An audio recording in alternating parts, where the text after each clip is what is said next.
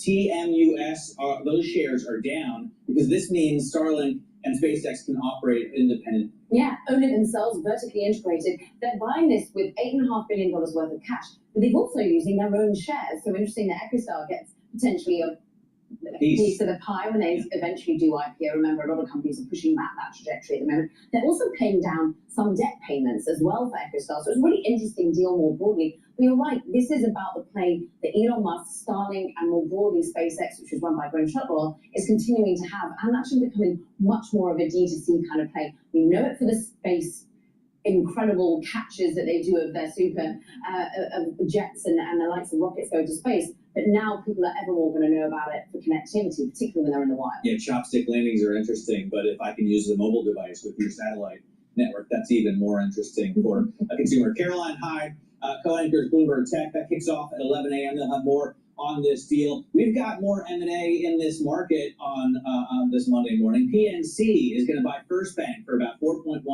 billion, adding nearly $27 billion in assets under management in Colorado to PNC's business. Bloomberg Intelligence Senior Regional Banks Analyst Herman Chan is here. And Herman, we're talking about Denver specifically. But is this a bigger consolidation story? Yeah, we're seeing some more consolidation within the larger regional banks over the past couple of months. And this is more of a continuation of that.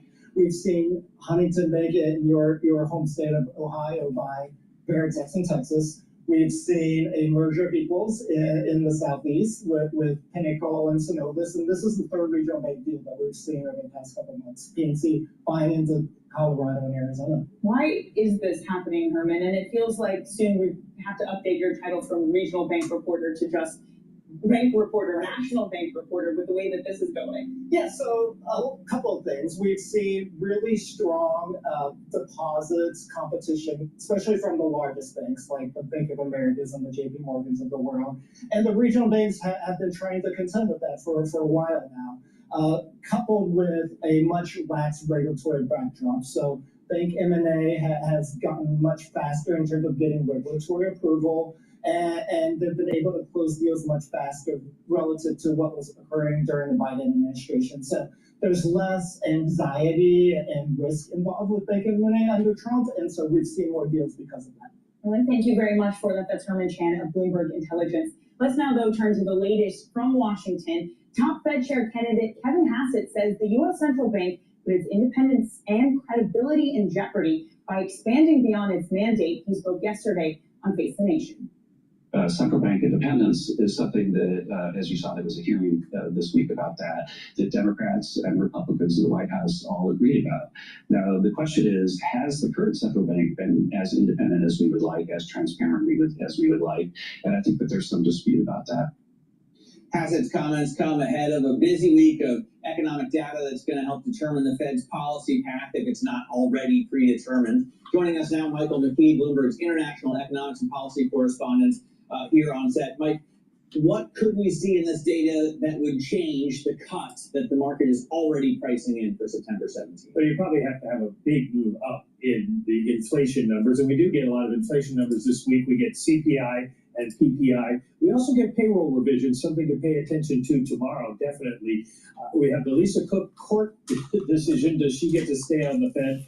The IEBA appeal to the Supreme Court. Are they going to pick up the case about whether tariffs are illegal?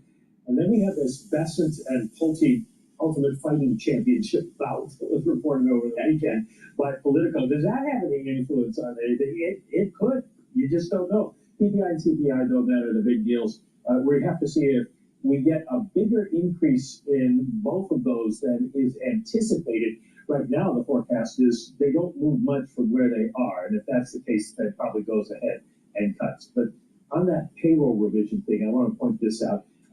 Once a year, they re-benchmark the numbers, and it's the data from April of 2024 to March of 2025. But as you can see, each year lately, we've seen worse and worse re-benchmarking, 800,000 last year. If we get anything like that this year, then there are concerns that the president will once again have a cow, you want to call it, and maybe take some additional actions. Not sure who else he could fire, but he might try to do that.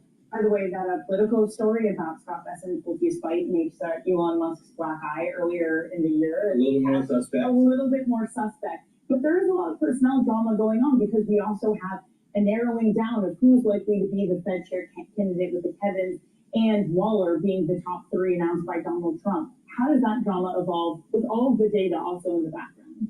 Well, Trump is going to announce his pick when he gets around to it. And he has said basically he wants to do it maybe by the end of October, November, could do it earlier. But all along, Bitchute has added names to the list of people he's going to interview, but the president keeps going back to those three. So we probably are going to see somebody from those three, except that this is Donald Trump, so we could see anything by then. But the sooner he gets a name out there, then everybody's going to focus on that person and what they have been saying about the economy and interest rates. No rest this week, basically, is what No rest this week, but as you and I were talking about earlier today, no rest last week, no rest next week either. No rest for the rest of this year. Mike, thank you so much for joining. Michael McKee there with the latest. And it is a busy week ahead, as Mike was just highlighting, from the inflation data to the Fed drama. We are now 0.3% away from another all-time high, Matt, up 0.2 for the S&P. The NASDAQ goes up 0.4%. The small cap index, by the way, 5 straight weeks rather, of gains for the small cap. For the small caps, all right. So the small caps obviously need that rate cut as well. Coming up, an integration raid on Hyundai's EV battery plant, LG's EV battery plant in Japan. Hello, my name is Dr. Paul Cottrell, and we're doing a live stream on Rumble, YouTube, my website, the-studio-reykjavik.com. It's an interactive show, so if you have any questions, please type in the description, and I'll try to answer them on the content that we're covering today. A lot of news is going to be coming in terms of data this week, and will it move the needle for the rate cut for the Federal Reserve? So a big part of this show is going to be like focusing on what's going on with the Federal Reserve, how it's going to affect markets. I'm going to go over my analysis of the market, tell you where the entry points are, where some of the resistance levels are, and any breaking news, because anything can happen. But it's also important to pay attention to what's going on in France and in the UK in terms of their economy. They are canaries in a coal mine in terms of a debt cliff or a doom loop. So it's important to pay attention to that, because whatever happens overseas with England or with France may cause a perturbation within the financial markets in the United States. So we have to pay attention to that.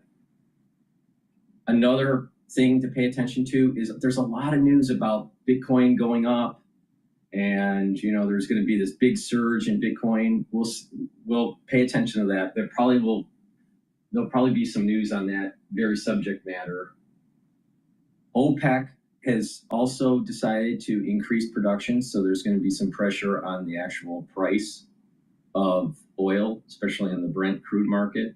But what I am noticing is in the natural gas market is it's starting to go up as we're moving into the fall season. And that was predicted around 3.4, 3.5 for natural gas million British thermal units. So right now it's trading at around 3.19. So it's starting to move.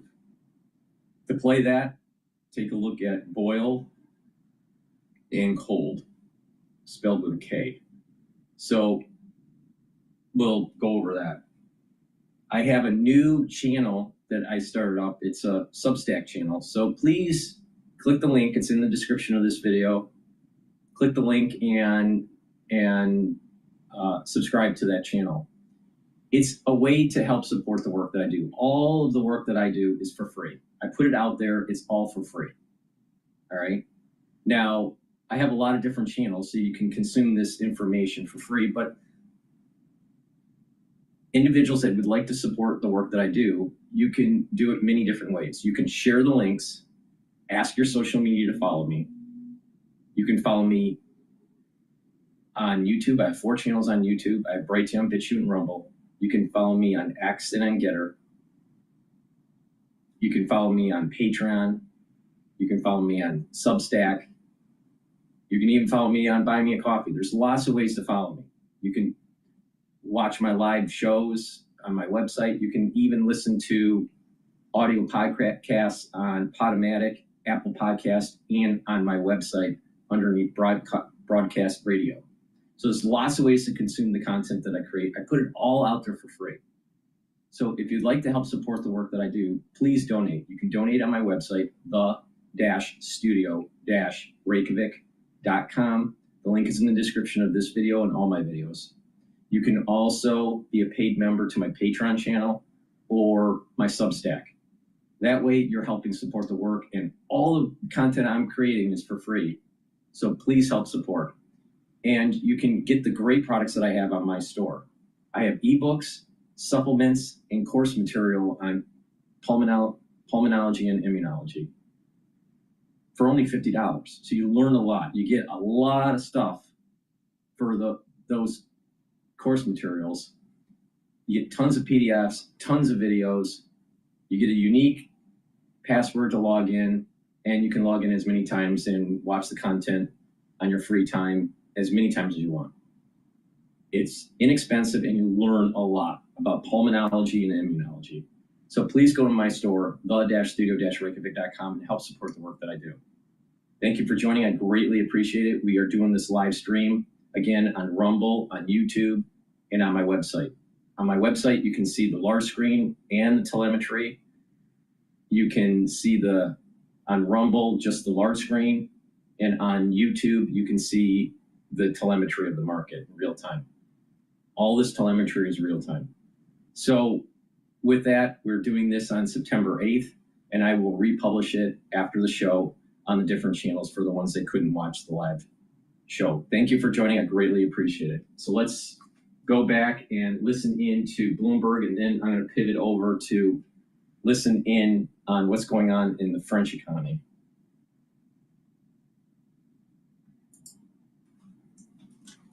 Didn't have their permits, their visas, and everything really ironed out.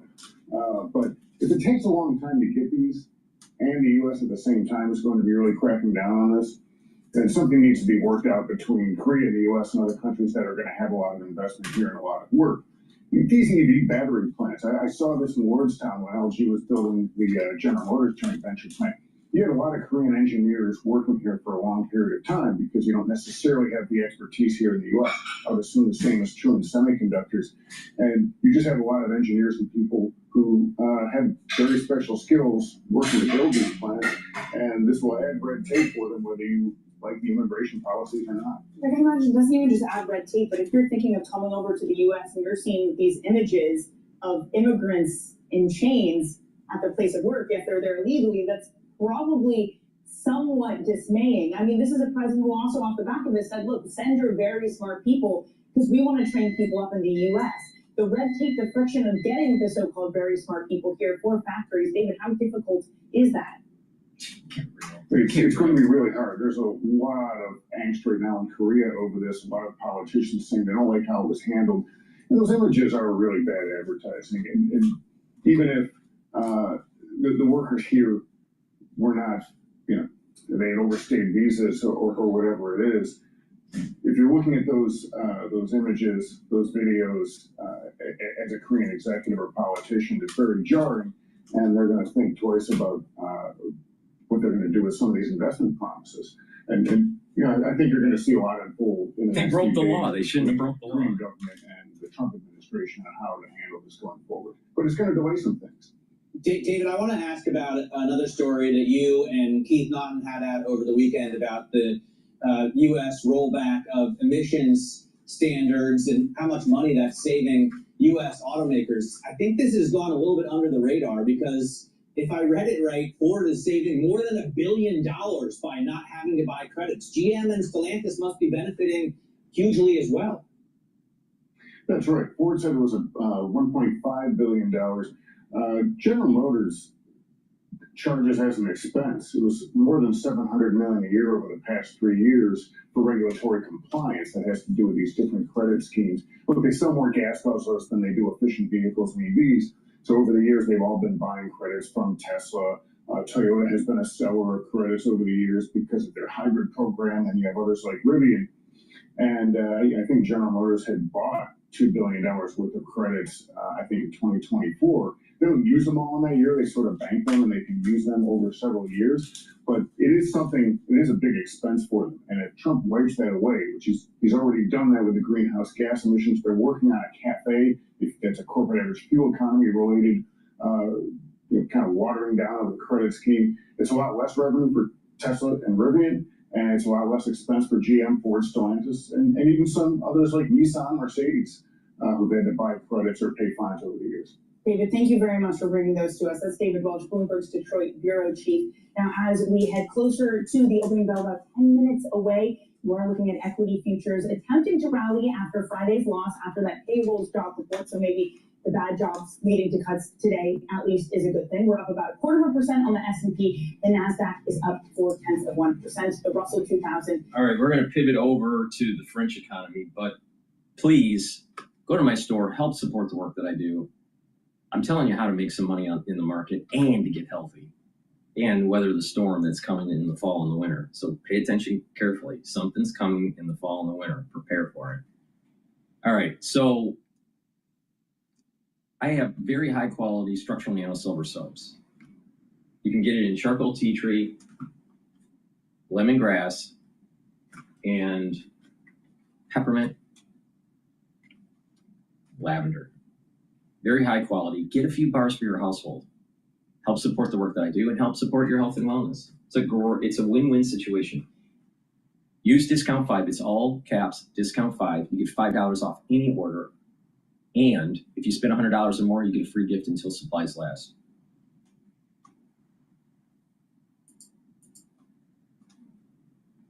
Now, so many of France's political problems come back, as they do in so many countries, to the economy and what's going on economically. And there's a few ways we can look at this. First of all, look at just how much investors are charging the French government to lend to us. It's a pretty good metric for just how worried people are. This is showing you just how much bond yields have kind of gone up or indeed down in major economies in Europe in recent months. You've got Germany, Greece, Italy there. Just look at France. So the change in that interest rate charged to France has gone up. It's much higher for France than for these other countries. And if I show you just another way of looking at the same numbers, this is pretty striking, okay? Because what a lot of people do is they like to compare countries like this to Germany, because the overall level of German Budens, as they're known, is really typically quite low. And here's what's quite striking about this chart. Look at the red line there. It is more expensive right now to lend to France, so investors are charging France more for its borrowing than Greece. And who would have thought that, given what happened this, a decade and a half ago in the euro crisis, that France is now viewed as a more expensive, potentially more risky place to lend money to than Greece. Very striking indeed. And it's not just the bond markets where you see some, causes for concern. This is showing you share prices. Okay, so higher it tends to be better here. The DAX there, that's the German index. The MIB from Italy, the Milan, S&P 500. That's the UK there. The FTSE 100. Key thing here is compare France with the rest. The CAC 40 has really just not had as good a year as those other indexes, and it's just another indication that this is not just about the government. It's about everything. But it is the focus primarily is on things like this. This is showing you the deficit in France. And the higher this line is, the lower the deficit is, you might be heading for surplus, so bringing in more taxes than you're spending. But the lower it is, the bigger the deficit. And the problem for France is, in the pandemic, they went well below that EU deficit limit. They're supposed to be up to this kind of 3% or so mark. There were plans post-pandemic to bring that higher, so to bring down spending, to bring up taxes to some extent. But in the event, that's what happened. And this is part of the explanation for why you have these continued collapses in the French government. They can't get these budgets actually implemented. There was a plan, again, to bring that up, so to bring the deficit down and to bring spending down and to get the deficit up towards that 3% EU deficit limit.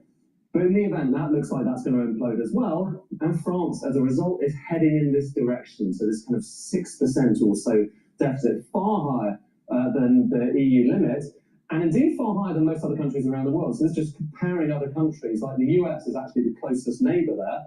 But look, Germany, the UK is heading to this kind of, some people would see it as a safety zone in the coming years. So too Spain, so too Italy. France is the outlier, that red line there. And if you look at, talking about outliers, look at total public spending as a percentage of GDP. This is how much the state spends in various different countries. And look who is right there at the top. It is France. And that's something that Bayrou, the Prime Minister, said he wants to try and deal with. He said, he wanted to bring that down by a couple of percentage points. That is so unpopular. And that alone, that plan, is part of the reason why everything is starting to implode politically in France.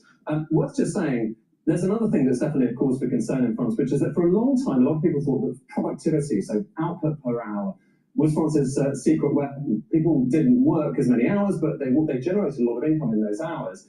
But in recent years, so there's France, there you've got the OECD, there you've got the EU, the higher this is obviously the more the productivity is rising. Look at what's happened recently. So French productivity has been really disappointing in recent years. And that then feeds into everything else. If you're not generating as much income across the economy, then you have problems with public finances, problems with basically everything else. Final thing to know, because I know that this is all sounding pretty grim, worth just saying, actually some of the language we're hearing in France is pretty grim as well. This is nothing like what we saw in the 2010-2011 period, the Euro crisis. So that's the Euro crisis. Look, those are Greek bond yields, government bond yields, up to kind of 35% or so. That's Spain, that's France. And now compare where we are at the moment. So it's certainly true that the French line is elevated versus the rest. But we are nowhere near, right now, we are nowhere near the crisis that we had back a decade and a half ago, at least. Nowhere near it quite yet. It's really important. It's really important to pay attention to what's happening in England and what's happening in France in terms of their debt market and the political instability that's taking place in the social instability because of the illegal immigration. These three vectors are causing disruption that could cause a contagion in the financial markets around the world. So it's something that we have to pay attention to. It's very important to pay attention to this. And I don't think enough people are paying attention to it. All right, let's go back to Bloomberg here. Looks like they're interviewing someone from Citi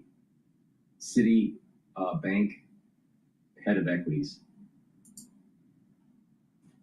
Rob's come in, I think that's pretty telling.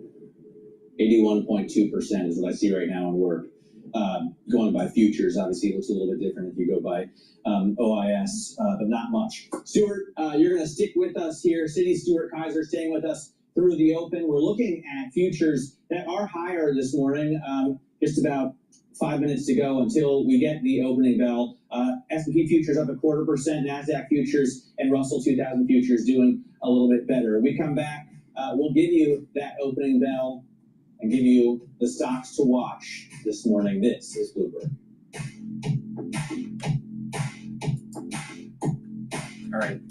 So we are going into a season in the fall and the winter based on new cases that are popping up in the United States. I have to be coy with the way I phrase this because of the censorship on YouTube.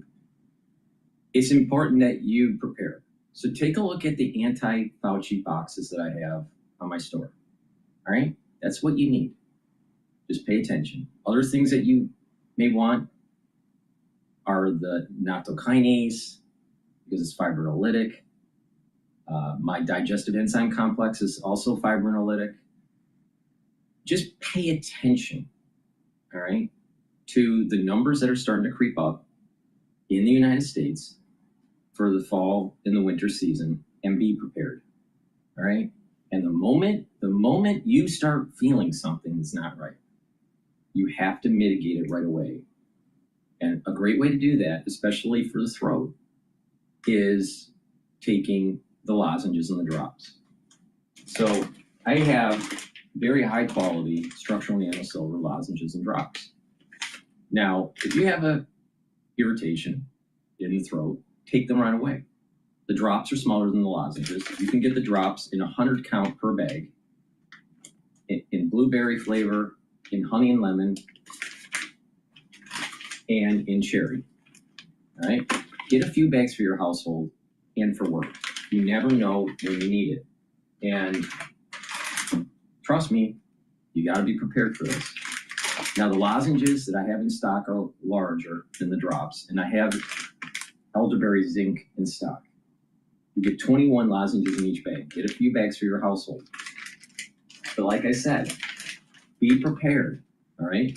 The moment you have that irritation, take it right away. It'll mitigate. There's other things that you should be taking on a regular basis, and take a look at what's in that Fauci box. There's also an advanced one. I think there's a Fauci box, an advanced one, and a deluxe one. So take a look at what's in there. There's an added benefit with those boxes. Not only are you preparing yourself for the fall and the winter, you're also helping your different systems in your body. And it's part of a larger protocol that helps to slow down the aging process, boost up the immune system, bring down inflammation. But you will benefit from it during the fall and the winter season. So you need to listen to me and listen to in between the lines of what I'm saying here. I can't say certain things because of YouTube, but I'm telling you what you need to do. Be prepared. If you aren't prepared, if you're not paying attention carefully, don't be surprised that something bad happens. The markets are open now. Please go to my store, the-studio-reykjavik.com, and get the lozenges and the drops. The S&P 500 is at 6,495, and VIX is at 1537. The Japanese yen is trading at 147.59. And like I've been saying, as long as the Japanese yen is not at 140 or below, and the VIX is trading in the teens, especially the low teens, you're going to see equities go up. Less stress in the financial markets because of the yen being higher, above 140, right? 147 is really good. As long as it's above 145, you're doing really well. And VIX is trading at 15. So it's positive for equities. Equity target for the S&P 500 by year end, have a projection of 6,800 to 7,000. Now, there's a resistance level at about the 6,500. It's been bouncing around. I think that once the Federal Reserve lowers the rate in this month by probably a quarter point, 25 basis points, we're going to see an accelerant of the stock. Now, if Bitcoin continues to trade in line with equities, we should see a surge in Bitcoin also. All right, let's go to Bloomberg. Please go to my store, the-studio-reykjavik.com. Make sure you get those lozenges. Use discount 5, you get $5 off any order. Spend $100 or more, you get a free gift until supplies last. Make sure you use that discount 5. I want you to save money. I want you to be using the products regularly to slow down the aging process and to be prepared for the fall and the winter season. Shares of Robinhood, as well as AppLovin, one of the worst named stocks, but a great performer here today, and MCOR, which will be added to the S&P 500 index on September 22nd. You can see a couple of 10% gains there. MCOR. All right, so they're going on break here. In the green. They're going on break, and there's a Religious Liberty Commission hearing on public education that's live right now. They had Cardinal Dolan speak and several other people speaking here.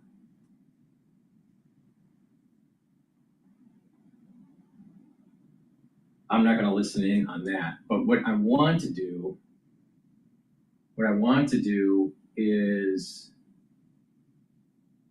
go over the markets right now. The euro is trading at 1.17. BITO is trading at 1934. Bitcoin is trading at 112,000. Natural gas is trading at 3.16. And Oil is trading at 31.60. All right, let's listen in on Bloomberg here. That's going to kind of continue, but I think it's a healthy sign that the markets are open and functioning, and that these are performing so well in the secondary that it does suggest that risk sentiment is really positive for both retail and institutions. So you may not want to put all your bets on crypto. They always do SPACs, but AI is still obviously a dominant force in this market, and Bloomberg Intelligence thinks that the CapEx increase is going to continue. How much of that is a part of your investment thesis? It's a huge part. I think what we've seen probably, though, is over the last month or two, people kind of, migrating the way that they're investing in the AI theme. I think focusing a lot more on software. Power gen is just a massively important and well-invested theme as well. So, look, the AI outlook's important. If you look at earnings last quarter, though, the Max 7 stocks basically coming into the quarter were estimated to grow earnings in the mid-teens. They reported earnings in the mid-20s. So, when you're generating that much EPS growth, it's hugely important. And again, this has become, it's spreading throughout the market, right? It's not just the semiconductors now, it's software, it's AI. And people, Heath Terry at Citi did a very deep dive into companies outside of technology that are going to benefit from this as well. So this has just become a pervasive theme, and we can't be invested in U.S. equities without thinking about it. And Peter Scheer was writing on this over the weekend, saying that spending on AI has been instrumental in keeping the economy and getting stocks to record highs. So does that then mean, Stuart, on the other side of things, that there's a real risk, even if there's a slight crack, for things to unravel for both the economy and for the equity market? Yeah, I mean, look, these things do work in both directions, so you can't completely ignore it. I think what's a little, I don't want to say different this time, but what's unique about AI is this is not just the technology. There's also massive infrastructure spend that's going on alongside this, and massive power generation and consumption that has to go on alongside this as well. So yeah, there's a technology aspect, there's an efficiency aspect outside of those tech companies, and then there's just a real kind of bricks and mortar construction project that needs to go on alongside it. So as I mentioned, it is pervasive throughout the economy and the U.S. equity market. But yeah, what goes up must come down, and you can't ignore those risks if you were to get a real crack in that CapEx spending theme. Yeah, we talk about from the jobs perspective whether or not AI is going to take out a lot of workers, right? And you mentioned software. Every time I look at a software company, I think, wow, AI could write that code itself. Like, why do we need these separate software solutions providers when I can now do it all on my own with ChatGPT, or maybe not yet, but in a couple of years? Are you worried that a couple or dozens of companies maybe go extinct because of AI? I mean, you do worry about it, but you also hope it creates jobs in other places. If you look at the labor market right now, you've had continuing claims that have been quite high. I think if you were to squint a little bit and try to see what the AI impact is on the labor market right now, it's that if you do get laid off, your ability to find a job is much more difficult. And you might argue that that's companies saying, well, why don't we wait 6 months and see, can we do this job with AI or something else? So I do think it's slowed down the replacement cycle in terms of employees. And it is something to kind of keep an eye on. But again, it is creating jobs in other places. And there are certain jobs you just can't do with AI. So I think, the economy is adjusting as it always does. Can I ask you about one other part of this market? Apologies, away from equities, but that's increasingly hot too that you have to pay attention to is gold, up another 1% this morning at 3,600. There was this report from the FT that Tether is going to start getting into gold mining, the stablecoin company. Again, when you have businesses who are getting into other businesses that have nothing to do with what they're doing, that seems like maybe a bad thing. Has gold run too far, Stuart? How much further does this thing have to go? Well, I mean, I think gold has a number of things kind of driving it. One is there's some risk to the economy. And people are focusing on that. But excuse me. Second, I think is it's a way to kind of be trading currency markets without taking a view on the currency. So I think for a while, when people were concerned about the U.S. dollar coming out of the tariff announcements, they were buying gold because it was a view of, I want to be short the dollar. There's no other currency I necessarily want to be long. So I just do that through gold. So again, I think there's two or three different dynamics driving this. Part of it is a growth story, part of it is a currency story, and part of it is just people like shiny things, right? So it's got numerous kind of drivers going on right now. We're all just a bunch of magpies at the end of the day. Stuart, thank you so much for joining us. That is Citi Head of U.S. Equity Trading, Stuart Kaiser. Okay, let's get a check on your equity markets this morning, about 8 minutes into your trading session. And we are looking at a positive start. I think this should put us around a record, maybe just below it, at a gain of 0.3%. Driving us higher are all the tech stocks. There's Broadcom, there's NVIDIA, there's Microsoft. We're going to get more tech earnings tomorrow. Oracle will be reporting after the bell, but it's the usual suspects of the big tech reporting. On the downside, it seems that SpaceX is really wreaking some havoc. AT&T and T-Mobile and Verizon, some of the biggest losers this morning with, again, SpaceX's Starlink buying some spectrum, mobile spectrum rather, from EchoStar, challenging some of those incumbent players. Now, when it comes to the sectors as a whole for this S&P 500, a somewhat even split, I guess you would say. We are still looking at infotech. That seems to be the thing leading us higher. Some of the more safety type sectors are moving lower. Real estate, healthcare, those are falling by at least 0.7% this morning, Matt. Yeah, it looks like a sell-off in the defensive indexes. We're looking at 6,500 basically on the S&P 500, and the closing high, for those keeping track, was Thursday at 65.02. The all-time intraday high on Friday was 65.32. So we're pretty much there. Coming up, it's a big week for Apple with the September product launch tomorrow, including, if you needed this, a thinner iPhone. Details next. This is Open Interest. All right, before we get the details of the new iPhone that's coming out, please go to my store, the-studio-reykjavik.com, and get the omega-3. Omega-3 helps to bring down systemic inflammation, helps to prevent your red blood cells from sticking, and helps to bring down LDL levels and increase your HDL levels. So this is super important for your cardiovascular health. It's also important to be taking, and this is why it's in my anti-Fauci box, because of this red blood cell oversticking issue with some people. It's really important to make sure that you mitigate some of the problems when it comes to overclotting. You can do that with the omega-3. You can also do that with my digestive enzyme complex and my nattokinase. So please go to my store, the-studio-reykjavik.com, get the omega-3.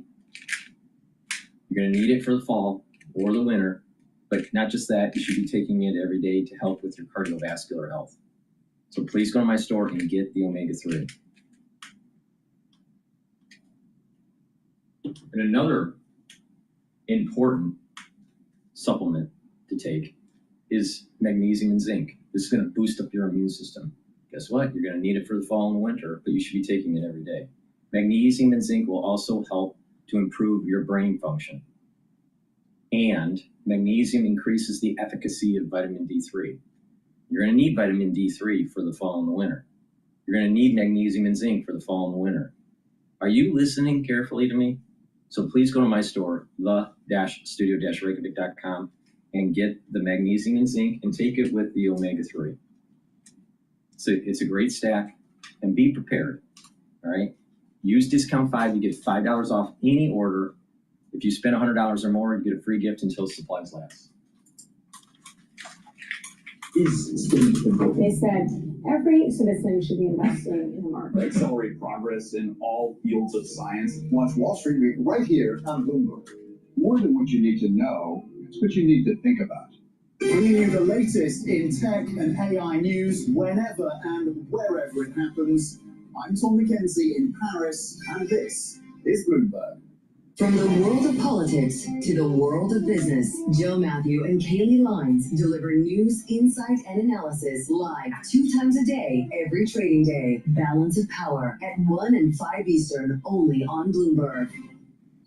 Asia is at the forefront of some of the world's biggest stories. I'm Sherrian in Tokyo. And I'm Heidi Stradbrook here in Sydney where the trading day begins. We're here in the centre of all the action to get you set up with the numbers, news and knowledge you need for the day ahead. The demand is in deep recovery. We've been waiting for this moment. The opportunity of the century. Join us on Bloomberg Asia Trade. Weekdays only on Bloomberg TV. Context changes everything.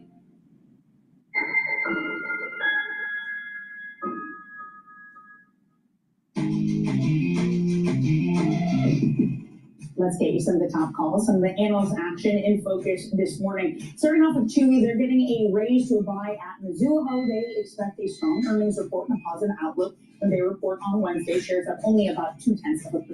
Next up, TD Cowen upgrading Canada Goose to a buy. The analysts there see new products driving sales growth at the coat maker. Those shares up 4.5%. I'm not sure how much innovation you can have with just puppy coats. Anyway, finally, Morgan Stanley and Barclays raising their price targets on Oracle. The software company has earnings that will be reporting tomorrow, so everyone giving them an upgrade. Shares up 2% now. All right, so some a lot of upgrades there for Oracle, and interesting story and stock to watch. But I want to get back to the big spectrum sale we've been talking about. SpaceX struck a $17 billion deal with EchoStar to help expand its Starlink network. Really, I think the story is of a spectrum buy, right? Let's bring in Bloomberg Tech's Ed Ludlow, who's been reporting on SpaceX and Elon Musk for years. And Ed, you could say, like, EchoStar, the stock is moving a lot, and they've sold a ton of spectrum. That's kind of interesting. But far more interesting is the growth in Elon Musk's ability to offer direct-to-device communications. And Starlink's ability to stand on its own 2 feet in a market where it's direct to device, because they already have an existing relationship with T-Mobile where you can do that. I was part of the beta testing phase of that. It works quite well.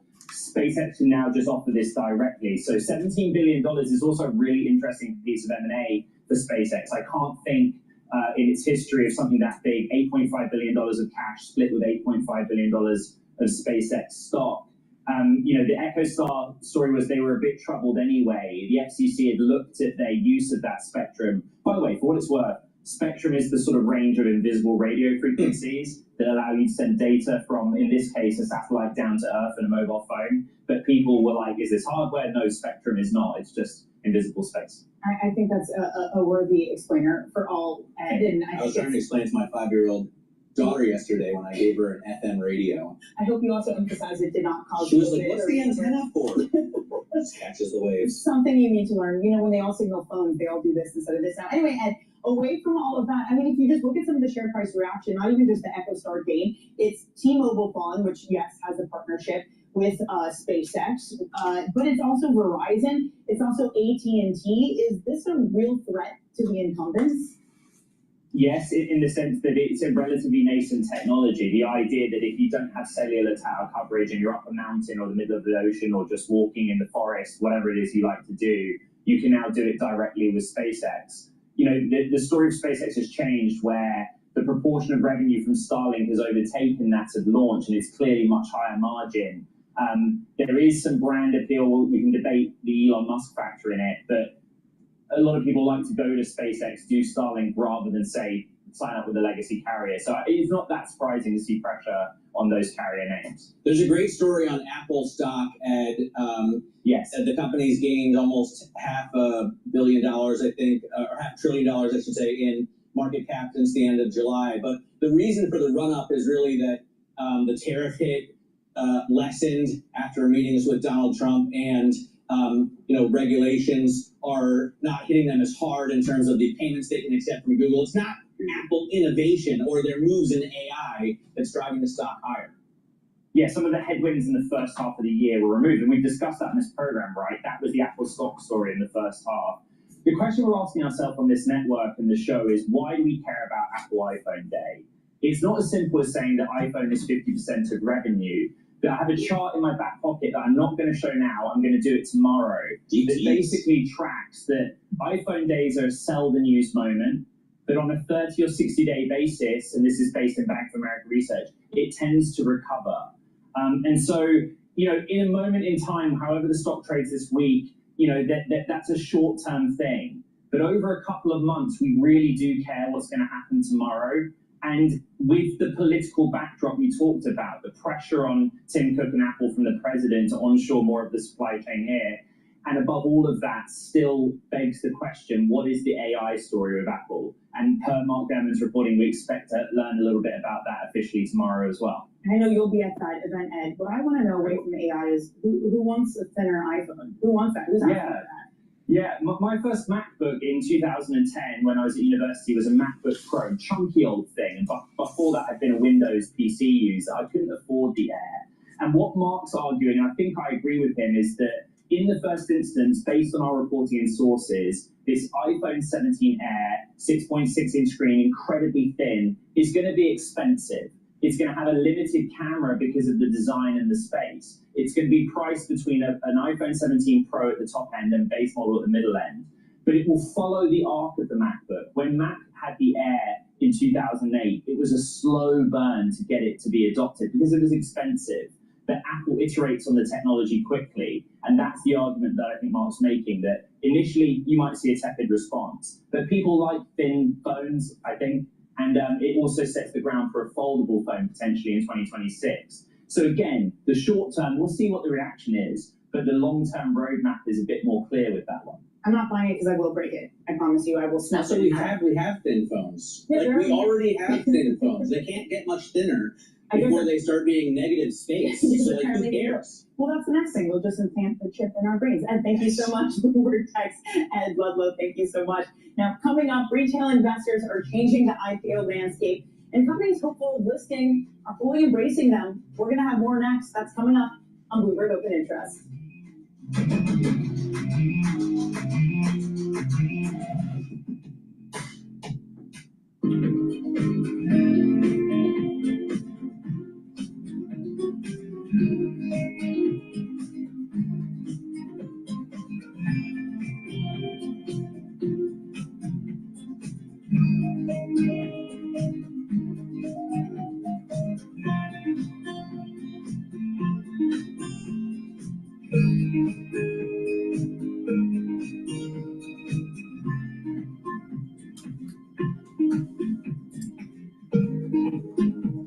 Please go to my store, bella-studio-reykjavik.com, and get the vitamin C and magnesium. Vitamin C and magnesium is going to boost up your immune system, help with your skin.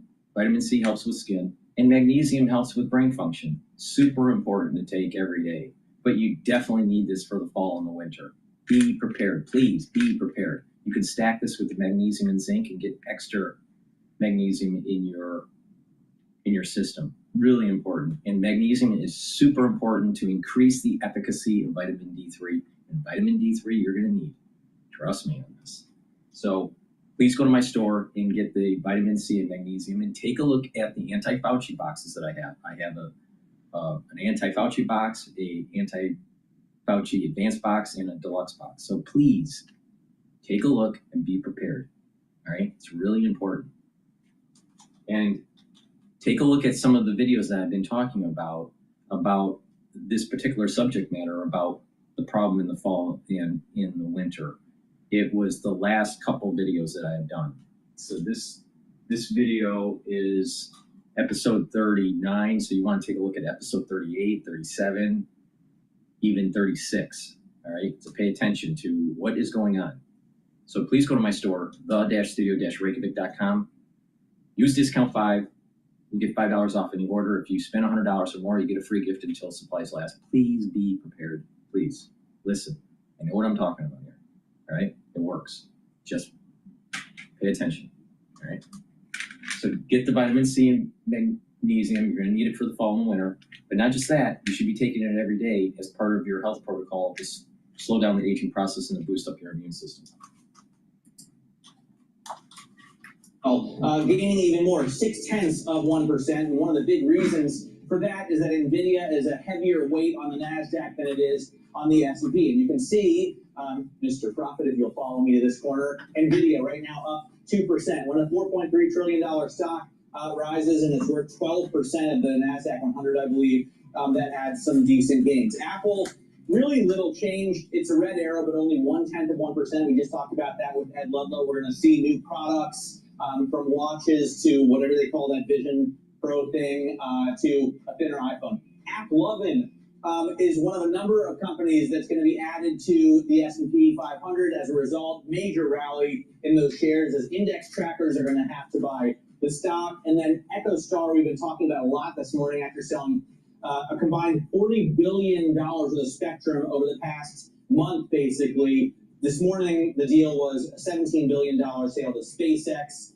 Finally, you see AST Space Mobile on the way down this morning as it faces increased competition. Danny? Yeah, as are Verizon, T-Mobile, all of those incumbent players. Now, elsewhere in this market, Matt, famous firm Klarna is among Okay, the what I want to do is I want to pivot over and listen to Times Radio talking about France's economic crisis and how it may lead into, I think, the move towards Le Pen or the nationalist right movement.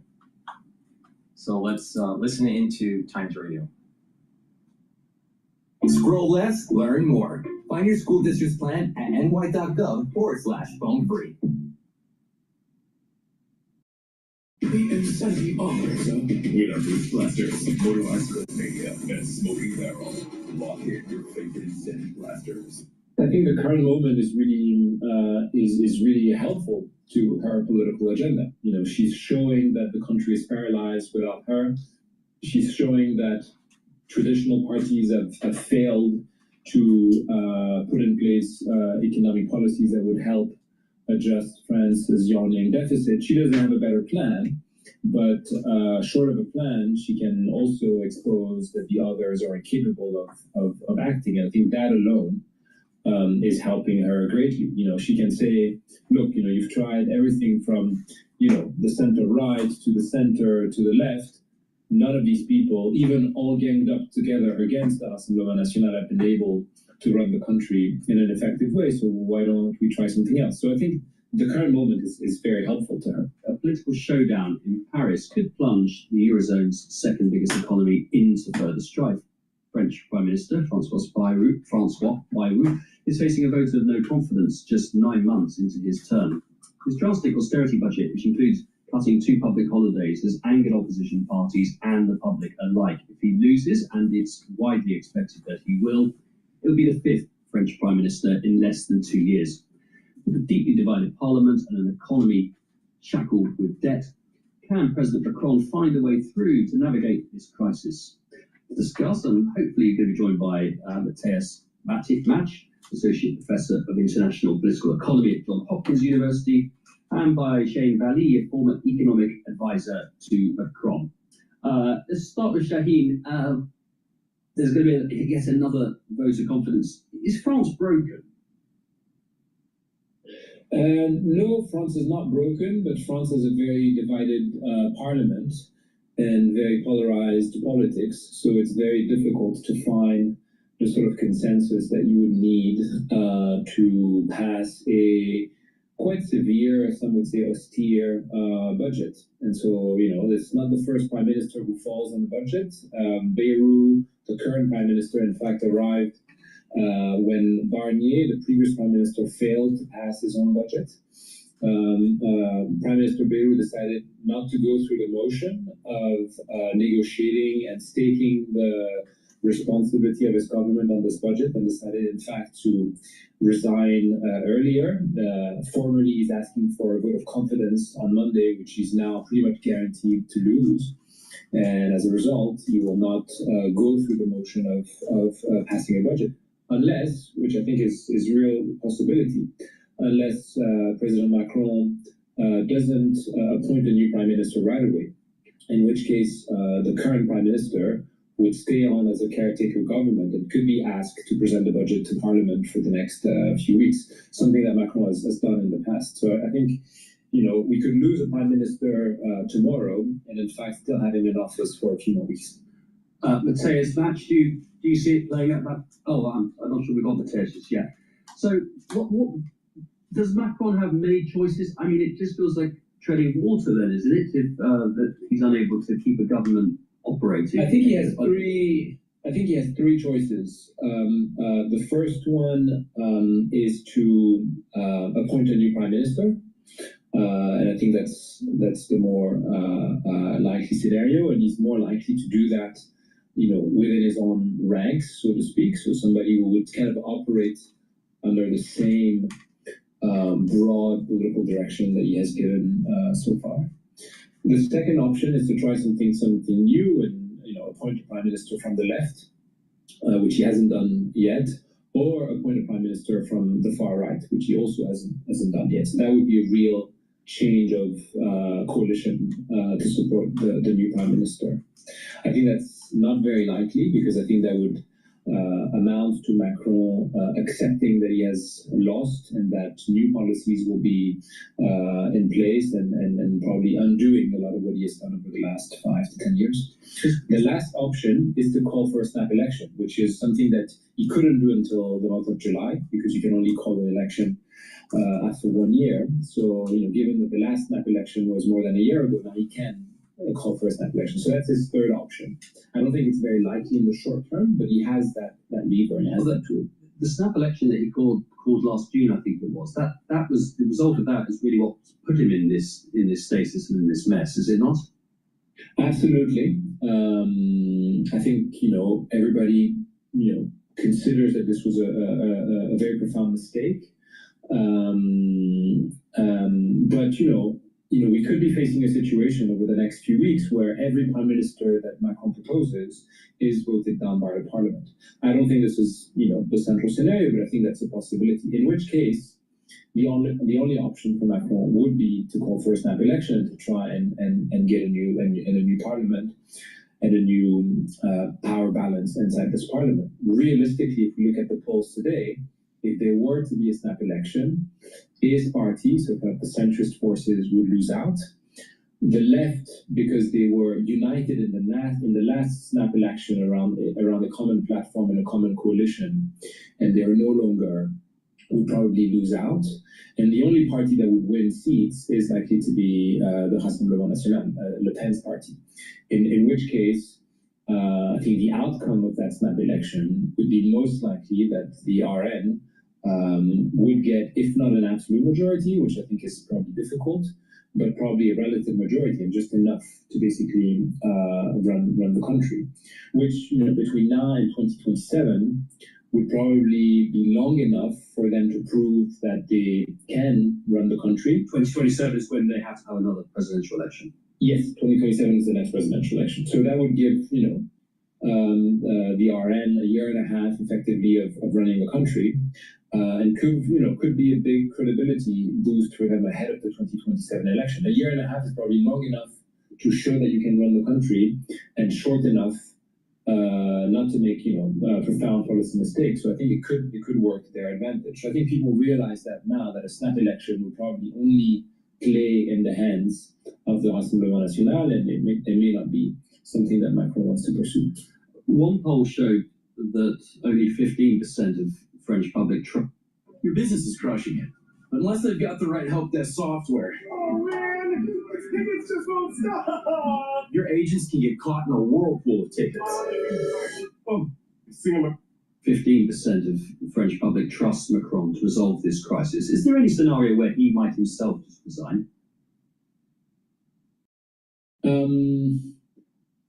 So I think if that scenario, to me, it's a very low probability scenario. I think the only case in which I would see that is a case where, he appoints a few prime ministers, now they all fail, then he has to call for a snap election, and the snap election does not produce a real majority for the next government, in which case, maybe the only way out is to call for an early presidential election. I think this is a very low chance, to be honest. Does Macron believe still essentially that there is a centre ground to be found? There is a coalition that can be built around his model of it, or can he just not read the room and realise that it is now hopelessly divided, and he is, if you like, the representation of the inability to bring parties or different groups within France together? I don't think Macron views himself as the obstacle to the formation of a large sort of, coalition of centrist forces. I think his analysis is that France, because of its electoral law and because of its political tradition, doesn't have this culture of brokering compromise across party lines. A bit like the UK, we don't have sort of German or Italian tradition of coalition governments, and so in the absence of that, it's very difficult to create these broad political consensus that we need.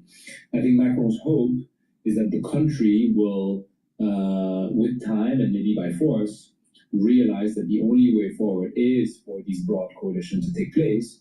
And I think, giving time to another prime minister to try and forge that coalition is probably what he has in mind rather than resigning. Now, there's a lot of nervousness that as the instability of France sits there politically, it could have an effect on what could cause an economic catastrophe. I mean, there is this sort of the background to this is that France hasn't balanced a budget since 1974. It's paying massive interest on its debts. Is it simply not? I mean, there's no question of France not paying its debts. Do you think there's any risk at all to a sort of IMF-style bailout coming after this? No, I don't think so. At least not in the short term. But what is certain is that France. I think England and France are tippy-toeing towards a IMF World Bank bailout. Now, is it going to happen tomorrow? No, but can it happen before 2028? Yeah, there's a significant probability that it could happen. Maybe a 40 or 50% chance.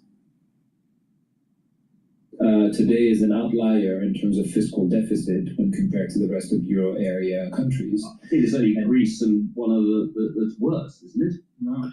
Even Greece doesn't have a larger deficit at the moment, actually. So Italy? Italy neither. So I think there's maybe Hungary that has a larger the point deficit. that, remember the video that we were playing before? Italy and Greece are not worse off than France. I'm telling you, the canary in the coal mine is France and England. It's France and England. It's going to be a big problem. They have huge social programs that they can't afford, and they're going to have to truncate it. And if they truncate those social programs, it's going to create other civil unrest. And I listened to a video going all the way back to, must be the late 70s, all right, by William F. Buckley interviewing Margaret Thatcher before she became prime minister, all right?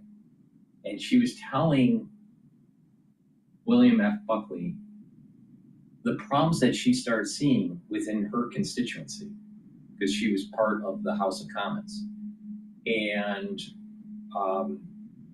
the need to bring down social programs, but how there is this push against it because the people want their social programs, but they don't realize that the mass level that they can't afford it, and that it's going to lead to inflation and deficits. And then she also mentioned, and which was very telling of the times, how labor was not willing to work with owners of manufacturing facilities to bring in new machinery to make them more productive. And she kept on saying that she had to teach, the owners and politicians have to teach the workers that productivity is super important to be able to maintain your job and then to have higher wages. Instead of just produce 1,000 widgets for the last X amount of years every day, 1,000 widgets a day, not realizing that you need to increase your productivity to be able to have higher wages. So there was a small group of laborers within the labor force starting to realize that bringing in a new machine that could produce 10 times more than what they used to would allow them to eventually have higher wages. But there's what she calls the two phases. The first phase is that, well, you're producing, let's say you have a contract for 10,000 widgets a day, and you're making 10,000 widgets a day. You bring in a new machine, and the capability, let's say that the old machine is maxed out at its capability of 10,000 widgets a day. You bring in a new machine, and it can make 20,000 widgets a day, but you have only a contract for 10. So now the amount of the amount of hours needed to work has become less. That's the first phase. So the workers are worried about less income. So the first phase is the realization that there is an adjustment period, that you don't need as many workers. Then the second phase is that the business starts to go, because it has higher capacity, has more capacity to do other projects or sell more of the same product to different regions. So this importance of this first phase, second phase, and most laborers aren't realizing this transition. This is taking place in the 70s, late 70s. And they were so focused on the immediate term, not realizing that by inhibiting the company from bringing in new machines and reducing hours or reducing headcount, if you inhibit that, then you actually are going to see that the company can't be productive and everybody gets laid off. So there's this, if you think of it in the long term, adding manufacturing capability, new machinery, more efficiency, after the adjustment period of less hours, less workers, it actually ends up having more workers, more hours. But there has to be an adjustment period. And so that brought me to the idea, okay, you know what? That might be something similar to what we're going to see with AI. AI is a machine that adds efficiency, all right, to the labor force, primarily in offices, primarily white collar, not blue collar, all right? So office, back office, mid office, right stuff. All right, so even front office in some cases, but the idea, and it's also helping with creating code. Machines going by the street. All right, so there's it could also create code, so it's eliminating the number of engineers. But the point, the software engineers. But the thing is that you can do more with less people. Then the company will have to go and figure ways to increase, because it has more capacity, to be able to expand their markets, expand new products, new categories, differentiations, and all this. What I noticed with the increased capability of CAD/CAM, computer-aided design and manufacturing, what I noticed over the years was that the computer systems were getting faster. The CAD systems were more efficient, and you had more capability in terms of what you can model, how fast you can model it, the presentation of the three-dimensional model, being able to automate the cutter paths versus manual cutter path development. So you could do more. You could design more molds. You can design more parts. You can design more options for vehicles. So back in the old days, you may in the studio, you may do like 3 different clay models and pick one clay model and then design the vehicle. Well, nowadays, because of the speed of computers and design, you can do 2 or 3 versions in parallel up to a certain point in the design, and then you decide which one you want. And a lot of times what happens is that not only you're designing one car vehicle, you're designing a platform of vehicles, sharing a similar platform. So you're building a platform, and then you're working on 3 different vehicles at the same time. Back in the old days, you couldn't do that. Too many draftsmen, too slow, too expensive. So that's that second phase that Margaret Thatcher was saying to William F. Buckley back in the late 70s. I saw this happen in automotive, all right, in the 80s and the 90s and the 2000s. So there was this like, for example, back in the old days when there were just draftsmen, you may need thousands of draftsmen to make a car. All right, you bring in CAD, you only need 400. You bring in more capability of CAD, and you only need 100 engineers. All right, but they can produce more. Or if you just have 400 engineers, they're producing more. And so if you have more vehicles, there's more tools being made, there's more economic cluster, there's more parts being made. So labor probably is going to have to come to the realization that as they're efficient, at the very early stage of AI, you're going to have early efficiency, but no change in labor force. Then all of a sudden, there's a recession. The labor force for the company will go down.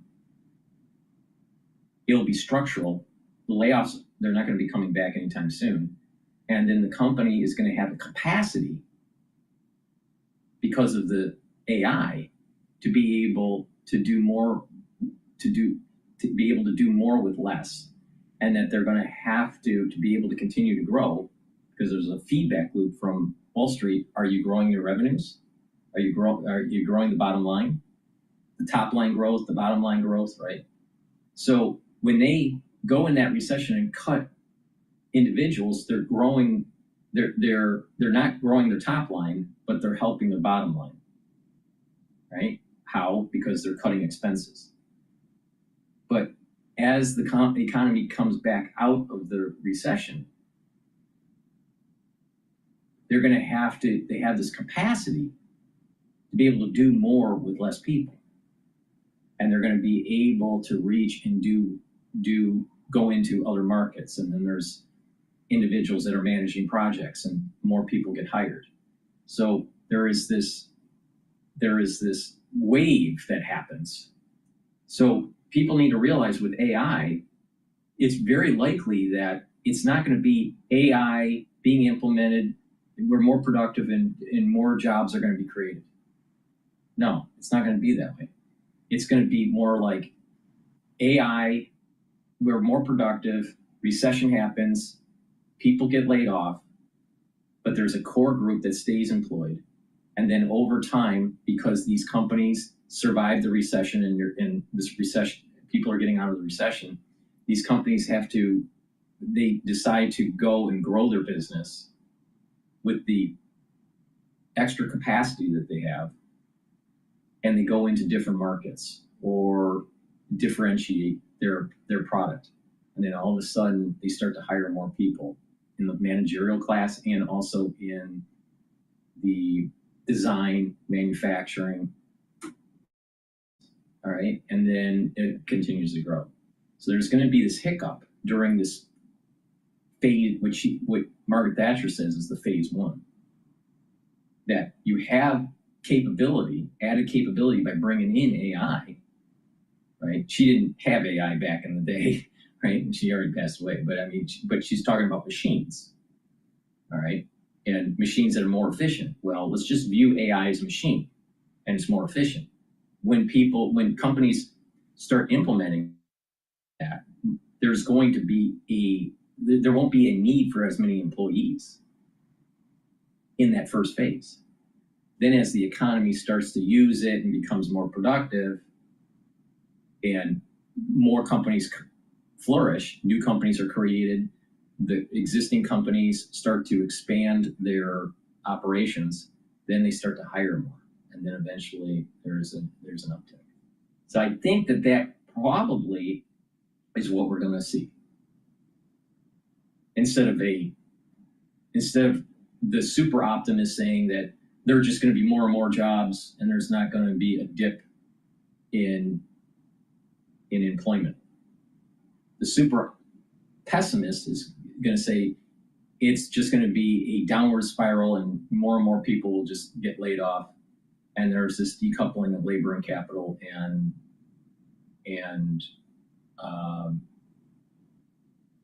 the society starts to crumble. Maybe the lessons learned from more productive machines going from a manual milling machine to CNC machines is more of a better example of where the society is heading towards the use of AI. Maybe. I mean, we have never done this before because there is a reflexive property of AI, because AI can self-learn. AI can create knowledge. These machines, they just sit there unless a human puts in some sort of input. So it's not a perfect example, but maybe Margaret Thatcher's right that there's two stages to this. And the first stage scares workers. The second stage, then workers start to benefit. But it takes time to get to that second stage. And so in the interim, what does society do? If that's the case, what does society do? Do you have more social programs? Let's look at what's happening in France and what's happening in England or even the United States. Let's say there's massive unemployment during this transition of 10%. We're at 4.3% right now, and people are having a hissy fit. Just imagine 10%. Or Great Depression. Just imagine 30% in some areas. 30%. Just imagine 10 or 30% of the population unemployed. Then you have all these social programs that the government can't afford. Tax revenue isn't happening because the economy collapsed. The Federal Reserve keeps on pumping in money. It's inflationary. Well, at that time, it's trying to fight deflation. So at the very beginning, it's not deflationary. They're trying to create inflation because of deflation. But in the long run, it will be inflationary. The country's already super in debt. So the GDP drops, the debt goes up, and the debt to GDP ratio skyrockets. So because countries are so indebted, I'm not so sure that we can get to phase 2 based on what Margaret Thatcher was saying to William F. Buckley in the 70s. It may not be possible because of our debt problem. And you're starting to see the cracks happening now. And we are not, the worldwide, we are nowhere close to what it was like for the Great Depression. But you're seeing the cracks happen. So just imagine what would happen right now around the world, if Lehman happened tomorrow. While we have all this indebtedness from COVID and from Lehman and from the wars in Afghanistan and Iraq and the United States, all this debt that we have in the United States, how are we going to be able to weather a Great Depression? We can't. There's no way that we could. So the system could collapse. We may never see the second wave, the second phase that Margaret Thatcher's talking about. But it's something to ponder about, the stability of the economic system. So I think we are an outlier in terms of fiscal deficit. France has the ability to adjust. It doesn't have the political consensus to do that. So, I think it will either take time or it will take an external shock, which could come in the form of a buyer strikes on French government bonds and a sort of widening of spreads. Something that the UK has experienced not so long ago, and something that may still happen in the UK today. So I think these are concerns that are very legitimate, but are not necessarily idiosyncratic to France. I think the difficulty in what's idiosyncratic to France is that there is no political consensus today in the country to act upon it. And how much might be... Hello, Brent. If you had to choose, would you watch paint dry or compare benefits plans? Compare benefits every time. Come on, you know how complicated. And how much might be the French people's unhappiness with the inability to deal with this manifest itself? We know that French citizens do know their way to the streets. There was what was it, 2019, I think, the Yellow Jackets. Is there a chance that we could see more protest in the streets of France as this process drags on? So we're about to find out because left-leaning political parties have called for a day of massive strikes on September 10th. So I think we will see if there is real mobilization. I tend to think that in the short term, the mobilization will be limited. You know, the fact that Prime Minister Bayrou has effectively almost resigned, doesn't, allow, in my view, a sort of popular movement to take hold, because it's not clear exactly what this popular movement would try and secure. But eventually, I think if we continue on this path, I think there will be more mobilization. But I think the French public is a bit schizophrenic. I think it is very unhappy about the state of politics and the state of the economy.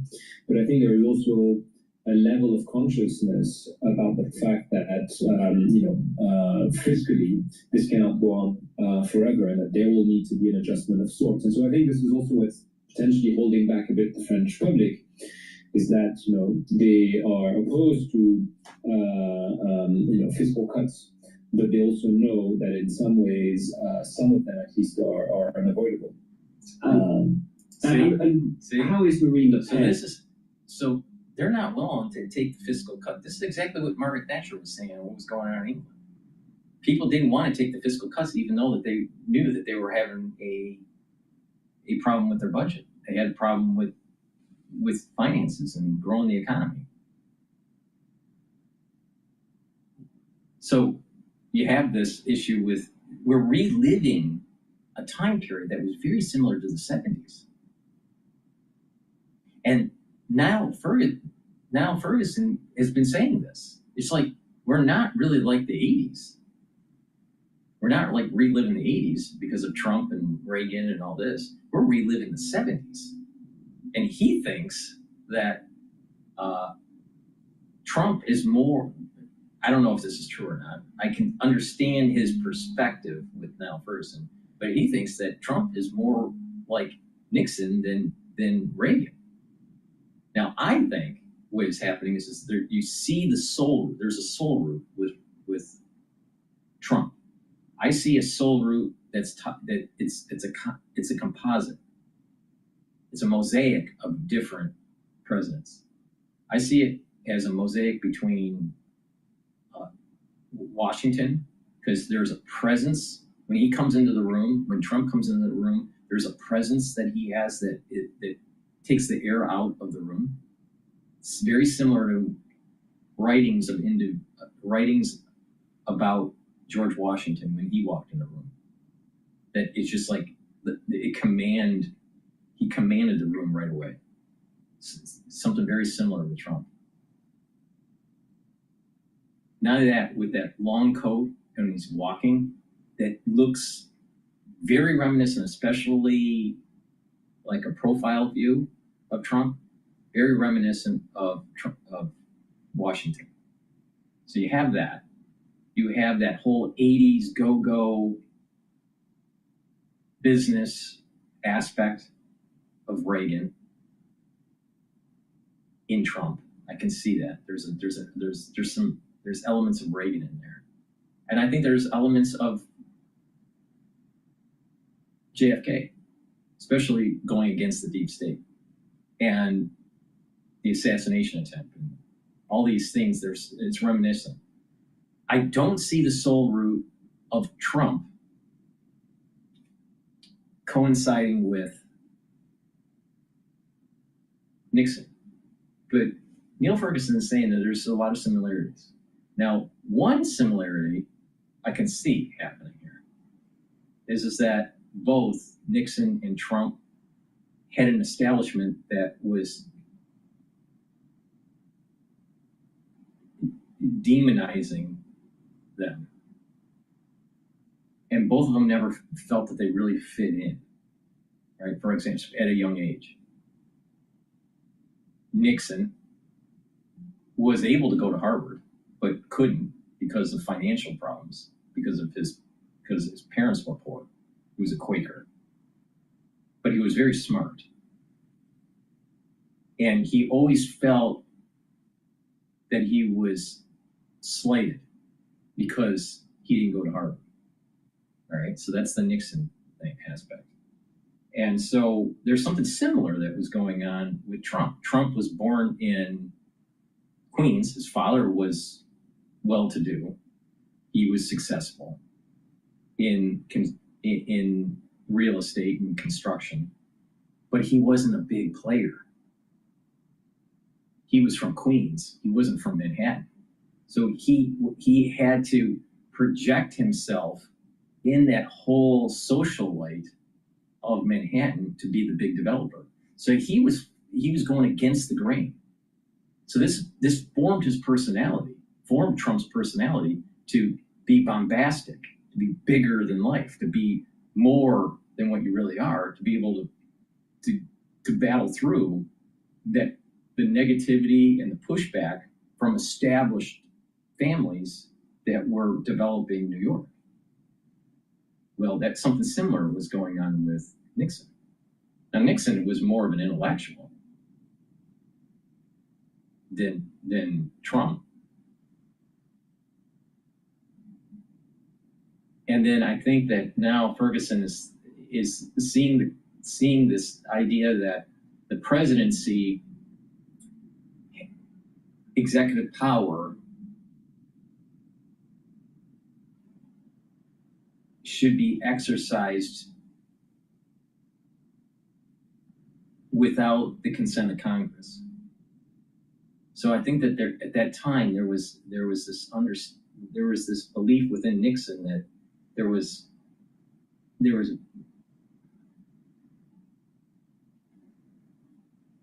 the battle of what the executive branch can do within the confines of the Constitution.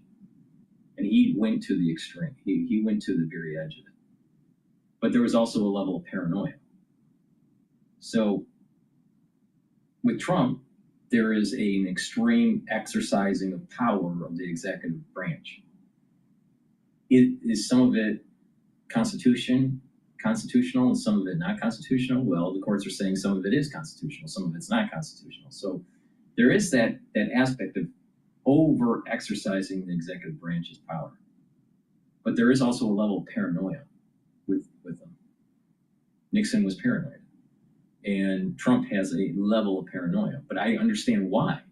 Because you have a deep state that's going after him. Because he's trying to change the cheese. He's trying to move the cheese for these globalists. Now, in terms of street smarts,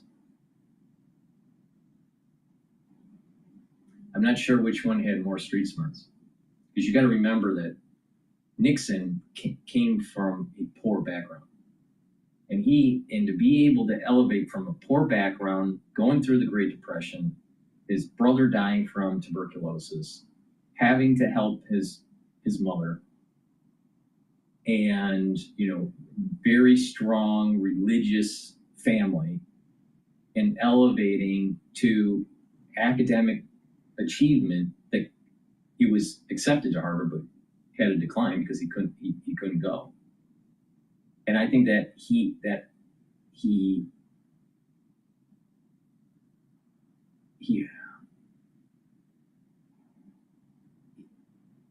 brought that hate of the East Coast elite into his soul because he felt as though he was slighted and couldn't be a part of it because of where he came, what his station in life was when he was born.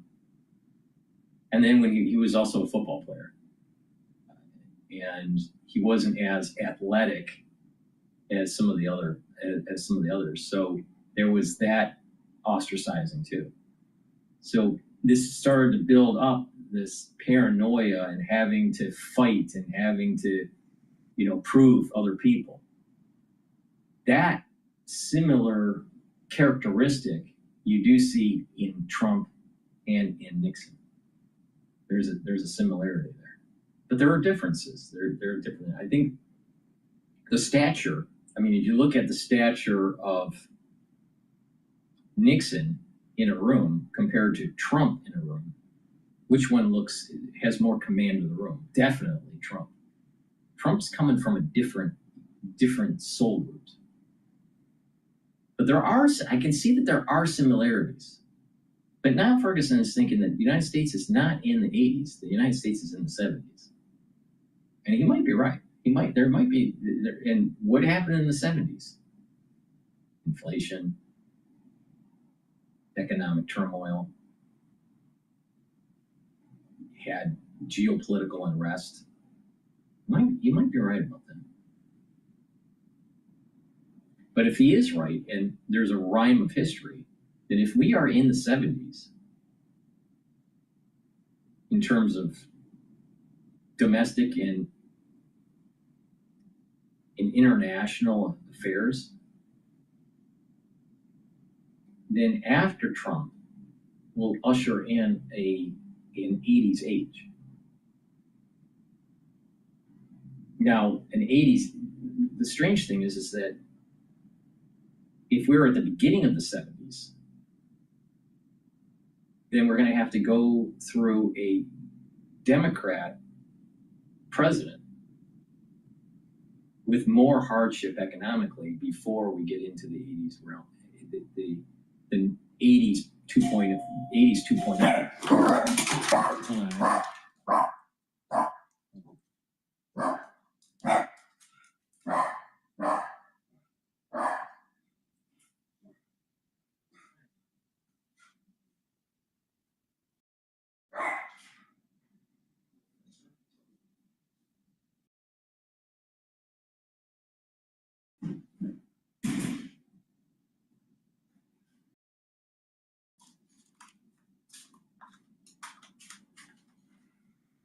Sorry about that. There was a delivery that I had to pick up. So the question is are we living in the 70s or are we living in the 80s? Many people would say, well, we're kind of like 80s 2.0 right now. Maybe not. Maybe not. Maybe there's going to be the Trump era, and that's the era of Nixon with changes, right? It's not perfect, it's rhyming. And then maybe what's going to happen is that what's going to usher in is a Carter.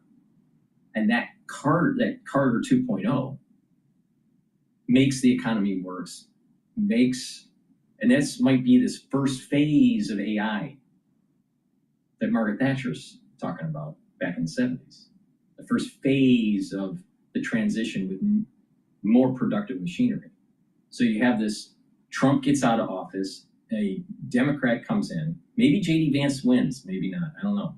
But a Democrat comes in after J.D. Vance or before J.D. Vance. And the economy is faltering, high debt, high unemployment, stagflation,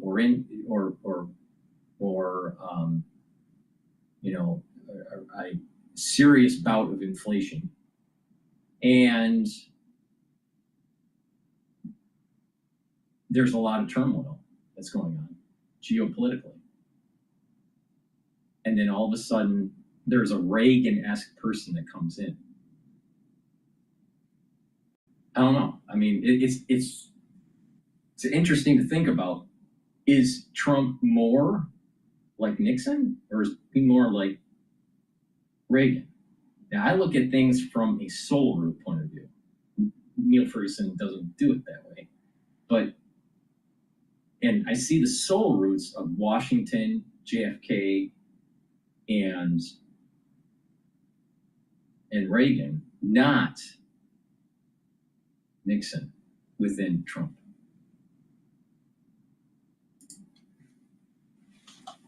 Even at the National Rally playing this, we know that there's no chance of coming in to rescue Macron at this point and do some sort of deal on the budget.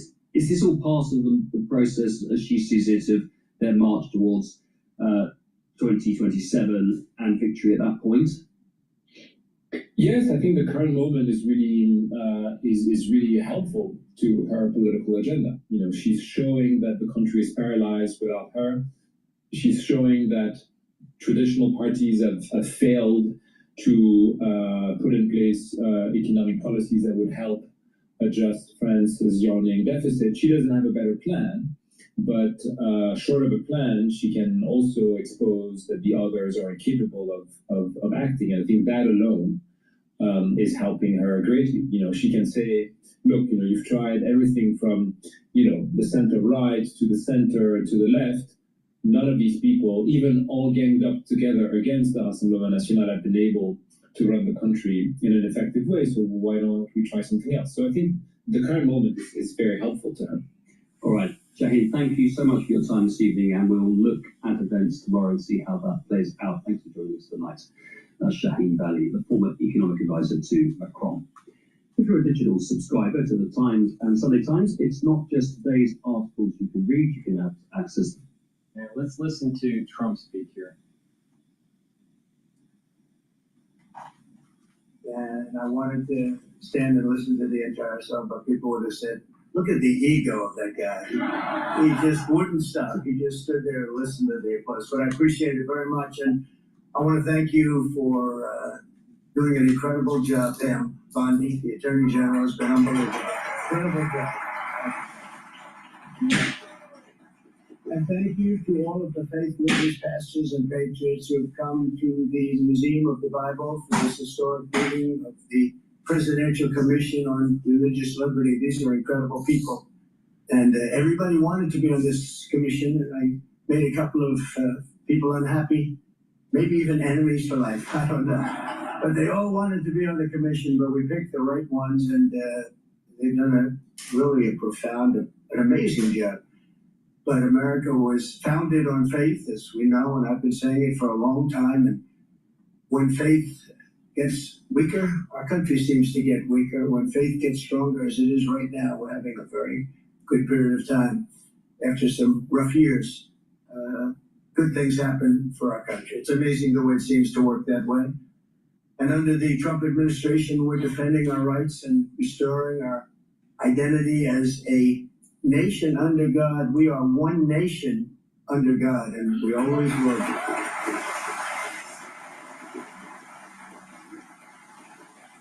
The need for this commission has never been more clear than it was last week when the ineffectual senator from Virginia, named Tim Kaine, stated that the notion our rights come from our Creator is, quote, extremely troubling to him. Very troubling, isn't it troubling? Isn't it terrible, though? How he would say something like that, and advocated really by a totalitarian regime. This is what they say.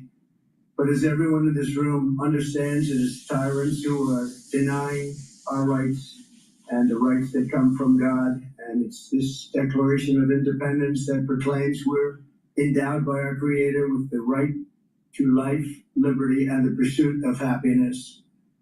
The senator from Virginia should be ashamed of himself for many things. For many things. For things even beyond that, but in his own way, nothing's more important than those words. They were terrible words.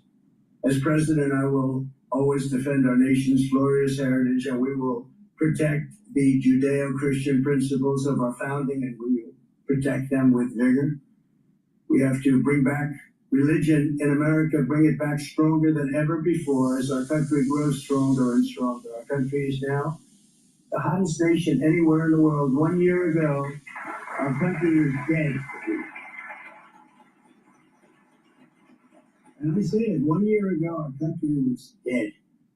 We had leaders from all over the world that talked to me and say, your country's in trouble. And I just left the Middle East, King of Saudi Arabia, Qatar, UAE, a lot of the big countries. Then I was with the heads of NATO, the NATO nations, all of them. Everyone said essentially the same thing, that a year ago your country was dead and now you have the hottest country anywhere in the world. It's true. It's true in every way. But to have a great nation, you have to have religion. I believe that so strongly. There has to be something after we go through all of this, and that something is God. We go through all of this for a reason. It's not easy, believe me. But I want to thank the Commission's Chairman, Texas Lieutenant Governor Dan Patrick. He's been the chairman of my Texas campaign from day one. He's been the chairman of my Texas campaign, and we went through 6 primaries, and we went through everything that we went through, and we won them all. We won everything, including 3 elections. Got the most votes in the history of Texas 3 times. Can you believe that? That's pretty good. I heard that the other day. I like that. But I want to thank you, Dan. You've done a great job and very instrumental in the creation of what we're doing today, as well as a very special friend of mine, Dr. Ben Carson, so special that he's being honored.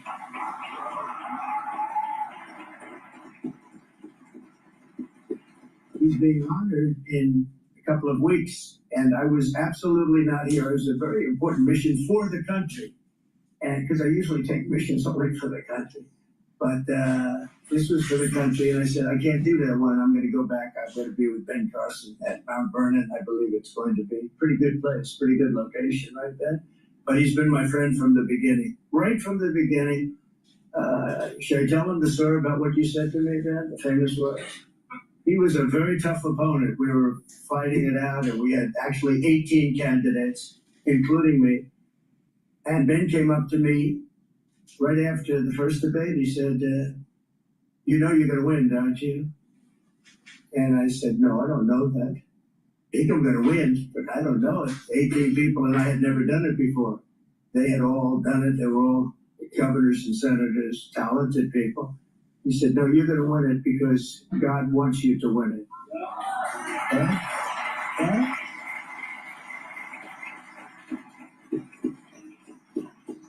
But that didn't stop him when we went through.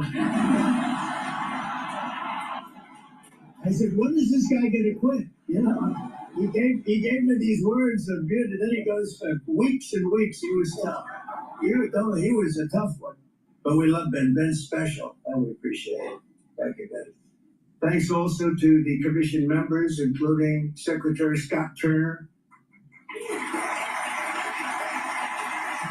Pastor Paula White, who's been with me from the very beginning, right? Pastor Franklin Graham, great gentleman. Thank you, Pastor.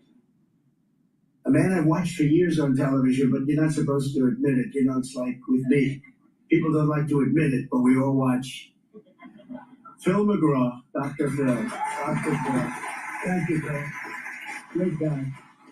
He came out early for me. He did a piece on me before the election that was different than any interview I've ever done. He asked me the most personal questions. I said, this guy's really getting personal. But everybody that saw it loved it, so thank you. Thank you very much. Cardinal Timothy Dolan, highly respected man. You come from New York. He was in his own right the king. He was great. And we worked together in the first administration so much on going through that horrible epidemic that we went through. A couple of epidemics we had to go through, a couple of really bad ones, but we worked together, and I helped financially with your church and your schools, keeping your schools going, and it was an honor to do so. Bishop Robert Barron, Bishop, thank you very much. Appreciate it. Great job you've done. A man I watch on television a lot. He doesn't believe it, and I do. Eric Ataxis. Where's Eric? Eric? I do watch. He said, you really don't. I said, I really do. I said, you have to have more confidence in this. Your show is excellent. And he's a great guy. And he wants me to call it the Super Centennial. He said Super Centennial. And I think we're going to do that. Let's change it. I really like that idea because we call it the 250 Centennial, but it's really not. It's really just below the tri, right? So we're going to call it Super Centennial then, okay? Let's do that. Will you please make the change? All of my people that are all over the room, please make that change. a wonderful person who I've known for a long time, Kelly Shackelford. Kelly. Thank you very much. Good job. Ryan Anderson. Ryan, thank you. Congratulations. Gary Bower and Allison Ho. Gary? Two great people. And we're also joined by the chairman of the Faith and Freedom Coalition, Ralph Reed. There's Ralph. Ralph, you help so much. You know, Ralph, I think, hit more doorbells than anybody else I met. Millions and millions. What was the number, Ralph? 10 million. And it's true. You know, somebody else would say, well, was it really? And it was. People were saying he was all over the place. Thank you very much, Ralph. I appreciate it. We'll never forget it. Thank you. Let me also thank everyone at the Museum of the Bible, including Steve and Jackie Green. The job they've done is just incredible. It's, I want to say their entire families here. I want them to all hear it, but they founded this beautiful museum to honor the most widely read book in history. And the job they've done is amazing. I asked, which museum does the best? You know, I always like to find that out. And numerous times they're saying to the Museum of the Bible that more people come here than anyone else. You probably won't read that in the newspapers or the media, but this is an amazing place and it does tremendously well, so respected. And they built it up and it was a labor of love. Well, it's nice that he's rich as hell, too. It always helps. Where are you? Where are you guys? Where are they? Look at that. They don't even get good location. See, if I did the Museum of the Bible, it wouldn't be as successful, but I'd be sitting right here. No, I'd be sitting up here. You've done a great job. Everybody's talking about it. It's I got a little involved with museums, you know, because I had a little problem with the Smithsonian. We like a little more positivity. It was all about all the bad things in our country. I said, what about the good things we've done? So I got a little involved. With that. And they're making, honestly, they're making changes. You know, they were also told what to do by people that came before me, in all fairness. But they're making changes. Big changes are being made at the Smithsonian. But I just want to thank the Green family because what you've done here is incredible. Thank you very much. For thousands of years, the Bible has shaped civilization, ethics, art, and literature, and it's brought hope, healing, and transformation to untold millions and millions of lives. The Bible is also an important part of the American story. That's why I'm delighted to announce that just moments ago, I personally delivered the Trump family Bible given to me by my mother. I remember the time she gave it to me. It was used in both my inaugurations and also display at the museum, and I guess it will now be displayed right in the heart of our nation's capital, right here, and that's an honor. That's an honor.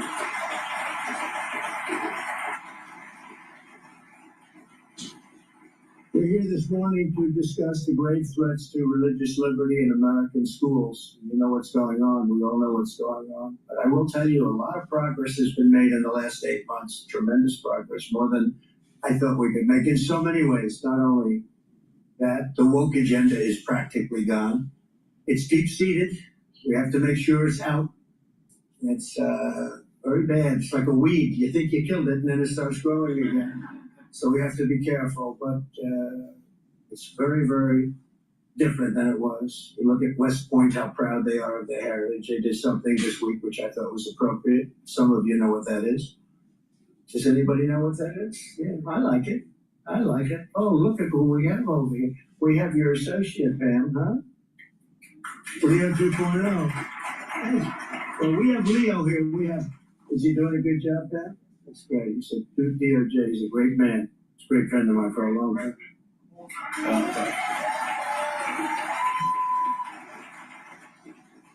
I'm glad I got to see him. I would have been in big trouble, Pam, if I didn't see him. But thank you, Leo, very much. I appreciate it. For most of our country's history, the Bible was found in every classroom in the nation.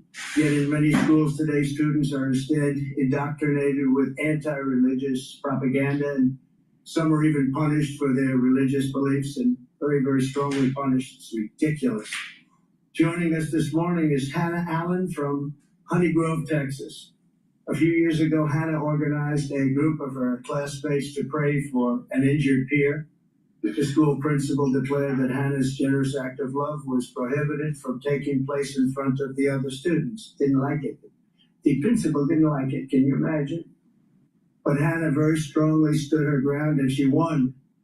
And Hannah, I just want to thank you for letting the light of your faith shine for all of those to see. We really appreciate it. And where is Hannah? Is Hannah here someplace? I think so. Hannah, stand up, please. Thank you very much. Thank you very much. Thank you. I know what you went through. It's great.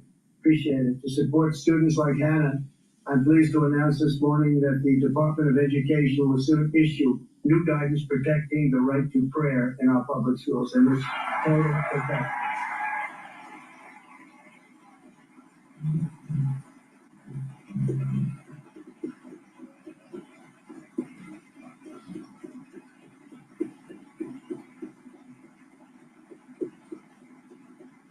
Thank you, Hannah. Great job.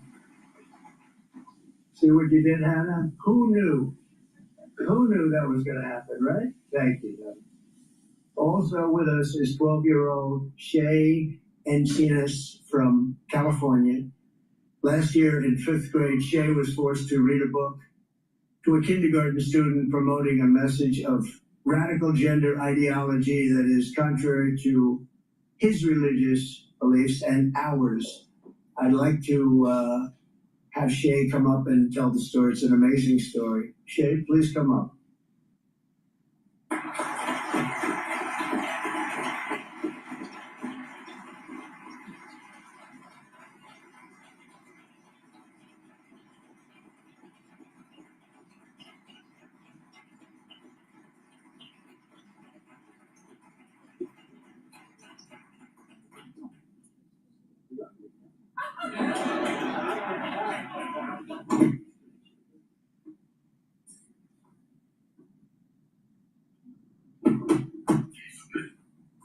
Thank you again, Mr. President.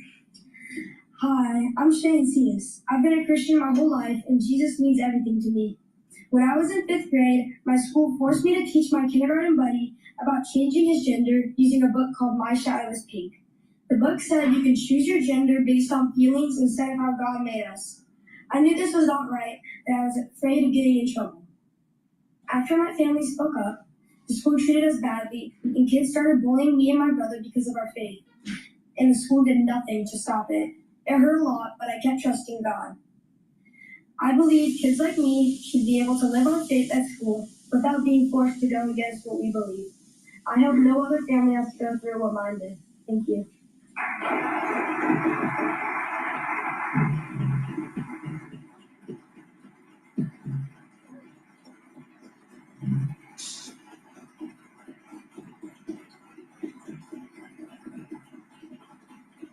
Thank you, Shay. Great job. That was delivered well, wasn't it?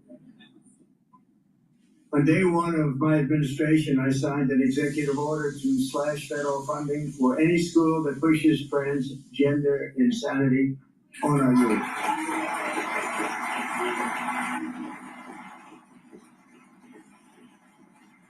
We also banned the chemical and surgical mutilation of our children.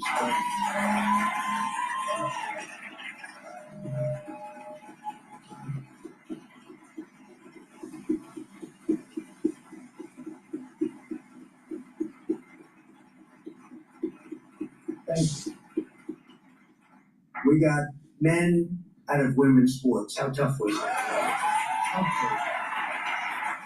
But could you imagine, seriously, I'm just thinking to myself, transgender for everybody, men playing in women's sports, all of the different things we talk about, it's insane. And if you were here 15, 20 years ago, and if somebody made a speech about transgender for everyone, I always say transgender because for everyone.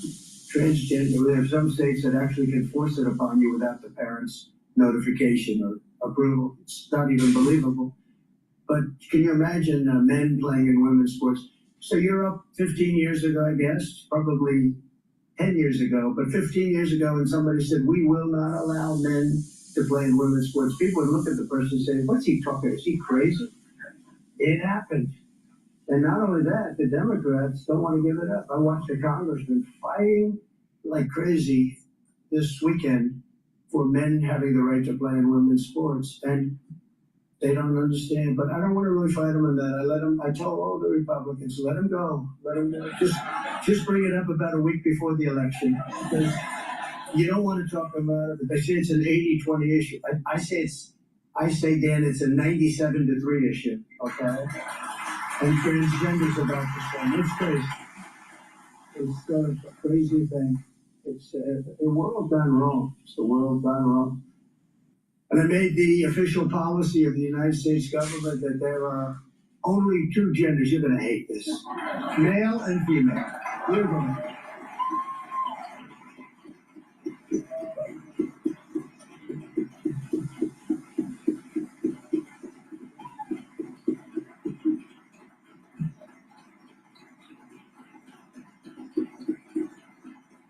And we got rid of a very sinister thing, the Johnson Amendment, so that pastors can speak the truth that's in their hearts. You know, I'll tell you, I was in a boardroom early on. Paula was there. A couple of people in the room were there. But we had about 50 pastors, some rabbis. We had people from a few different religions. And I was just running. I'd never done it before. So it was very early in the campaign. It was in early 2016. And Trump Tower was 68 stories up in the air, a beautiful boardroom, and places loaded up with these people, and they were all excited. And then at the end, I said, I'd love to have your support. And the room went dead silent. Do you remember it? It's like, I said, what happened? I know you like me. What happened? Well, would like to talk to you about it later. Anyway, I said, all right, but if we could leave and we'll have another meeting maybe, but I would love to have your support. And there was, again, no answer. And I said, well, we'll figure this out. And I went to Paula and some of the others after. And I said, could I ask you, I know when I'm doing well, when I'm doing poorly, and I was doing really well. And then when I asked for support, it was like stone cold silence. They said, we have something called the Johnson Amendment, that if a pastor, minister, rabbi, imam, anybody says anything about politics, you can lose your tax exempt status. I said, you gotta be kidding. So that's what happened. And they were petrified of it. Remember that? Nobody wanted to talk about it. They were absolutely, they became a different group of people. And I pledged to them at the next meeting, we had another meeting a couple of weeks later with a similar group of people. I pledged to them that if I win, we're going to get rid of the Johnson Amendment. This was Lyndon Johnson, who had a tremendous fight with a minister from, I believe it was Houston or Dallas. And they didn't like each other. And Lyndon Johnson was a very powerful president. He had good power, good strength. He ended up being very weakened by the position, but he had tremendous power. He was a big deal maker. And he got that done, which is pretty amazing that he could get that done. Everybody fought him, but he got it done. He pushed it through Congress, where you lose your tax exempt status if you even utter a word about politics. And that was amazing when I heard that. I never heard of that before. And I said, we're going to get rid of it. And we got rid of it. You have got, because you're the people we want to hear from. We want to hear from you. I don't want to hear from a lot of people. I hear from too many people. You're the people we respect. Franklin is incredible. All of the people that are up here, I want to hear from these people. And they come from a different place than me. I come from a business place where there's a lot of rough people, bad people, not really religious people. There are some. But you're the people that I want to hear. That's why we go to church on Sundays, or we go to wherever we are to listen to people of faith. And it was horrible. I said, you mean, when I heard that, and I said to the other people, that means that you should be the most powerful people on earth, in a sense, and yet you have less power. And I pointed down to Fifth Avenue, which was 68 stories below, and I said, that means that anybody on Fifth Avenue, in theory, has more power than you do. And that's not the way it's supposed to be. It's supposed to be the opposite. We have to give your voices back. And I've given you voices back, and that's one of the reasons that we see upticks now, I think, in religion. So it's very important. Right? Remember that moment where I said, I'd love to have your support, ladies and gentlemen? And it was like dead silence. I said, there's something going on. And we figured it out. We did something about it. So thank you. Thank you very much to Paul. But upon taking office, I also ended the weaponization of law enforcement against religious believers and pardoned the pro-life activist thrown in jail by Joe Biden for saying.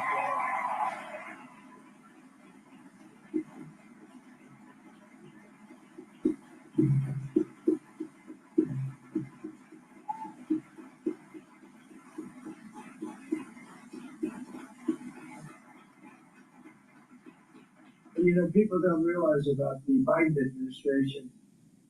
It was a very mean administration. He's a mean guy, actually. Not a smart guy, never was, but he was a mean guy. No, he was a mean guy. And he knew enough about what was going on. He wasn't like some of the people that surrounded him on the Resolute, the beautiful Resolute desk in the Oval Office. They were stone cold mean. But Joe Biden and the Biden, they were mean people. What they did to people, what they did to J6, what they did to so many people, they were mean people. These were really radical, horrible people. And he wasn't that way 20 years ago. He was never the brightest bulb in the ceiling, but he was a man who wasn't overly mean that I saw, but boy, he became really mean, and his administration was one of the meanest we've ever had, and that's why they're out of here. And people, they're having a hard time getting jobs, and that's the way it should be, because they were bad. They did tremendous disservice to this country, including allowing 25 million people from jails, from prisons, from mental institutions, drug dealers, all over the world. They were entered our country from jails. The prison population of Venezuela was emptied out into our country. And that's what we're doing now. I spend so much of our time, Tom Holman and the people that have worked on this so hard. You know, Christy Noam, all of them, they've worked on it so hard. It's like an unforced error. And to allow people into our country who are there are evil people. We're all people of religion, but there are evil people, and we have to confront that. I just give my love and hope to the family of the young woman who was stabbed this morning or last night in Charlotte by a madman, a lunatic. Just got up and saw it. It's right on the tape. Not really watchable because it's so horrible, but just viciously stabbed. She's just sitting there. So they're evil people. We have to be able to handle that. If we don't handle that, we don't have a country. And I created the first ever Department of Justice task force to eradicate anti-Christian bias.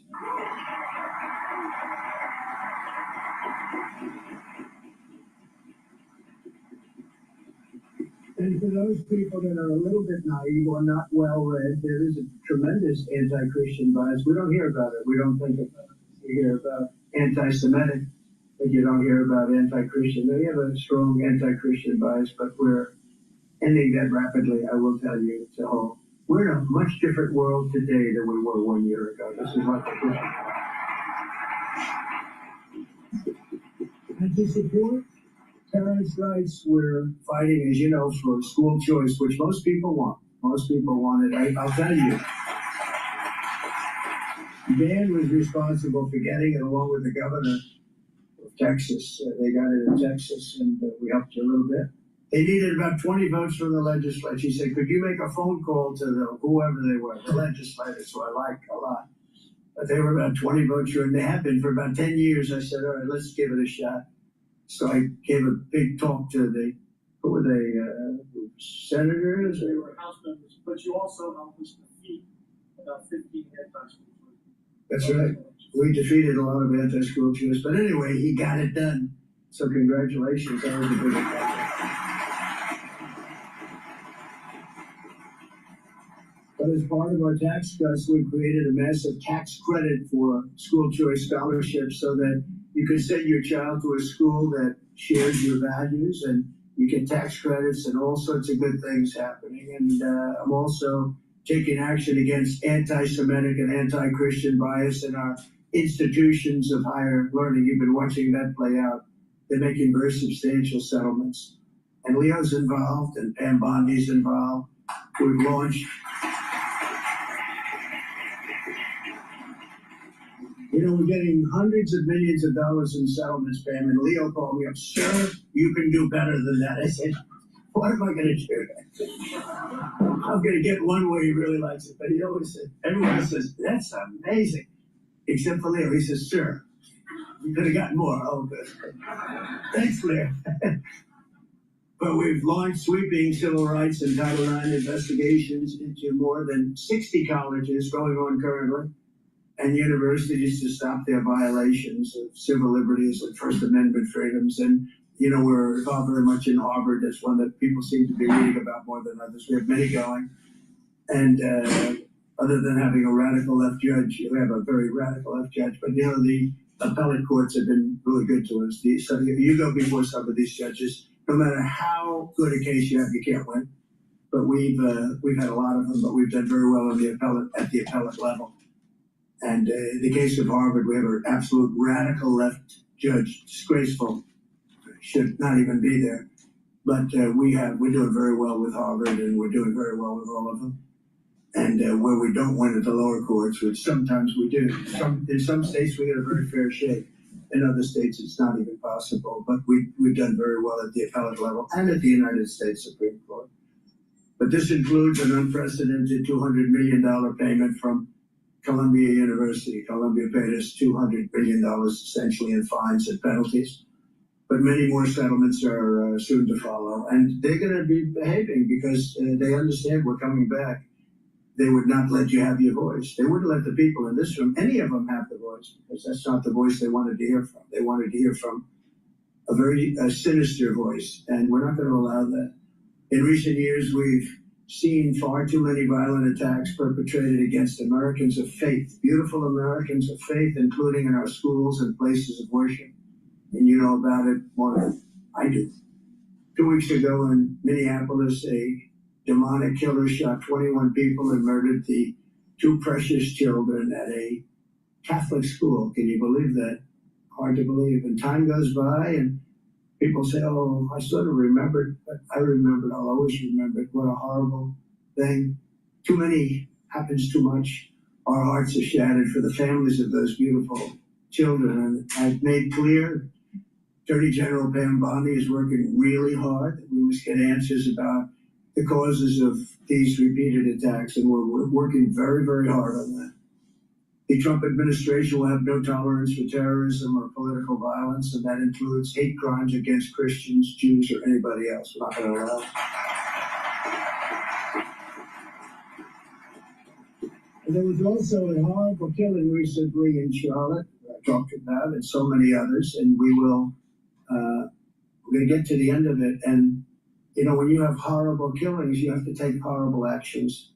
And the actions that we take are nothing. This cashless bail started a wave in our country where a killer kills somebody and is out on the street by the afternoon. In many cases, going out and killing again. Cashless bail. And you try and reason with people like in Chicago with the governor and the mayor. You try and reason with them, and it's like you're talking to a wall. It's just I assume it's just a political ideology. They're not stupid people. Must be an ideology that's just buried in their head and you can't do a damn thing about it. And we'd love to go into Chicago and straighten it out. You know, Washington, D.C., you'll be happy to know, is a free and safe zone. It's so safe right now.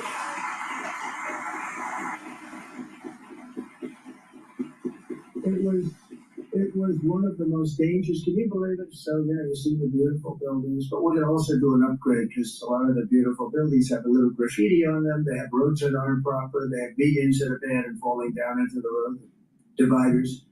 We have things that we have to take care of and beautify. We want to beautify. Very little work will be done. I'm very good at that. That's what I really did the best in life, probably.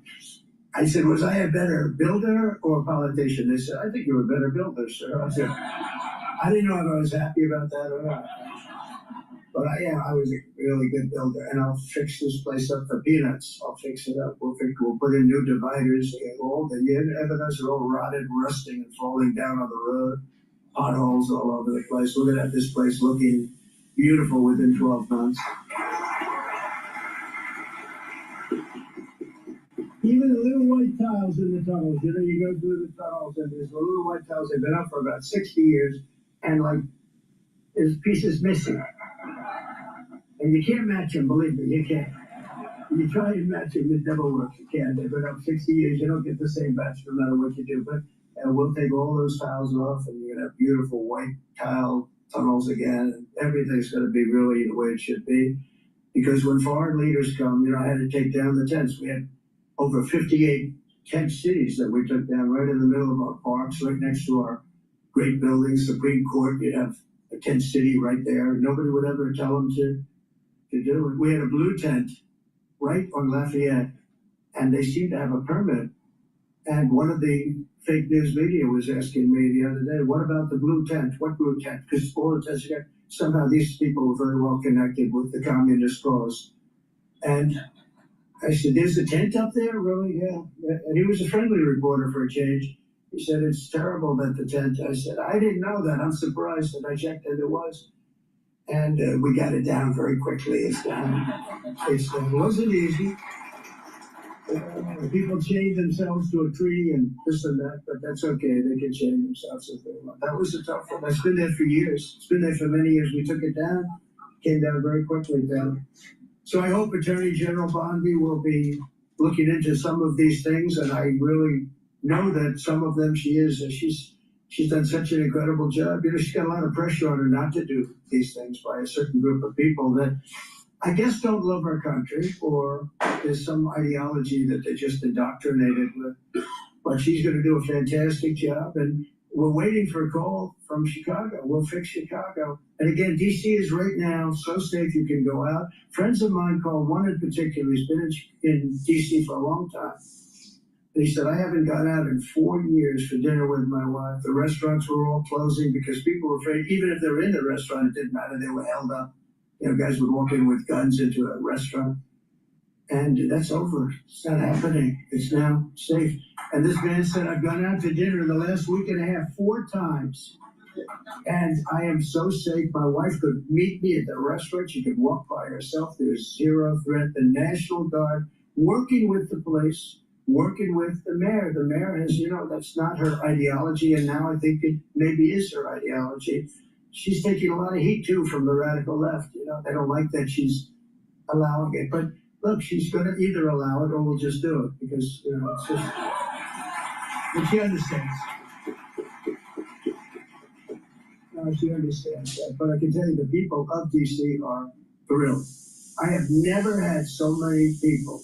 The other day, I had a big scrum in front of me of the press. And I said, everybody here, or many of you have been mugged, right? And they're all going like, and these aren't people necessarily on our side. They're all going, yes, what about you? Yes, it's true. I was a couple of times. Every one of them. It's crazy. It's not going to happen anymore. So right now we went from one of the most, if some people say the worst, the most violent city. Can you imagine our capital being the most violent city? But it was really bad into a totally safe zone. It's called the safe zone city. There's no crime. They said crime's down 87%. They said, no. It's more than 87%. Virtually nothing. And much lesser things that take place in the home they call crime. They'll do anything they can to find something. If a man has a little fight with the wife, they say this was a crime, see? So now I can't claim 100%. But we are a safe city. You can walk to a restaurant. You can walk to the White House if you work there. You can walk to the Capitol.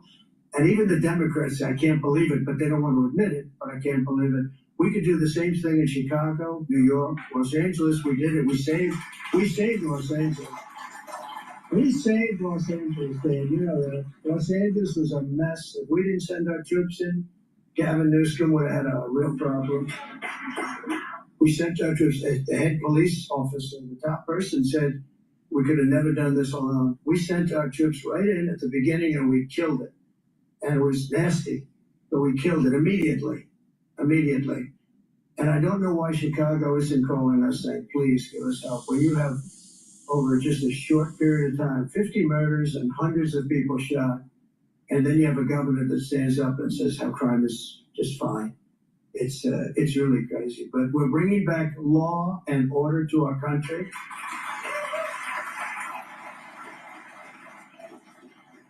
And I began my remarks today by noting that the reverence for our Creator, we have reverence for our Creator. It is inscribed into our Declaration of Independence, a copy of which I have very proudly hanging in the Oval Office, an original copy, very old, beautiful copy. Next year, we will celebrate 250 years since that declaration was signed as part of the grand. Well, this is really a commemoration like I think we're going to try and do a commemoration like nobody's ever seen before. But we've invited America's great faith communities to pray for our nation and for our people and for peace in the world. And it's going to be an amazing time. We're going to have an amazing time. We have the Olympics, we have the World Cup, and we have 250. Okay, the Super Centennial, as our man would say. And it's going to be amazing. It's going to be maybe bigger than both of those events. You know, when I was president, I got the World Cup and I got the Olympics. I got them to choose us, Los Angeles. And I was very proud of it. The only problem was I wasn't going to be president because I would have served out normally my time. And then you had some very bad people who rigged an election, and look what happened. I end up getting the Olympics, the World Cup, and big athletes. It's amazing the way God works, isn't it? Isn't it amazing the way God... Please go to my store, the-studio-reykjavik.com, and get the ubiquinol. Ubiquinol is an antioxidant. It's going to soak up free radicals. It's going to help the health of the mitochondria. It's going to increase your energy. You're going to have more ATP. Your cells are going to perform better. Your endocrine system will perform better. Your immune system will perform better. Your neurons will perform better. And ubiquinol protects neurons. Very important to take if you're 40 years of age or older. Take ubiquinol. It's the most bioavailable form of CoQ10. You can't get anything better than what I have in my hand in terms of CoQ10. So please go to my store, the-studio-reykjavik.com, get the ubiquinol, and protect your neurons. And stack it with NAD+. NAD+ increases your energy levels. NAD+ repairs your DNA damage and your mitochondrial DNA, so your cells perform better, and it protects your neurons. Stack it together for that neural stack. It stacks also well with C60, resveratrol, clarity factor, good night formula. So please go to my store, the-studio-reykjavik.com, and protect your neurons. Really important. Why? Because you're going to start noticing within the next 5 years, many people having early onset of dementia. And even if that doesn't happen, which it will, but even if that doesn't happen, you want to protect your neurons so when you get into your geriatric years, you actually have better neural function. So please go to my store, the-studio-reykjavik.com, get the ubiquinol and the NAD+.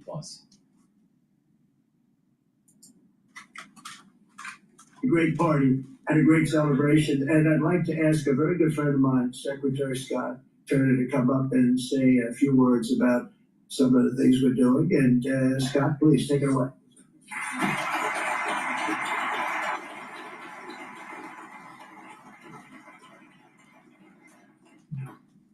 Well, good morning. So grateful to be here. What an honor it is to stand.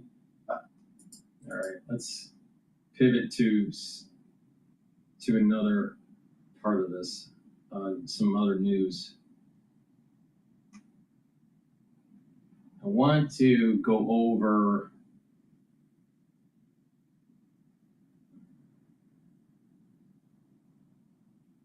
Trump gives up on China. This is Times Radio. New York drivers, do not pay your auto insurance bill until you hear this. The truth is, they're legally robbing you every time you pay for car insurance. Here's the deal. All of these different signals are leading people to question whether the US really still has the willingness to confront China. Mark, in your excellent column in the Sunday Times, you've been reflecting on President Xi's military parade last week. It was sort of quite unlike anything we've seen, at least in recent times. Was it seen as a massive diplomatic success in Beijing as well? Well, yeah, I guess they're really pleased with it. I mean, generally, they don't do it that often, this type of huge national display of military might. So, yes, I guess they are pretty pleased with it. And I guess they're pleased with bringing in the leaders they did, from Putin to Narendra Modi, Kim Jong-un, all of these people there in Beijing, you know, very much showing that Xi Jinping is at the center of events as they would see it. I think something else really interesting has been going on with China and its relationship with the US. There's quite a lot of evidence now that the US is preparing to change its big strategic idea, which for quite some time, I mean, even if you go back to Presidents Obama, Biden, this idea that China was the big challenge, sometimes the word threat was used, but the big generational challenge for the US has been quite central, particularly to US security and military policy. And there's been some leaks that the Trump administration is about to abandon that policy and to say that homeland defense is the prime goal of the US national security establishment. Now, assuming that's true, that causes a lot of disquiet in places like Taiwan, where not only have they had to see the parade and all the new weaponry that China might, under certain circumstances, throw at them, but this sort of central idea in Taiwan's security policy over the last decades that, well, if things got really bad, the Americans would come to their help, is now open to question far more. So that's what I was writing about on Sunday, is whether Xi is now arranging things in such a way and capitalizing on America's desire to actually step back from the trade war that Donald Trump initially launched, are actually creating circumstances where China could change the position of Taiwan, bring it back to unification with the People's Republic without a large war. Well, I mean, you're right that, I mean, I hadn't been aware of the extent to which the opposition in Taiwan could be exploited to China's favor. Tell us a bit about that. Well, there's a bit of an old paradox here. I mean, if you know a little bit about Chinese history and the Civil War, the people who fought the communists were a party called the Kuomintang. And they were the people under their leader, Chiang Kai-shek, who effectively, the last corner of China they still had when the communists won the Civil War was Taiwan. And so Chiang Kai-shek was the founder of the state. Now, over time, what's happened is the Kuomintang have become more and more Beijing friendly. That sounds curious. The party, of course, still nominally supports the existence of democratic Taiwan. The reason for this, because I read a book about this, the reason for this is that both parties, Mao in communist China and Chiang Kai-shek, were Chiang Kai-shek, I think it's pronounced. They both believed in the idea of a one China. But the perspective was, should it be run by the communists or should it be run by a non-communist party? But unfortunately, both Mao and Chiang Kai-shek were dictatorial.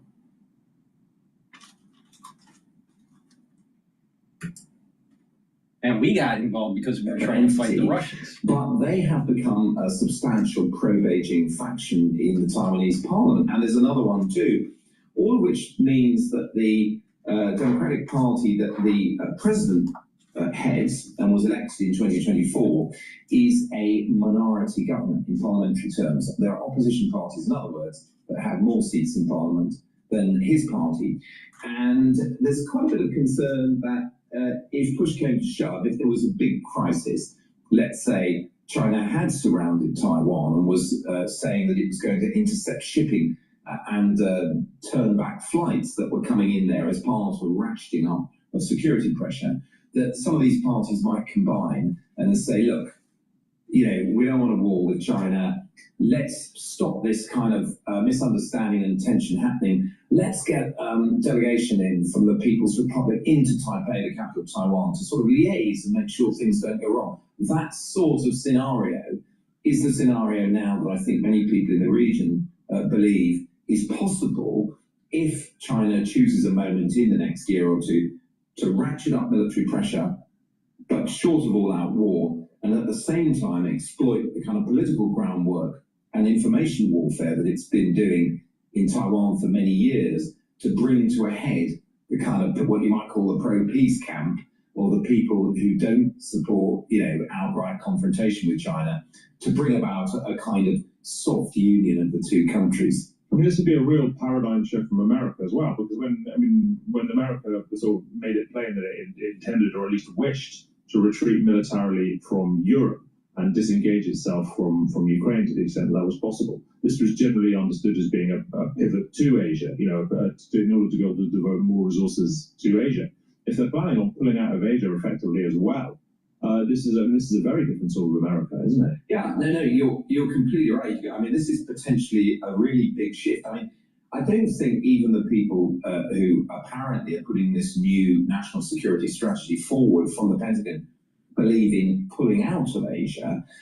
But what it apparently does is relegates the competition or confrontation with China to secondary status. It would cease to be the main national security objective of US policy. And that's certainly got some people in London. I know that there's been some discussion in the government feeling that Trump no longer has the will to confront China. And his abortive hiking of tariffs and then stepping back, and the fact that he's pretty keen now, fairly obviously, to get a deal done with China, has meant that he's done various things to try and soothe the atmosphere. For example, stopped a visit of the Taiwanese defense minister to Washington that was due to happen. So all of these different signals are leading people to question whether the US really still has the willingness to confront China over the Taiwan issue. And coming back to the parade that you started this topic with, the idea that the US could suffer a military reverse, that China might overmatch them, in a confrontation very close to the Chinese mainland, in which they could bring to bear all this weaponry that they were showing off. And they really do have deep stocks of missiles and large numbers of fighters and warships that they could bring into action around Taiwan, is also, I think, causing people in the Pentagon to wonder whether it's a confrontation that they could possibly succeed in. So yeah, it's big. It's big in terms of if this is indeed right, and there's been some leaks over the weekend about this, that the national security strategy will step back from rivalry with China as the main US goal, or seeing off the Chinese threat. It is really important, and I think the idea that the defense of the homeland becomes the new number one priority is consistent, of course, with what we've seen both with the immigration, the use of the armed forces to deport people, and this emerging situation in the Caribbean, where Trump seems to want to raise the pressure on the narco cartels, destroying a boat last week and putting large numbers of US Navy warships and fighter aircraft into the area. So it is potentially, I think, very significant, all of that. Yeah, absolutely. Look, thank you very much, That is Mark Urban. You can hear him this time every month. If Trump backs away from Taiwan, then you're talking about China putting pressure on the Japanese, on South Korea, on Australia, on the Philippines. It's going to be, quote, a domino that's going to fall. Please go to my store, the-studio-reykjavik.com, and get the gels. I have it in the quick dispenser or in the tube form. Get some for work, get some for the home. Really important to have, especially for the fall and the winter season that's coming up. It's dual purpose. You can use it as a daily skincare. You can use it as an aftershave. You can put it on a cut, an abrasion, or a minor burn, and it'll help to heal it quicker. And if you're not feeling well, or someone around you is not feeling well, put it on your hands, around your mouth, around your eyes, around your nose, lightly coat your nostrils. It stays active for 5.5 hours. You cannot do that with Perel. This stays active for 5.5 hours. So please go to my store, the-studio-reykjavik.com, and get the gels. You're gonna need them, especially for the fall and the winter season. I also have structural nano silver toothpaste. Get a few tubes of the toothpaste, all right, for your household. Has no fluoride. They'll whiten your teeth, freshen your breath, help with the gum line health, and reduce inflammation at the gum line. Super important. It's made from structural nano silver. Really important to take. And you should be using this especially during the fall and the winter season. Another really important product that helps to boost up your immune system, Cleanse. 30 parts per million or max 35 parts per million. Take a teaspoon a day, swish it in your mouth, gargle about 20-30 seconds, and swallow it. It's gonna help with the health of your oral cavity and your oral pharynx, maintain that mucosal barrier, and help the health of the epithelial lining. You're gonna need this. And guess what? We're getting into the fall season. We're getting into the winter season. You need to start boosting up that immune system. Take it every day. I've been doing this protocol for over 5 years, every day, teaspoon a day. If you're not feeling well, take a tablespoon or 2 a day, and then go back to your maintenance dose. And lastly, I have dual purpose deodorants made from essential oils from the Himalayas, extremely high quality, no aluminum, no baking soda, just natural ingredients from the Himalayas. All right, guess what? It's for males and females. You use it as a deodorant, and it will detoxify your body at the same time. And when you're detoxifying your body regularly, like every day, you're helping your immune system and your endocrine system. You can get it in peppermint, lavender, and tea tree, or in citrus. It's for males and females. Get a couple bars for your household, take it, detoxify your body. Super important. Please go to my store, use discount 5. You get $5 off any order. If you spend $100 or more, you get a free gift until supplies last.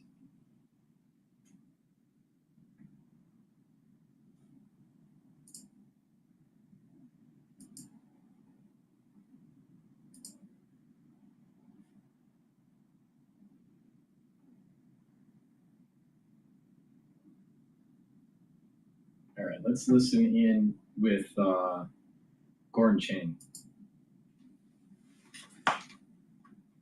Imagine being able to build an app with your name on it just by thinking about it. Meet Base 44, a complete AI creation platform. The FBI is investigating a bombshell report that claims Chinese hackers pretended to be top U.S. lawmaker John Molnar during trade talks last July. A series of emails were sent seeking insight on negotiations from top law firms, trade groups, and federal agencies. The Wall Street Journal calling it the latest in a series of alleged cyber espionage campaigns linked to Beijing. Time to potentially deploy spyware against organizations giving input on President Trump's trade negotiations. Trade talks between Washington and Beijing are slow going. The Journal reporting China's latest negotiation tactic: keep talking, give no ground. But Beijing's still feeling the pressure of the tariffs on trans-shipments from China. Exports to the U.S. plunged 33% for August. Overall growth slowed to its weakest in 6 months. Joining us now is Gavestone Institute senior fellow Gordon Chang. Gordon, your reaction to all of this? Well, I think the most important thing is that we don't have those trade talks moving forward. And I think the reason is because of political turmoil in Beijing. When Xi Jinping's future is uncertain, nobody in the Chinese capital, especially Xi himself, feels safe in making concessions. So I don't think there's going to be any clarity after 2 things happen. One of them is that next month, the Communist Party Central Committee holds its 4th plenum, and people think that one way or another, Xi's future is going to be clarified. The other thing is at the end of October, you have the APEC meeting in San Francisco, in South Korea, and there Trump and Xi Jinping might actually sit down on the sidelines of the meeting. There might be some clarity after that, but still, I think that Xi Jinping is going to tough this out. Interesting that you say that, Liz. Well, yeah, I think that the question is, after that incredible show of force and might, having Narendra Modi and the Russians and everybody, I mean, Xi seems very powerful. Are you suggesting that possibly at the plenum next month he might be deposed? or sidelined or have his wings clipped. That's entirely possible. Boy, that would be shocking, wouldn't it? It would be it'd be stunning. I mean, but right now we know that there is instability at the top of the regime, especially at the top of the military, where Xi Jinping's loyalists are being disappeared, and the rumors are that some of them have been actually executed. We don't know, but there are objective factors that suggest Xi Jinping has lost substantial influence in the military. On the civilian side, the evidence is not so clear. But, this has been something that people have been talking about for quite some time. Maria has been actually on this now for about 8 or 9 months. So there's something going on. You have been talking about it for a long time, that there is this instability. I mean, but to have it actually come to a head would be pretty remarkable. What would be remarkable, Liz, is that after all of Xi Jinping's failures over the course of a decade, nothing happens. There's that. Well, and I think, by the way, just pivoting back to something that Liz brought up, though, is it, that axis of evil show that we got between Modi and Xi and Putin, and then obviously Kim Jong-un factoring North Korea into this. I mean, this is, despite the sanctions on Russia, despite the trade negotiations, the tariffs on China, these leaders seem to be thumbing their nose at the United States. That's got to be infuriating to the administration right now, especially what they saw last week. Yeah, but this axis has been in place for a very long time, and it's just we Americans have refused to acknowledge it. But certainly Xi Jinping and Vladimir Putin, they see the world in the same terms, and they've been coordinating their policies for more than a decade. So, yeah, I mean, what we saw was a demonstration of it, but this has been going on a long time. But also, the other thing about Wednesday's big military parade, I think the Chinese are boasting about weapons that they may not have. Because we have seen in the last 3 to 4 weeks, there's been an unprecedented propaganda from Communist Party and central government media outlets about how good their weapons are. I just think they're boasting a little bit too much right now, so I'm suspicious about how good this stuff is. Because if it was really good, they wouldn't be telling us all the details that we've learned over the last month. Meanwhile, they've been slow rolling the critical minerals that we need for our defense industry, which we've talked about. I want to ask you about this too, because China's been boosting, this is a report, boosting LNG trade with Russia. Right. Another test for the Trump administration. The president's been vocal about frustrations with Russia and India for getting so close to Beijing, especially after that huge military parade that you just mentioned. But at the same time, that the president wrote on Truth Social, looks like we've lost India and Russia to deepest, darkest China. May they have a long and prosperous future together. What do you make about that comment from President Trump? And by the way, just watch this real quick.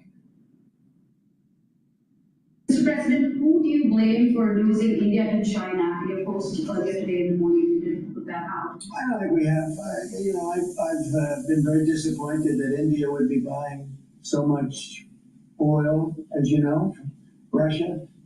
And I let them know that. We put a very big tariff on India, 50% tariff, very high tariff.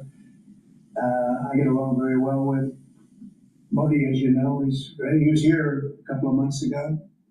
What do you make of all of that, especially that post and then those comments from President Trump? What's happening here in your opinion? Well, I think President Trump walked that back a little bit, and he should, because we haven't lost India to China. Remember, Modi, although he did go to the Shanghai Cooperation Organization meeting in Tianjin, he did not go to the parade. And that was a message to China and to the world that he did not want to be part of this anti-Western group that China and Russia and North Korea and Iran are forming. But Modi has a point. I mean, he says, look, we're really unhappy with the 25% tariff that the United States imposed on India for buying Russian oil. He said it was unjustified. No, it was not unjustified. That tariff was a good thing for President Trump to do. But Modi has a point when he said it was unfair, because we did not also impose the 25% tariff on China, and China's been buying more Russian oil than India has. As a matter of fact, India, after that tariff, has scaled back Russian purchases, while China's taken up the slack. So Trump needs to do something about China really quick. Absolutely, absolutely. Gordon Chang, it's always great to see you. Thank you for joining us on set today. Thank you so much, Cheryl. They don't believe how toxic this is. If you're still using a plastic.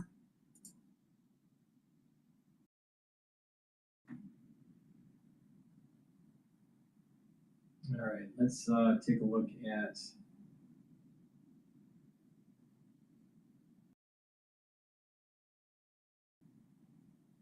listen in to CNBC here. New York Fed survey finds the outlook for job seekers hit record low. We're getting some breaking news out of the New York Fed. Steve Leisman has it for us. Morning, Steve. There, thanks. Data from the New York Fed showing inflation expectations coming in largely unchanged for August. An important report for the Fed as they move to consider and likely deliver the first interest rate cut in 9 months. 1 year ahead, inflation expectations up 0.1% to 3.2%.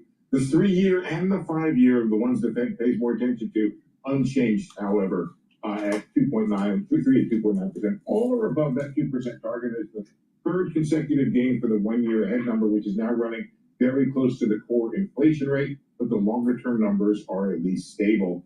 New York Fed saying that rent price expectations declined by 1% to 6%, food unchanged at 5.5%. It's a critical week for data, with markets having gotten the stag part of the stagflation equation last week in the week jobs numbers report, and the inflation part, well, we'll see if it comes this week. You have the benchmark revisions Tuesday, Wednesday producer price inflation, Thursday consumer prices.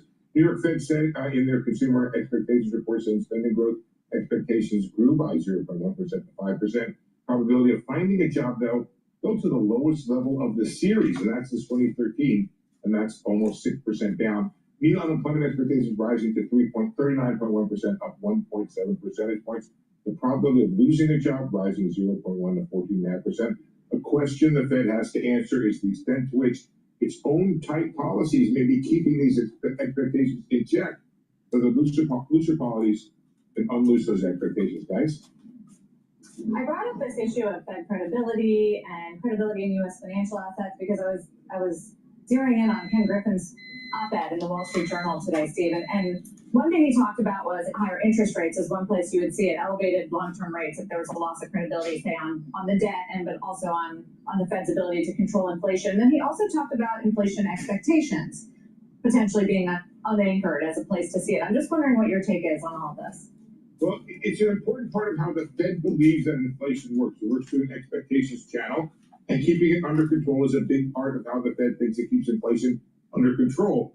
None of this operates, I think, Sarah, you know, on a month-to-month basis. It's a long-term game the Fed tries to play. That's why next week, look not only at what the Fed does in terms of cutting rates, but look at the SEP, the long-term expectations. If the Fed says rates are coming down over time, that's going to potentially loosen expectations. So the Fed has to play a long game here, and it plays a game through its forecast, through its expectations. And so it's something you may not want to mess with. Right now, it seems like the market is looking through the pressure from the administration on the Fed, but that may be more because of current situation rather than over the long term where you could have an erosion.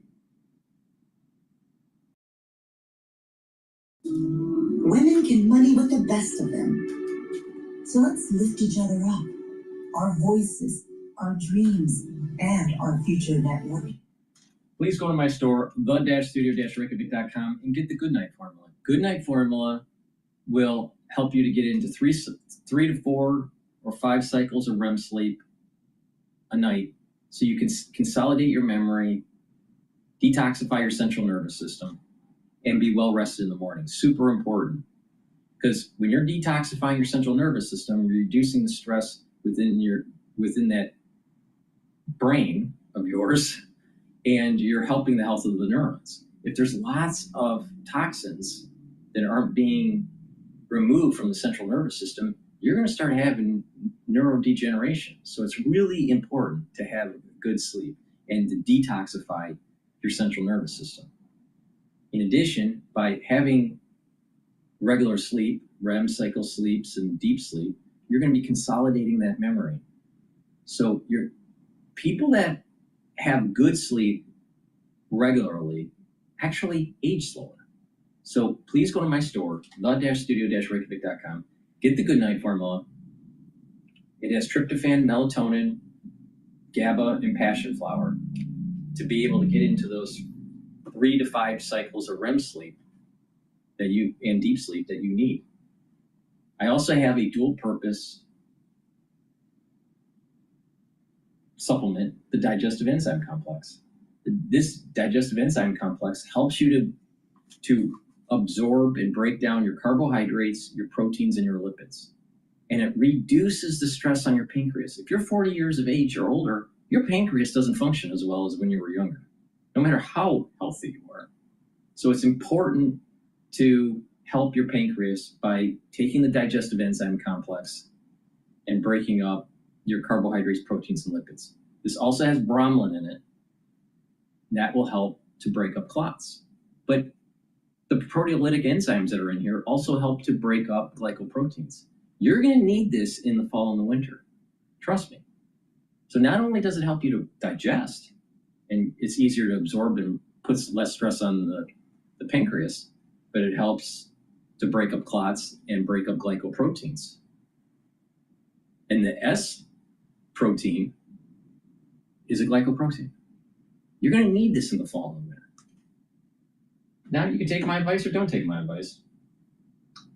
It's up to you. Now, the foundation for a good health stack, a good anti-aging health stack, is to take a multivitamin and a probiotic. That's the foundation you build off of it. The complete multivitamin has the multivitamins that you need for proper enzymatic activity. You have the cofactors that those enzymes need so the cells perform properly. It's easy to digest. Take it every day, drink it with filtered water. And take it with a probiotic. I have two versions of the probiotic. You can get it in a powdered version, which is the way I take it because I take all these different powders like Gladiator Barley and Boomer Boost and the collagen and the lignans. Or you can take the MB40 probiotic. Both are very high quality.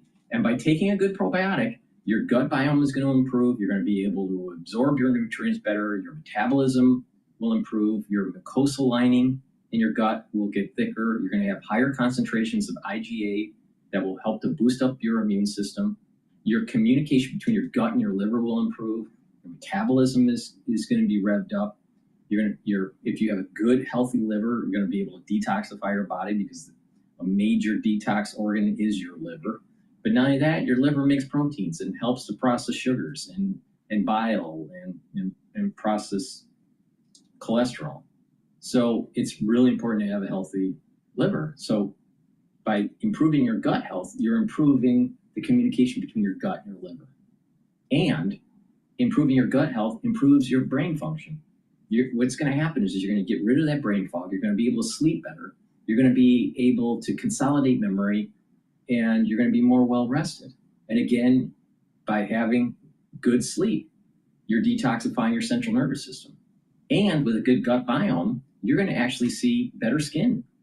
So it's really important to take a good probiotic. So please go to my store, get the probiotic either in the powdered version or in the veggie cap version, and take it with the complete multivitamin. That's your foundation. You build off of it. Use discount 5, you get $5 off any order. And if you spend $100 or more, you get a free gift until supplies last.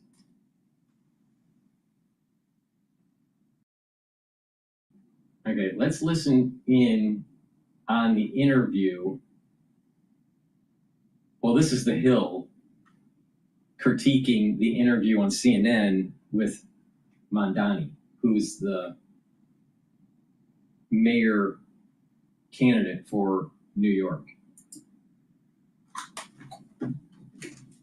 This is what Ivy League universities you can get into with a 3.6 GPA. 90% of students with a 4.0 plus GPA.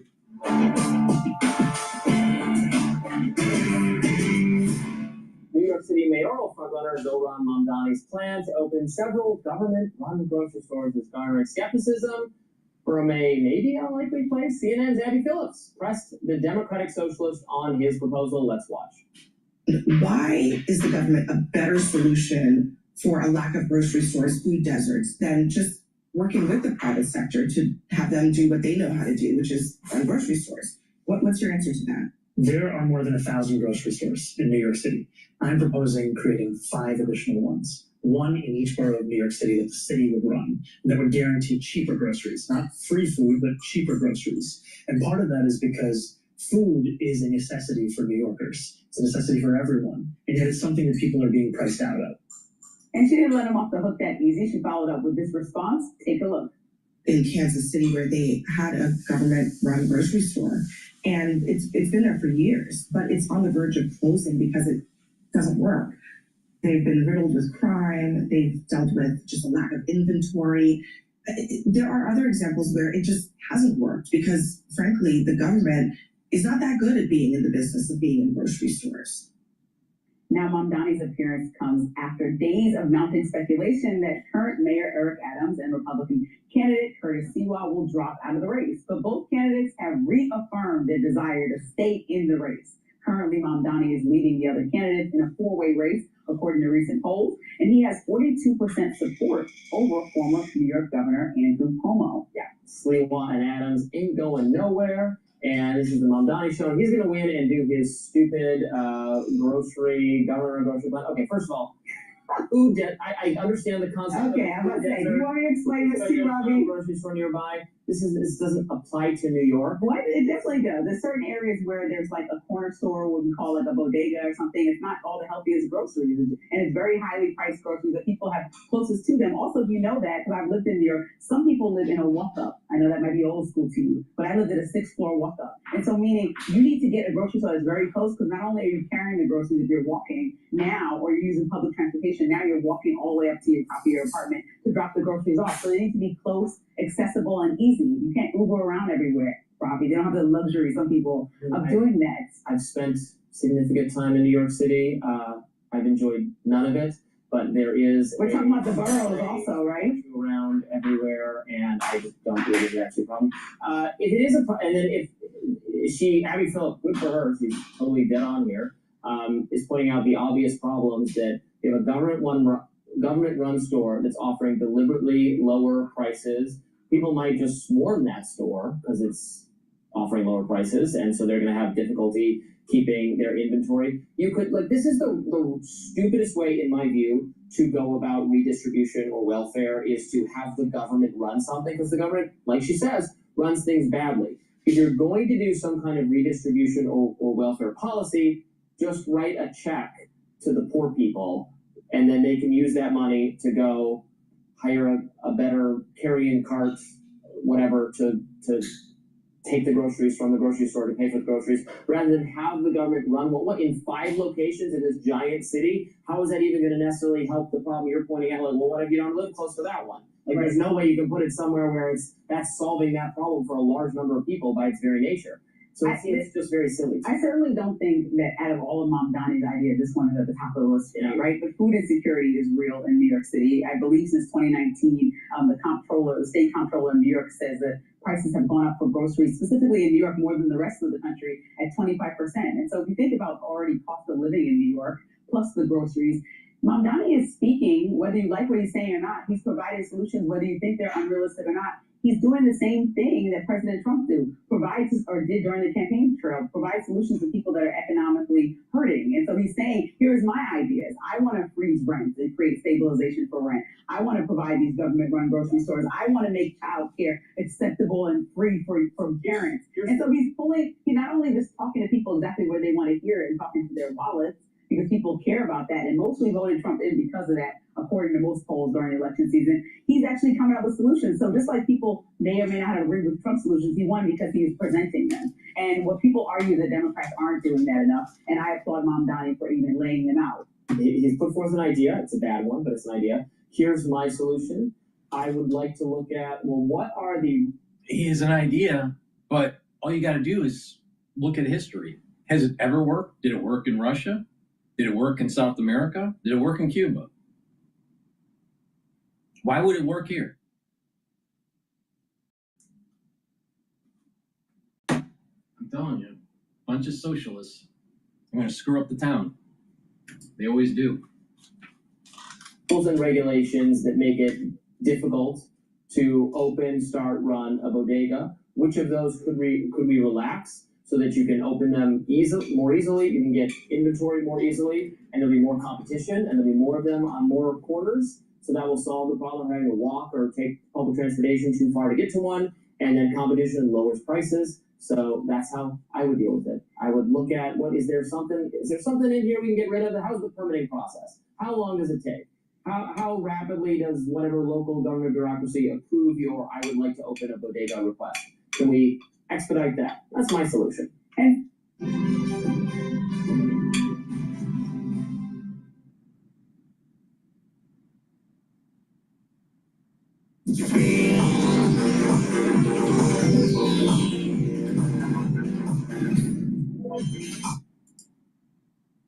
Alrighty. Let's see what's going on here.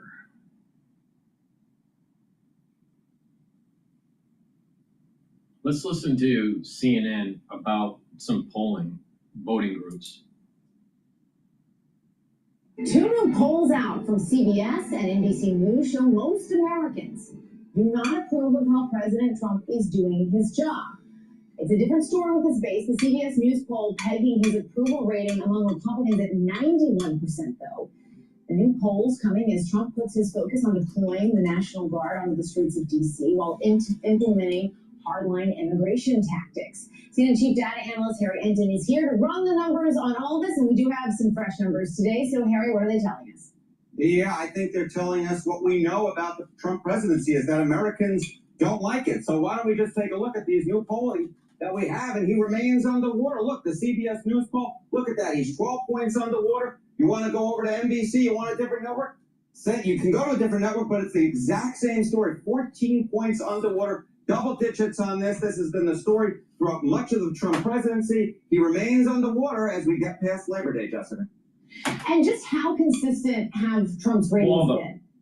Yeah, okay. So this to me was the fascinating thing because, you know, I come on either every Saturday or Sunday or sometimes like this weekend, both days, and I talk about, Trump's approval rating, he's underwater. I come up with some witty line or some line I think is witty, like he's more underwater than a Little Mermaid or something like that. And I decided to actually look, okay, how long has this dude been underwater? All right, so let's take a look at it. All right, negative net approval rating for Trump.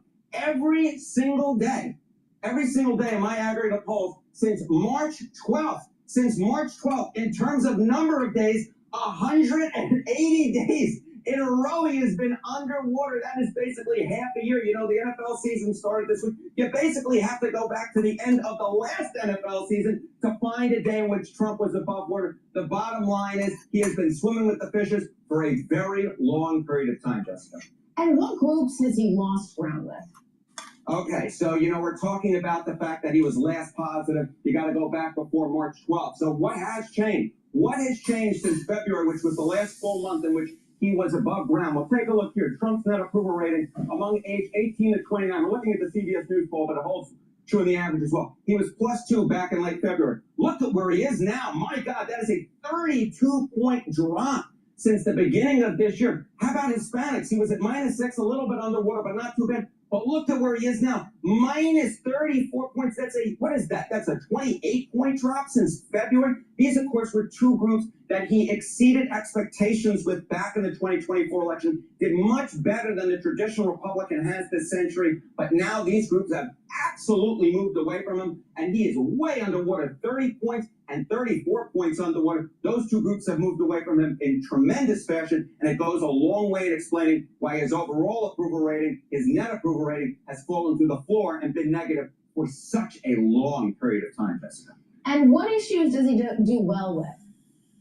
Okay, so there are a few things that I think that are so important to figure out here. Okay, so we're talking about groups, right? Is there any place where Donald Trump does well with? Well, let's talk about issues first.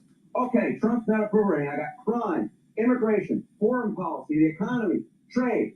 There's a whole slew of red, and this isn't Republican red. This is negative red, Jessica D. -2 points, -3 points, -12 points, -14 points, -17 points. On all the key issues of the day, he is underwater, Jessica. No wonder you can't survive in a presidency having a positive net approval rating when you're underwater on all of these different issues. And, of course, crime and immigration were two of his best issues, and now he's underwater on all of them. And then, of course, the economy, which was the reason he was reelected in the first place. This is the one I really circle here. He's 14 points underwater, which basically looks pretty much like those CBS News and NBC News polls, which have him at -12 and -14 points.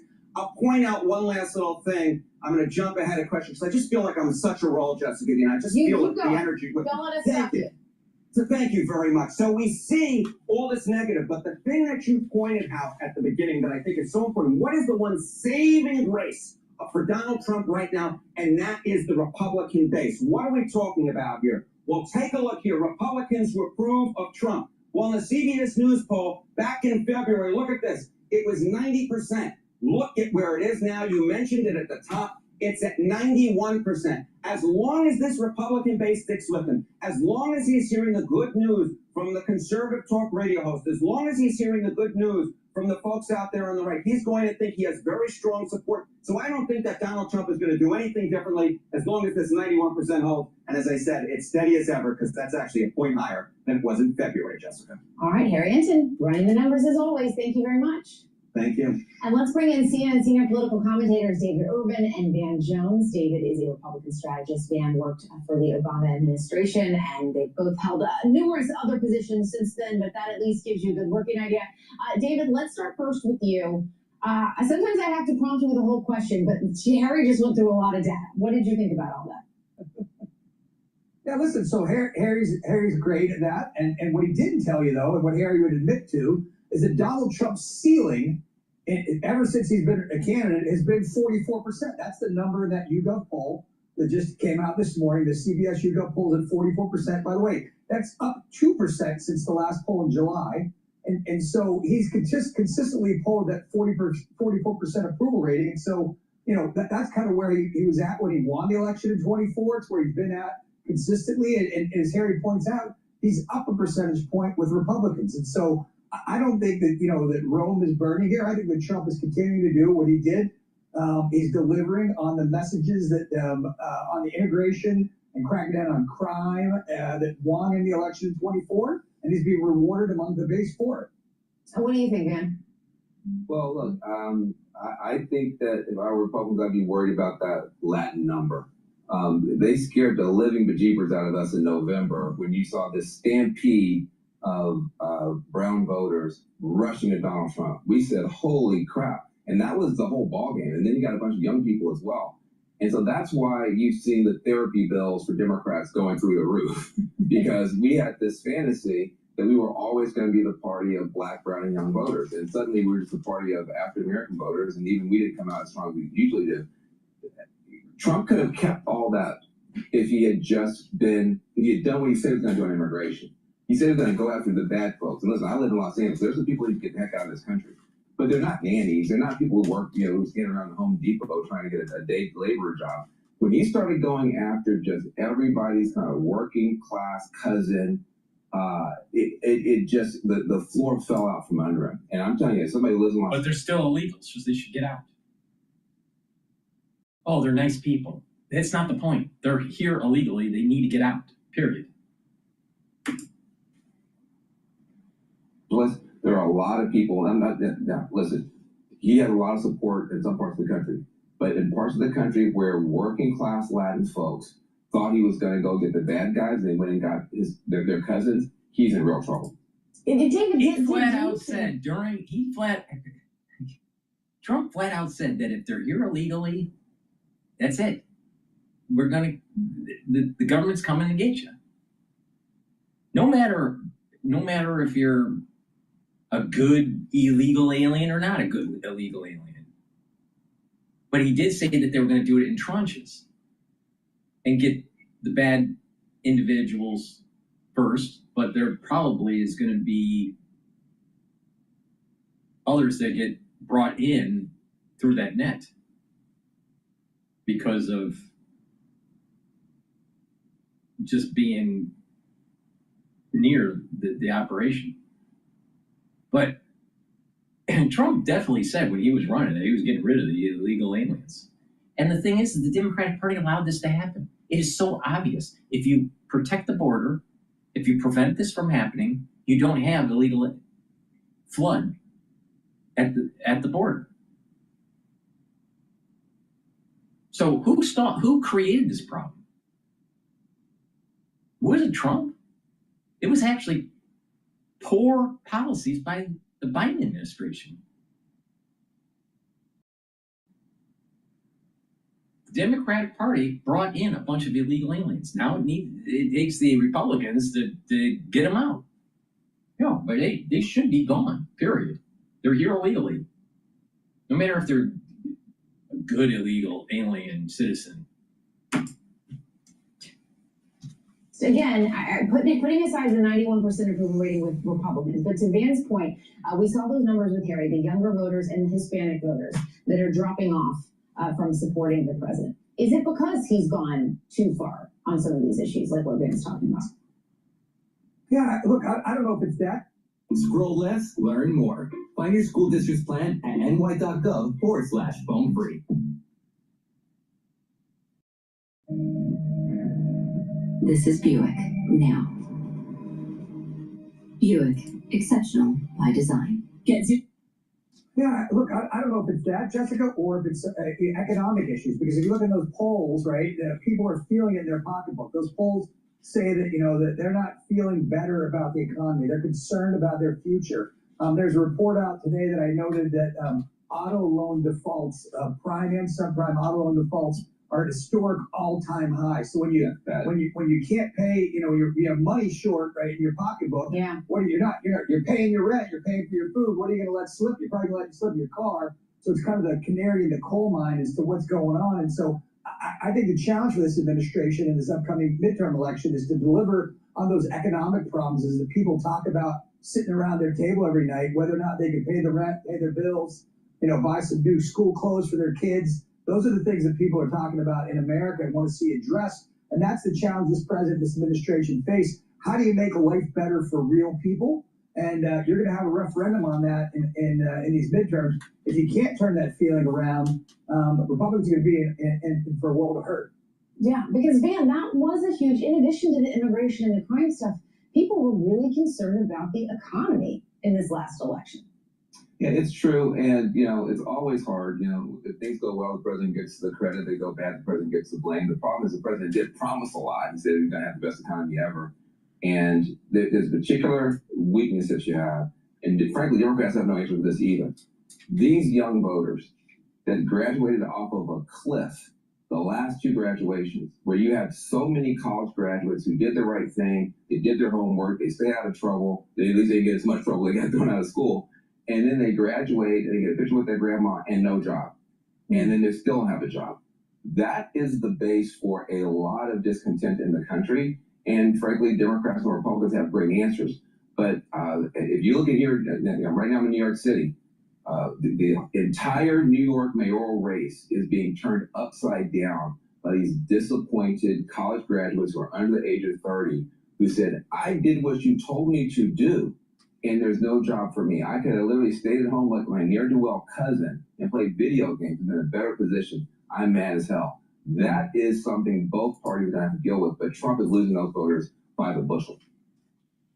Please go to my store, the-studio-reykjavik.com, and get the zeolite. Zeolite will bind to heavy metals, toxins, and chemicals and allow you to urinate them out within 6 to 8 hours. Take 3 small drops underneath your tongue, drink the filtered water. Do that every day. Also, make sure that you drink filtered water and stay away from processed foods and clean your environment at home. By doing that, you're reducing exposure to toxic chemicals, heavy metals, and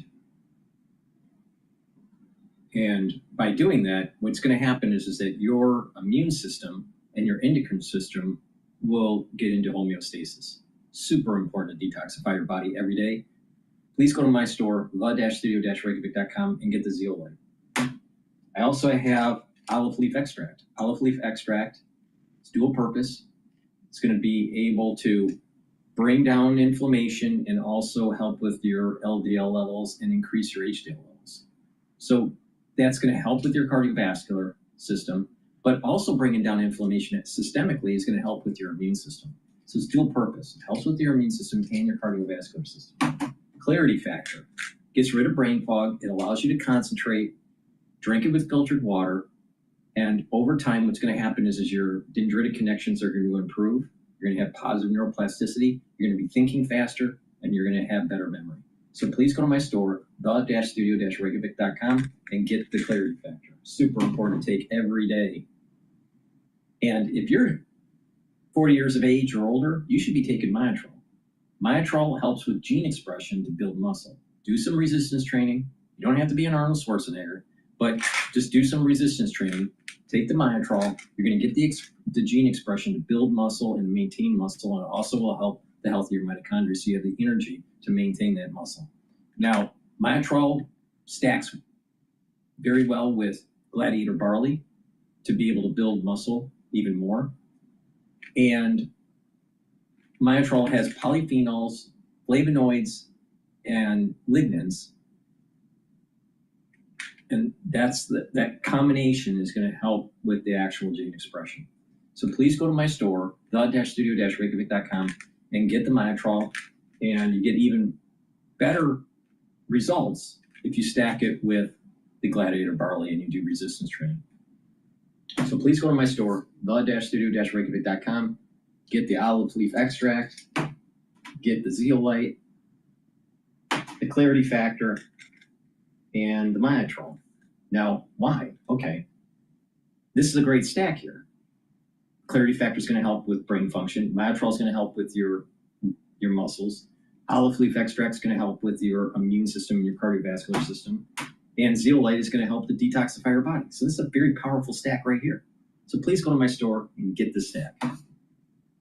All right, let's listen into Bloomberg. In commodities, for example, or if you're looking at just Fed data, data tends to slow down in government shutdowns. And so whether it's a commitment of traders report from the CFTC or a USDA report or something coming from the BLS, that's where you're going to have to be a little bit careful. But, you know, for the most part, it's really those of us who want to take our kids to the zoo. That's what we pay attention to. I got you. And now, you're still at 40%, if I remember from last week, 40% odds on a shutdown. Yes.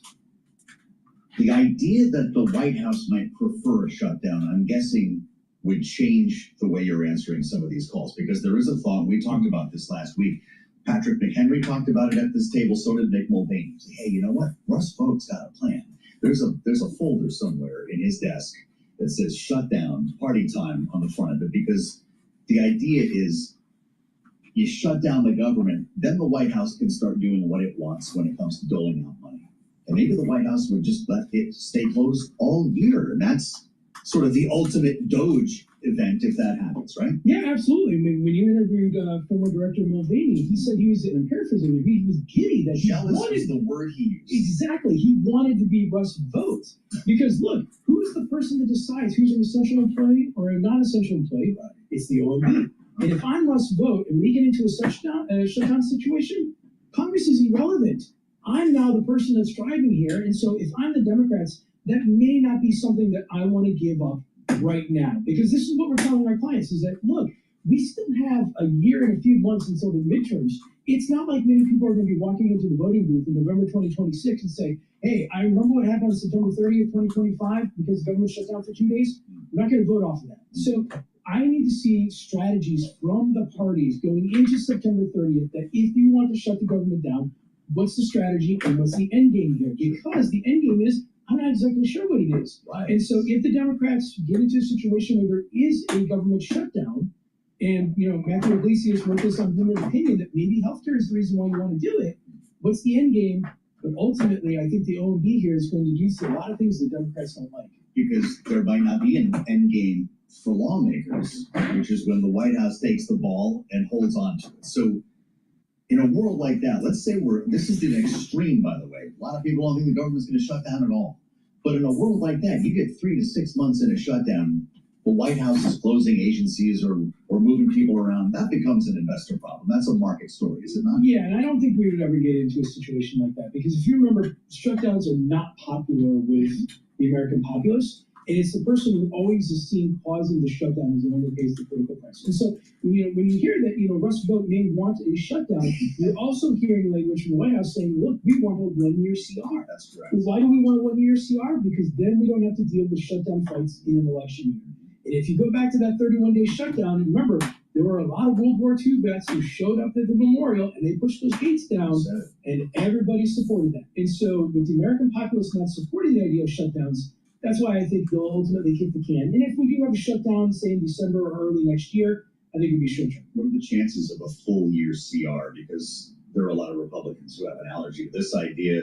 Pentagon hawks freak out and say that's a cut to defense spending. Is that how we should look at it? Absolutely. I mean, I think you have the military folks who are saying, look, let's not do this. You have the folks who say, I'm not going to support the CR. But also remember, if I'm a Democrat, I may not want to give a 1 year CR because these are good opportunities to score political points if you're in the minority. And so if you're, for example, one of the things that our clients have been asking is, what is the one piece of legislation that could be attached to this as a way to get to the president's desk? My answer to that is the Credit Card Competition Act that would increase competition for Visa and MasterCard. Senator Marshall tried to attach it to the stablecoin bill to advance it to the president's desk. And every time you get about 3-4 weeks before this government shutdown, that's when you should start be thinking, what is the bill that gets attached? And for what it's worth, I don't think it's going to pass, but that's the one that I'm thinking of. Just a minute left. NDAA. This is the one said to be bipartisan, passes every year, flies above controversy. Will this year be any different? I think it may be a little bit different. I think ultimately it still passes on a bipartisan nature, but there could be some fireworks that I think this ultimately... this is the National Defense Authorization Act. What could be attached to it that would be controversial? Well, that same... Is that it? The visa... So this is the vehicle? It could be. I mean, look, it doesn't have to be. I mean, you know how Washington works. It can be something completely irrelevant. Yeah. Right. All right. So subscribe to the Balance of Power podcast. You get the Nathan Dean podcast, the weekly Washington policy call, right? So this is every Monday morning. In the description of this video and all my videos going forward, I have a link to my Substack. If you like to support my work, please subscribe to my Substack and help with donating and subscribing, because all these videos are for free. And better yet, make sure you go to my store and get the great supplements and stack them so it improves your health. But I'm also preparing you for the fall and the winter season. Now, a great stack here that I'm going to show you is for your immune system and your cardiovascular system. You should be doing this every day to slow down the aging process and then boost up that immune system. But this is really important for the fall and the winter season. Why? Because you need to keep down that inflammation and you need to boost up that immune system. Pay attention, because I know what I'm talking about. All right? So please go to my store, get the lignans. This will help with your endocrine system, your immune system, soak up free radicals, and bring down inflammation. Very powerful stuff. So take it every day, but especially in the fall and the winter. You're going to need it this season. Turmeric brings down inflammation, soaks up free radicals. You want to keep those pro-inflammatory cytokines down, especially in the fall and the winter season. Trust me on this. All right? And ashwagandha root controls cortisol levels and blood glucose levels. Brings down inflammation, helps with the immune system and the cardiovascular system. So when you stack these together, you supercharge. Soaking up free radicals, bringing down inflammation. And that's helping your immune system and your cardiovascular system. So you should be doing this every day, year round, to slow down the aging process. But you definitely need to do this for the fall and the winter season. Something's coming. You better be prepared. Now, I can't tell you what it is because YouTube doesn't want me to say it. But the point here is this. If you listen and do what I tell you, you will be fine. So take a look at the anti-Fauci boxes that I have on my store.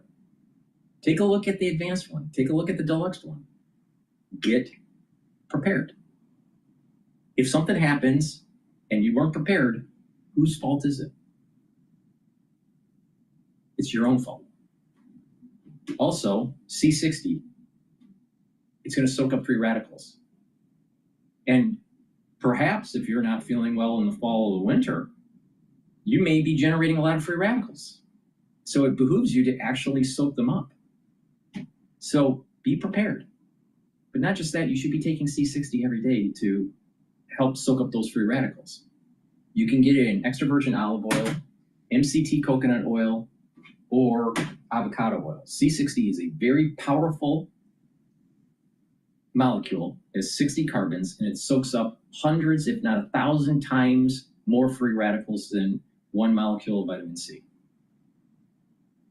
Take it on an empty stomach for best absorption. Take a teaspoon a day. Teaspoon a day. Every day.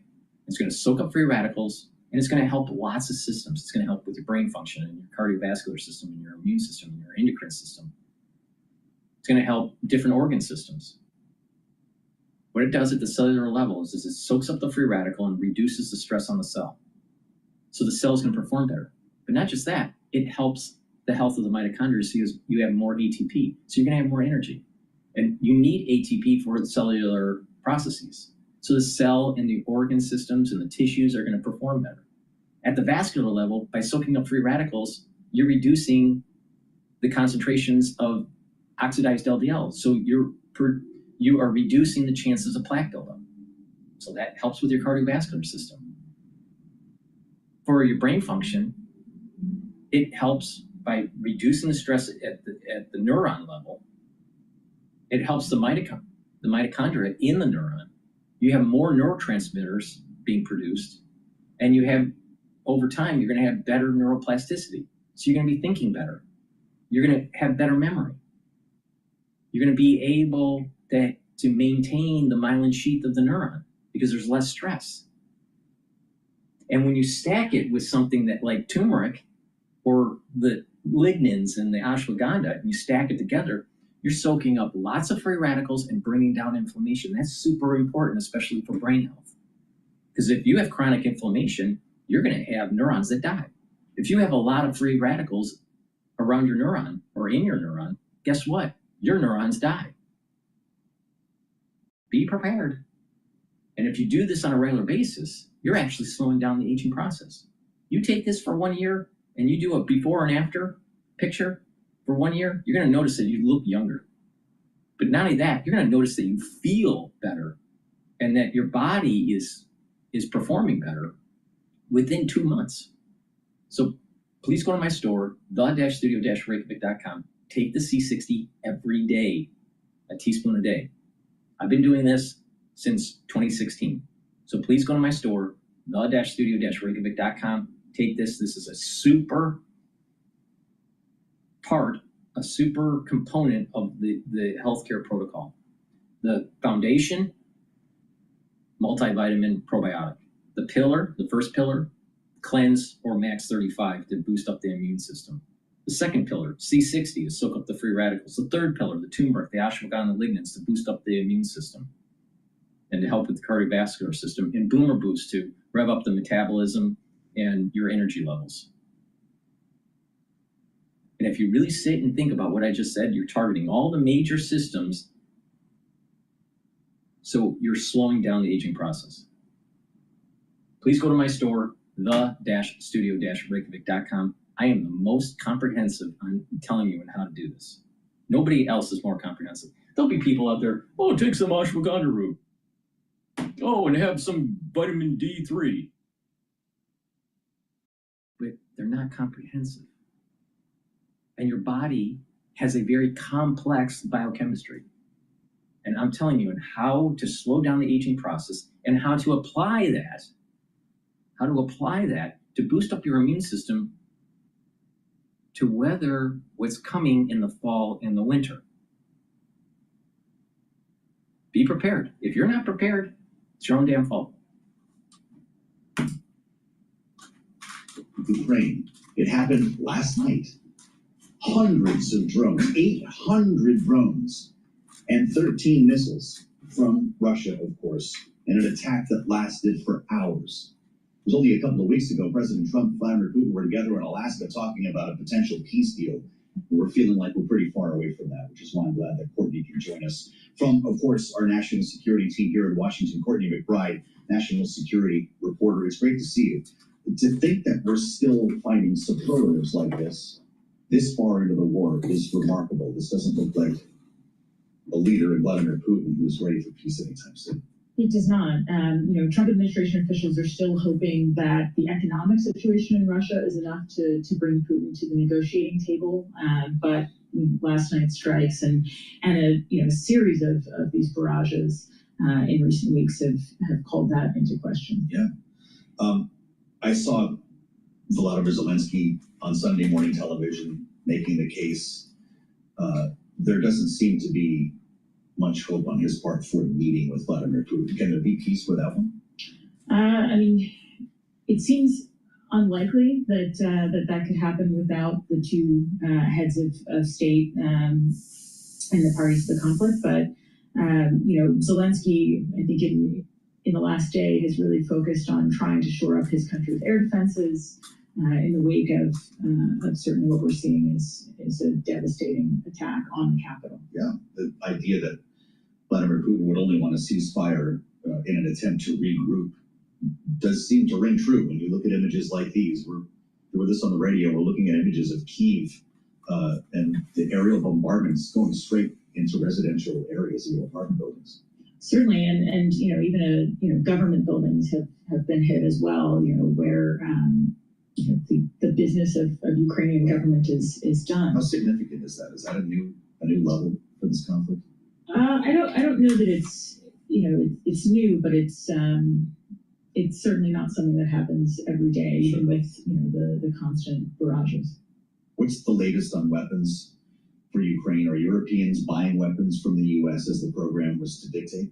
That is happening, but as with all weapons purchases, it is a bit of a slow process, and so European allies are beginning to take advantage of that mechanism to purchase weapons for Ukraine, but often, particularly the most sophisticated weapons, take sometimes years to be delivered. Do we have a sense of where the president's head is on this now? He's been kind of talking out of both sides of his mouth on this just in the last 24 hours.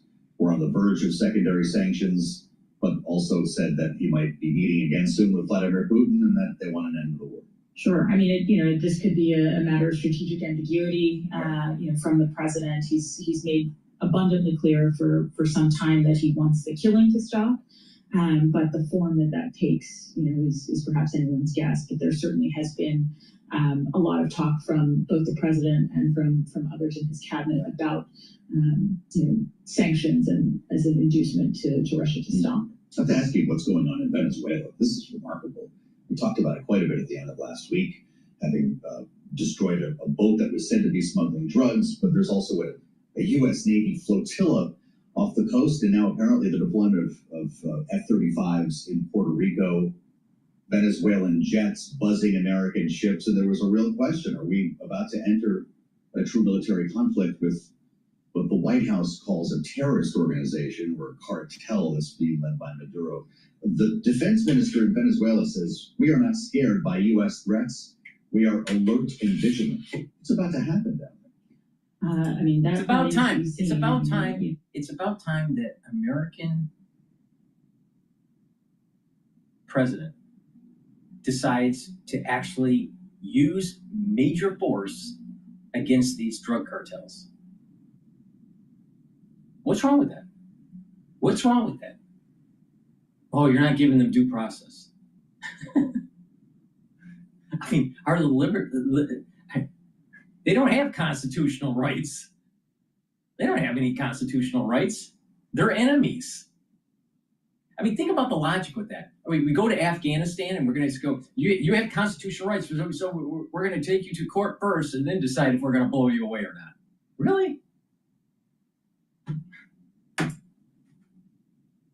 And thanking them for their role in this mission. Well, we might need to pull you back in here at some point if this develops once again. What it is a classic example of a bunch of liberal retards trying to hamstring the president of the United States.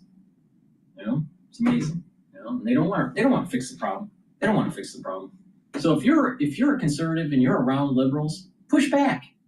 Tell them, hey, I don't think that your policies are right. I think that they're driving the country down the wrong road.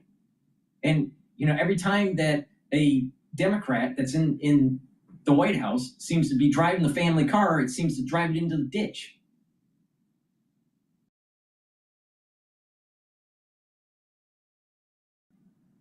Liberals don't have an affinity towards God, country, and family, typically. And not only that, they think because they're educated that they must know better. Well, wait a minute, there's a lot of educated conservatives.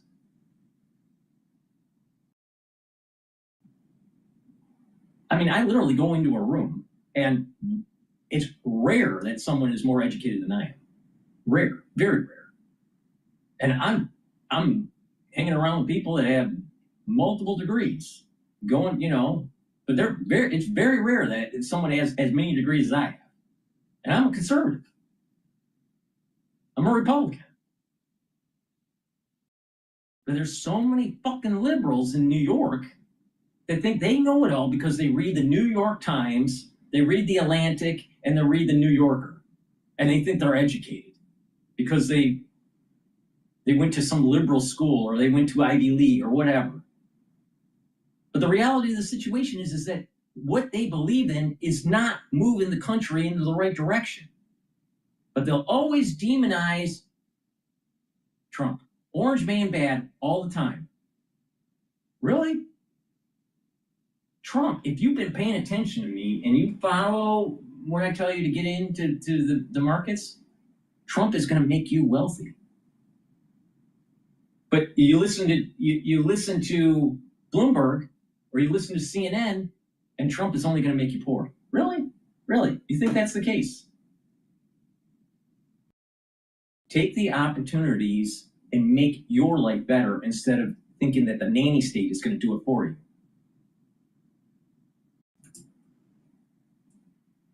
Francois Bayrou, who is from a centrist tradition but not his own party. So where will he go next? We speculated last December that perhaps he might choose somebody from the centre-left Socialist Party. That would change the numbers in the National Assembly because it could potentially bring the Socialists on board, bring them into support. It would still be a minority, but a more significant minority administration. But the Socialists are well aware of the position that they hold. They said they're willing and available should Emmanuel Macron call them to lead a government, but they have their own budget plan, which doesn't involve the same level of fiscal consolidation, around half. In fact, for next year, they say that they can spread out the consolidation over several years. Of course, markets would have their own opinions on that as well. Their proposal includes things like a wealth tax on fortunes of over 100 million euros, some of those things which others in the parliament would find difficult to digest. But that is another option. It is up to Emmanuel Macron to choose who the next prime minister is. He does, though, have the option this time around of calling Think about this. elections. And we're walking down this road too in the United States. There's a debt cliff. There's a doom loop.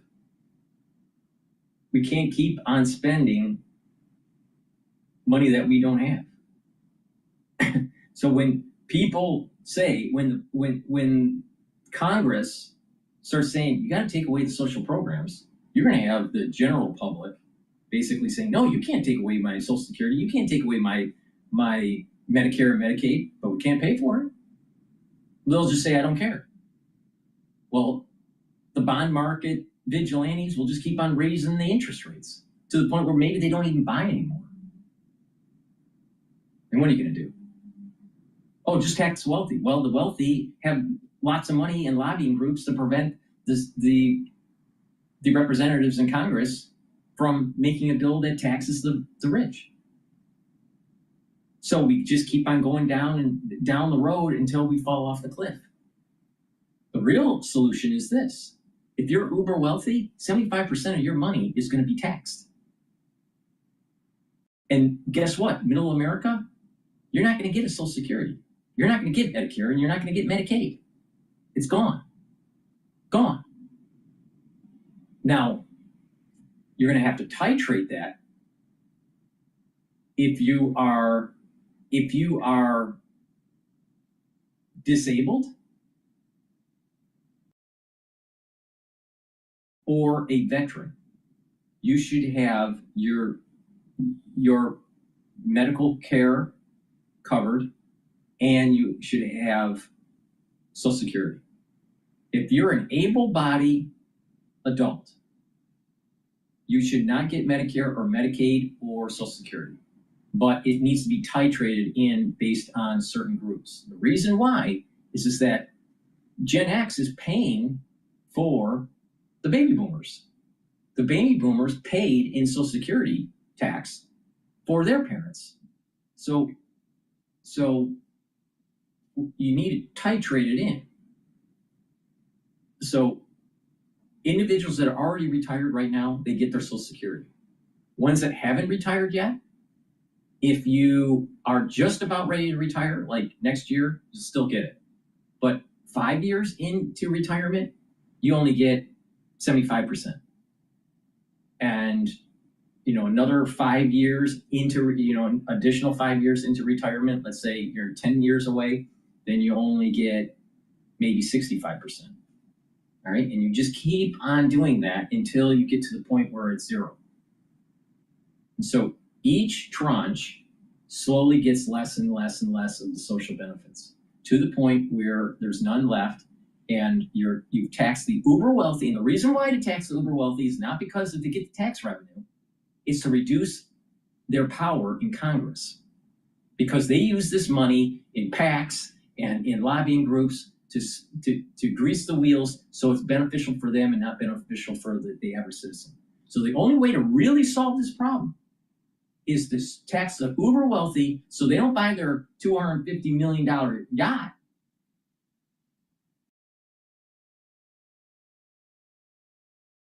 But the other side also has to realize you can't have the social programs anymore because we can't afford it. And that way we can pay down the debt and actually have a prosperous society. But that's the only way to do it. The rich have to take a very heavy cut. 75%, boom. And this is the uber wealthy. These are the people that are the billionaires. All right? And they've minted so many of these billionaires, cut them at the knees. But the average citizen, depending on what tranche you are and how many years you are away from retirement, depends on how much you will get, eventually all the way to the point where there's a generation that gets nothing. And they have time to be able to save. And what this does is that it switches from being a consumer nation to being a producer nation, being a saving nation. We've consumed too much. We've been at the trough for too long, and we're too fat, stupid, ugly. And that's America right there.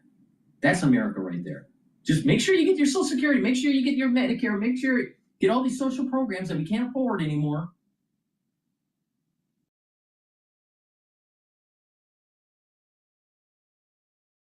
But you got the rich that keeps on minting money at the equity machine and finding ways not to be taxed. So you tax them at 75%. You cut the loopholes. You prevent the trusts. You prevent the overseas tax evasion loopholes. That's the way to fix the system. And that way, the haves and the have-nots come closer together. You'll still have wealthy people.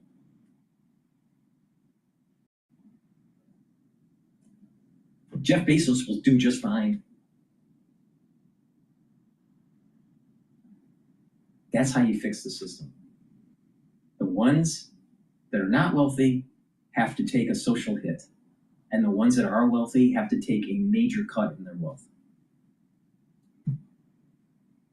Please go to my store, the-studio-reykjavik.com, and get the resveratrol. Resveratrol is something that I've been taking for decades. It's going to soak up free radicals. It's going to help the health of the mitochondria. It's going to help to boost up energy levels. It helps with youthful gene expression. It gets rid of cells that are in senescence. And by taking this on a regular basis, you're actually slowing down the aging process. It stacks well with C60, NAD+, ubiquinol, clarity factor. So go to my store and get the resveratrol. It also stacks well with vitamin B complex. Vitamin B complex. Take it if you're 40 years of age or older. The first 4 B vitamins helps the health of the mitochondria because you need those for your electron transport chain. So you can have more ATP, so you have more energy. Have you noticed that when you get older, you don't have energy? That's because your mitochondria suck. Well, if you help the health of your mitochondria, you'll have more ATP. And so you won't feel old. Vitamin B complex also helps with cellular metabolism. So your cells work properly. And vitamin B complex has vitamin B12, helps your neurons, protects your neurons. Super important. Guess what? In 5 years, you're going to know a lot of people that have early onset of dementia. So you're going to better start protecting your neurons. So a great stack is resveratrol and vitamin B complex. All right? Slow down that aging process and protect those neurons. And take heirloom barley. Heirloom barley is a powder. You mix it with soft foods, filtered water, smoothie, or even with milk. But take it every day. It detoxifies your body, brings down inflammation, and soaks up free radicals. That's super important. Why? You're slowing down the aging process. Bringing down inflammation will help your cardiovascular system, your immune system, your endocrine system, and your brain function. Because if you're inflamed chronically, guess what? Especially at the cerebral level, your neurons are dying. Please go to my store, the-studio-reykjavik.com, and get the heirloom barley. Detoxify that body. Because if you think that having a lot of garbage in your body is good for you, just keep on going that way. Because you'll age faster and you'll have a bunch of chronic problems. But if you detoxify your body regularly, guess what? Your body's healing. And you're going to be able to slow down the aging process. And when something happens to come up in the fall and the winter, you'll be able to weather the storm. Amazing how that works.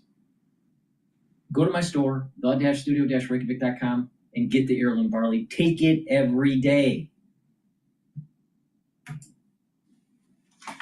This vote that is currently underway in France. We will have news from Paris before we get to the second hour of Balance of Power. Lucky to have Stephen Carroll standing by in Paris, covering that for us here on Bloomberg. When the headline broke late Friday, it stopped everyone in the newsroom.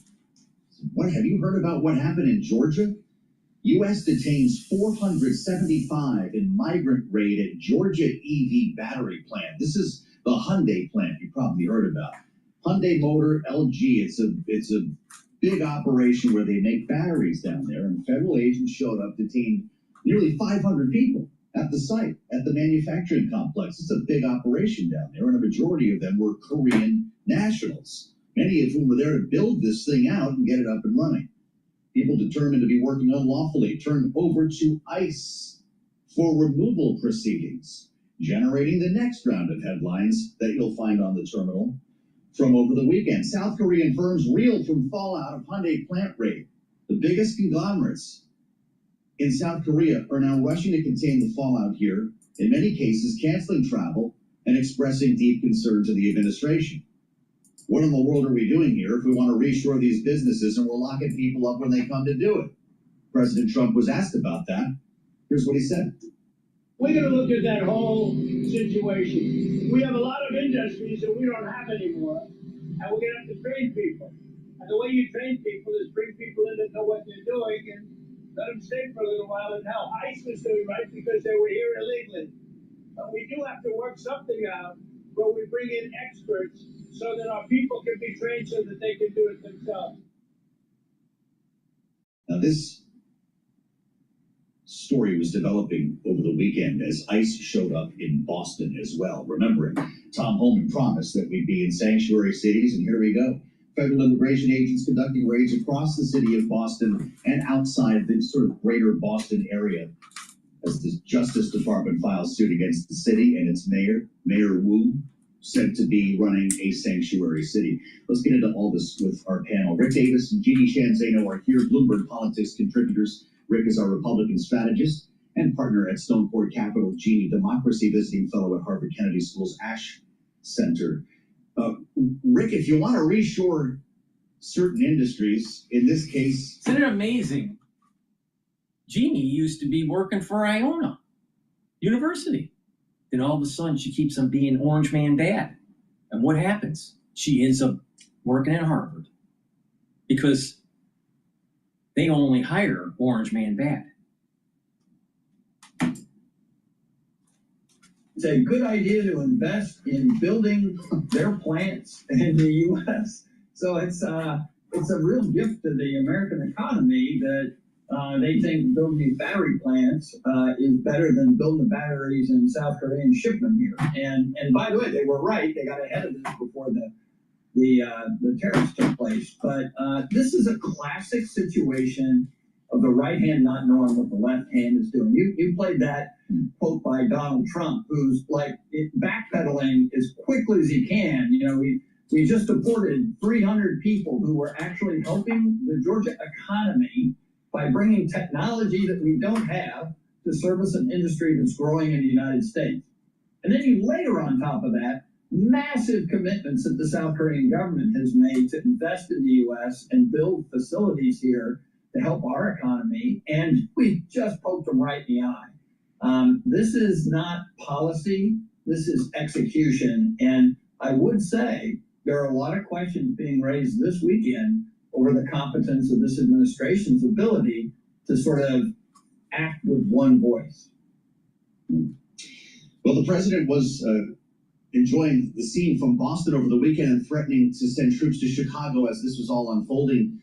Gene even putting up a post on Truth Social. This is really something. It came from his personal account, and I believe the White House reposted it. Donald Trump, Chipocalypse now, Chicago.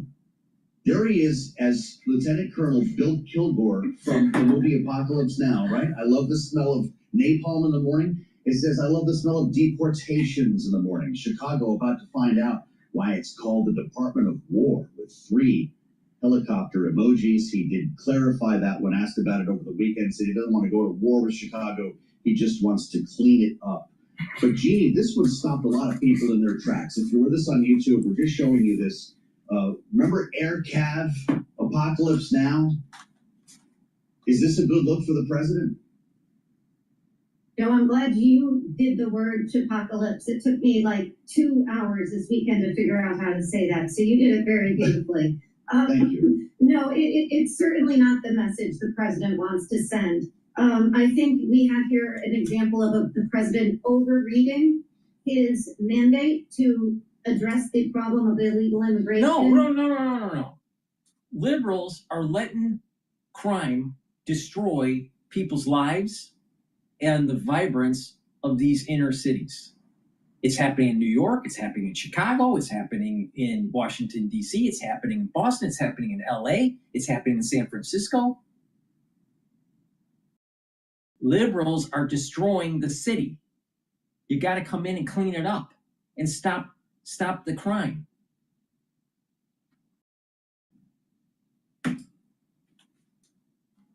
Said he was going to do this a couple weeks ago in the White House. He said this election, meaning the midterm, will be about crime and immigration.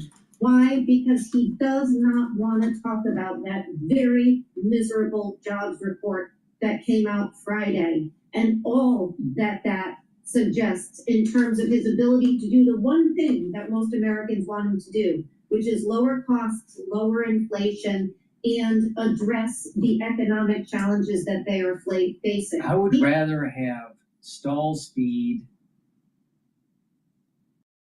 with the job market near the end of the year of 2025. So when you go into 2026 and into the midterm elections, that you have a really robust economy because the Federal Reserve is lowering rates. This is set it up. If this thing plays out the way I think it will, there's going to be a major red wave during the midterm elections, and more seats are going to be captured by the Republican Party in the Senate and in the House of Representatives.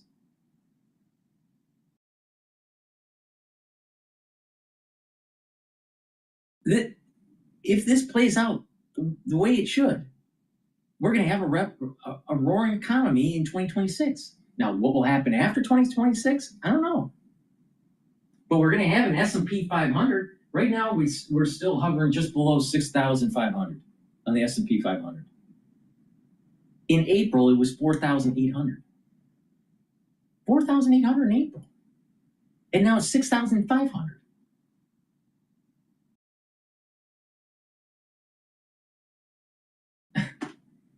I'm telling you, the economy is going to be a lot better in 2026 because the interest rates are going to keep on going down and people are going to start moving. People are going to start moving into homes. People are going to start the economy. There should be a revving of the economy. Or whether it was after the protests in Charlottesville around neo-Nazis and sort of, shouting out to them. But I think this actually portends a bigger issue, especially with the polling that you just described, Joe, and that is You've got someone in the White House, Stephen Miller, who literally every single day, one of the most powerful people in the Trump administration, is whipping the ICE folks for more deportations, more deportations. What's wrong with that? So you see things like the South Korean roll up in Georgia without anybody else really understanding the economic implications of that. Oh, let me get this straight. Let me get this straight. We're supposed to just sweep the illegal activity underneath the rug because it may make us richer.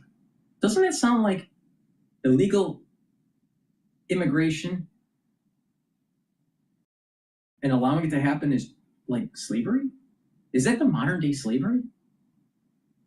Now, Rick Davis has a dog, and the dog is sleeping on the chair behind his back. Even his dog gets bored with what Rick Davis has to say. On a political operatives I know around the country looking at very dicey 2026 races are going, oh my God, if we're talking about immigration on November of 26, we're sunk. Governor J.D. Pritzker replying on social media to President Trump's smell of deportations post. He writes, the President of the United States is threatening to go to war with an American city. This is not a joke. This is not normal. Donald Trump is not a strong man. He's a scared man. Illinois won't be intimidated by a wannabe dictator.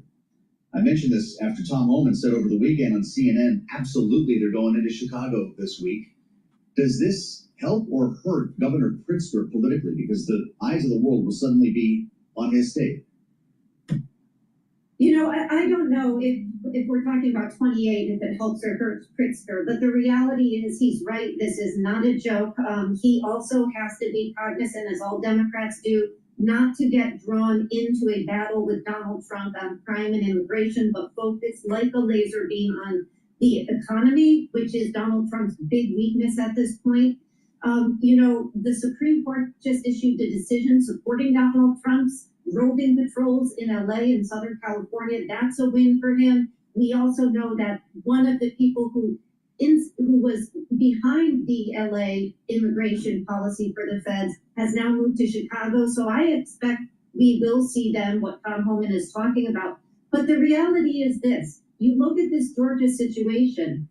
We need workers in this country to do what Donald Trump wants us to do, which is build our economy. The problem is not the workers, it's our immigration system. Anybody who's been involved in it knows it's poorly framed and it's difficult to maneuver. And that's what most people in South Korea are saying today, that some of these people just accidentally overstayed and couldn't get their paperwork in order. That's what Donald Trump should do if he wants to fix the immigration system, not send troop-like figures in under ICE to draw people out who are simply trying to work.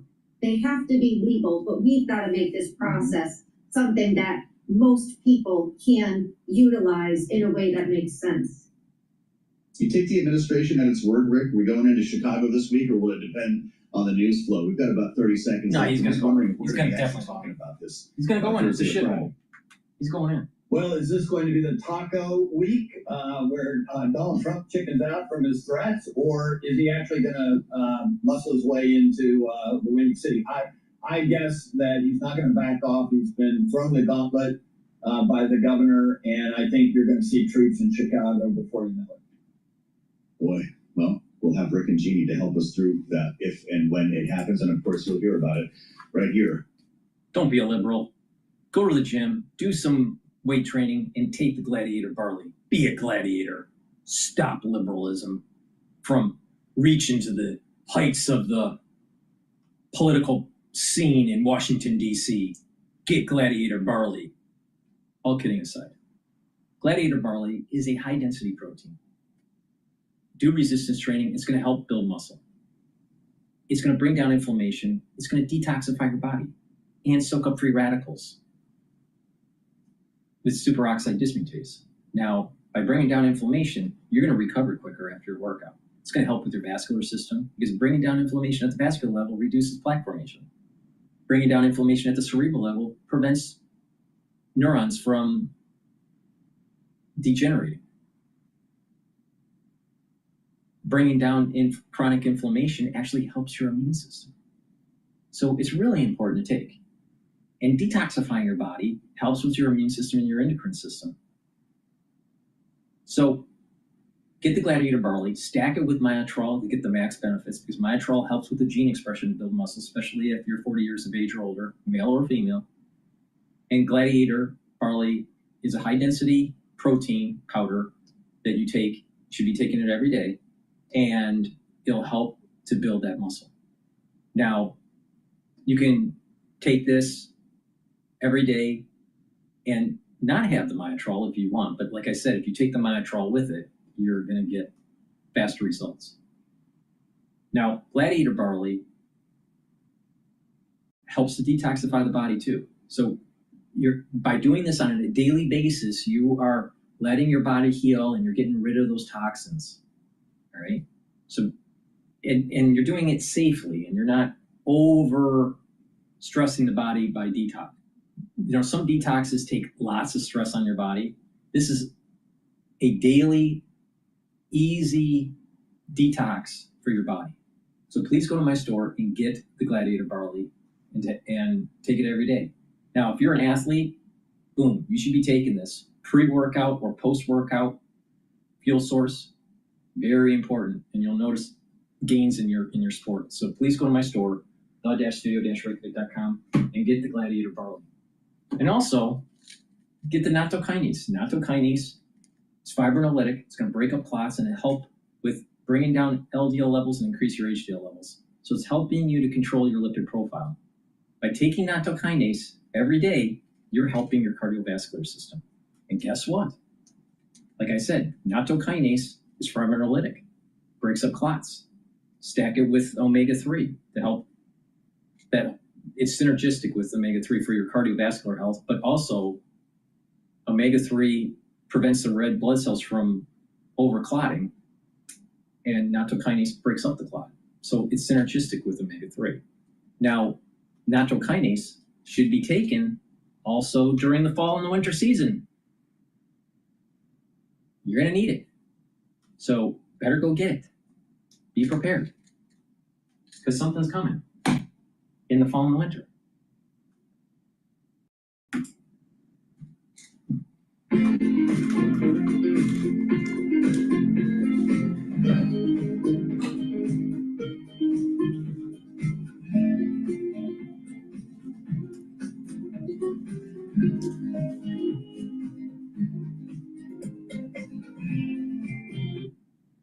All right, let's see what else.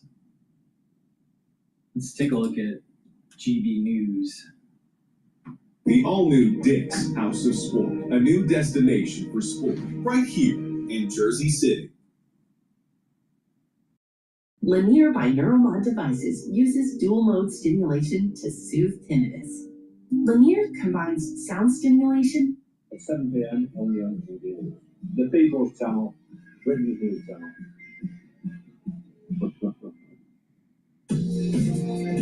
Mornings don't have to be tiresome, especially if you have the right company. They're on commercial break. Let's go back to Bloomberg. French Prime Minister loses confidence vote in Parliament.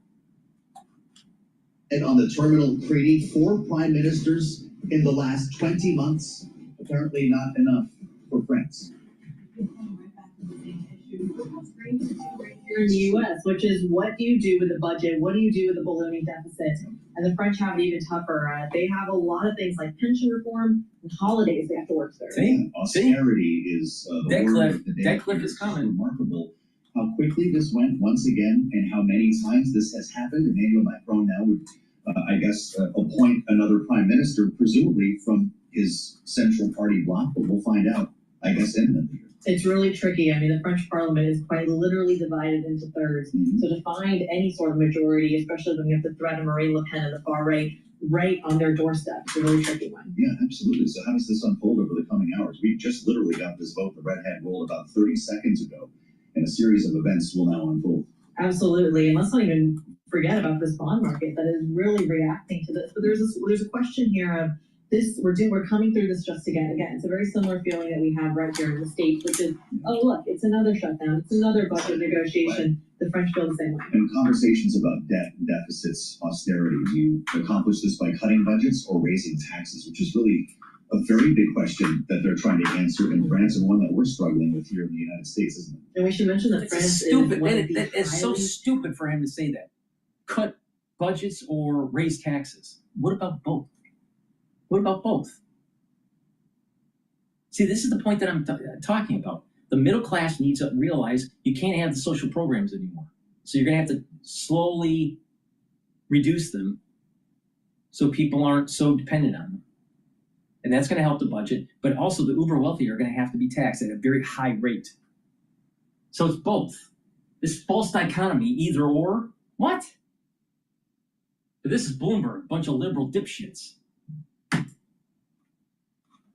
Interviews all week, the prime minister, and they basically were opening the interview saying, how does it feel to be in your few last days? And that is a sentiment that was validated today, just now as you speak, by the French parliament that voted no confidence for the fourth prime minister, as you said, over the last 2 years, highlighting the sort of political fragmentation, which, by the way, is a story in France, but is a story all over Europe, but really finding its heart here in France. And François Bayrou, earlier, a couple hours ago when he spoke, he said, listen, you guys today have the power to topple this government. What you do not have the power to do is ignore reality. And the reality that he's referring to is a debt to GDP burden that is absolutely the third highest in all of Europe. The GDP to deficit, which is the third worst as well, almost 6%. That is almost twice what it is for the average of the European nations. And this is 51 years now that France has not had a balanced budget. The question is, at what point do the bond vigilantes take over? Do they really impose this austerity that he was trying to sort of, through reform, bring into the fore? But as you say, you know, this is a French parliament that is divided into three groups. And even within those big groups, you have splinter cells within it. And it just shows you how difficult the path ahead is now no longer for François Bayrou, but for Emmanuel Macron, the president, who took that gamble last June in calling the snap elections and legislation and really backfired colossally. And that is the situation that he needs to continue to live with.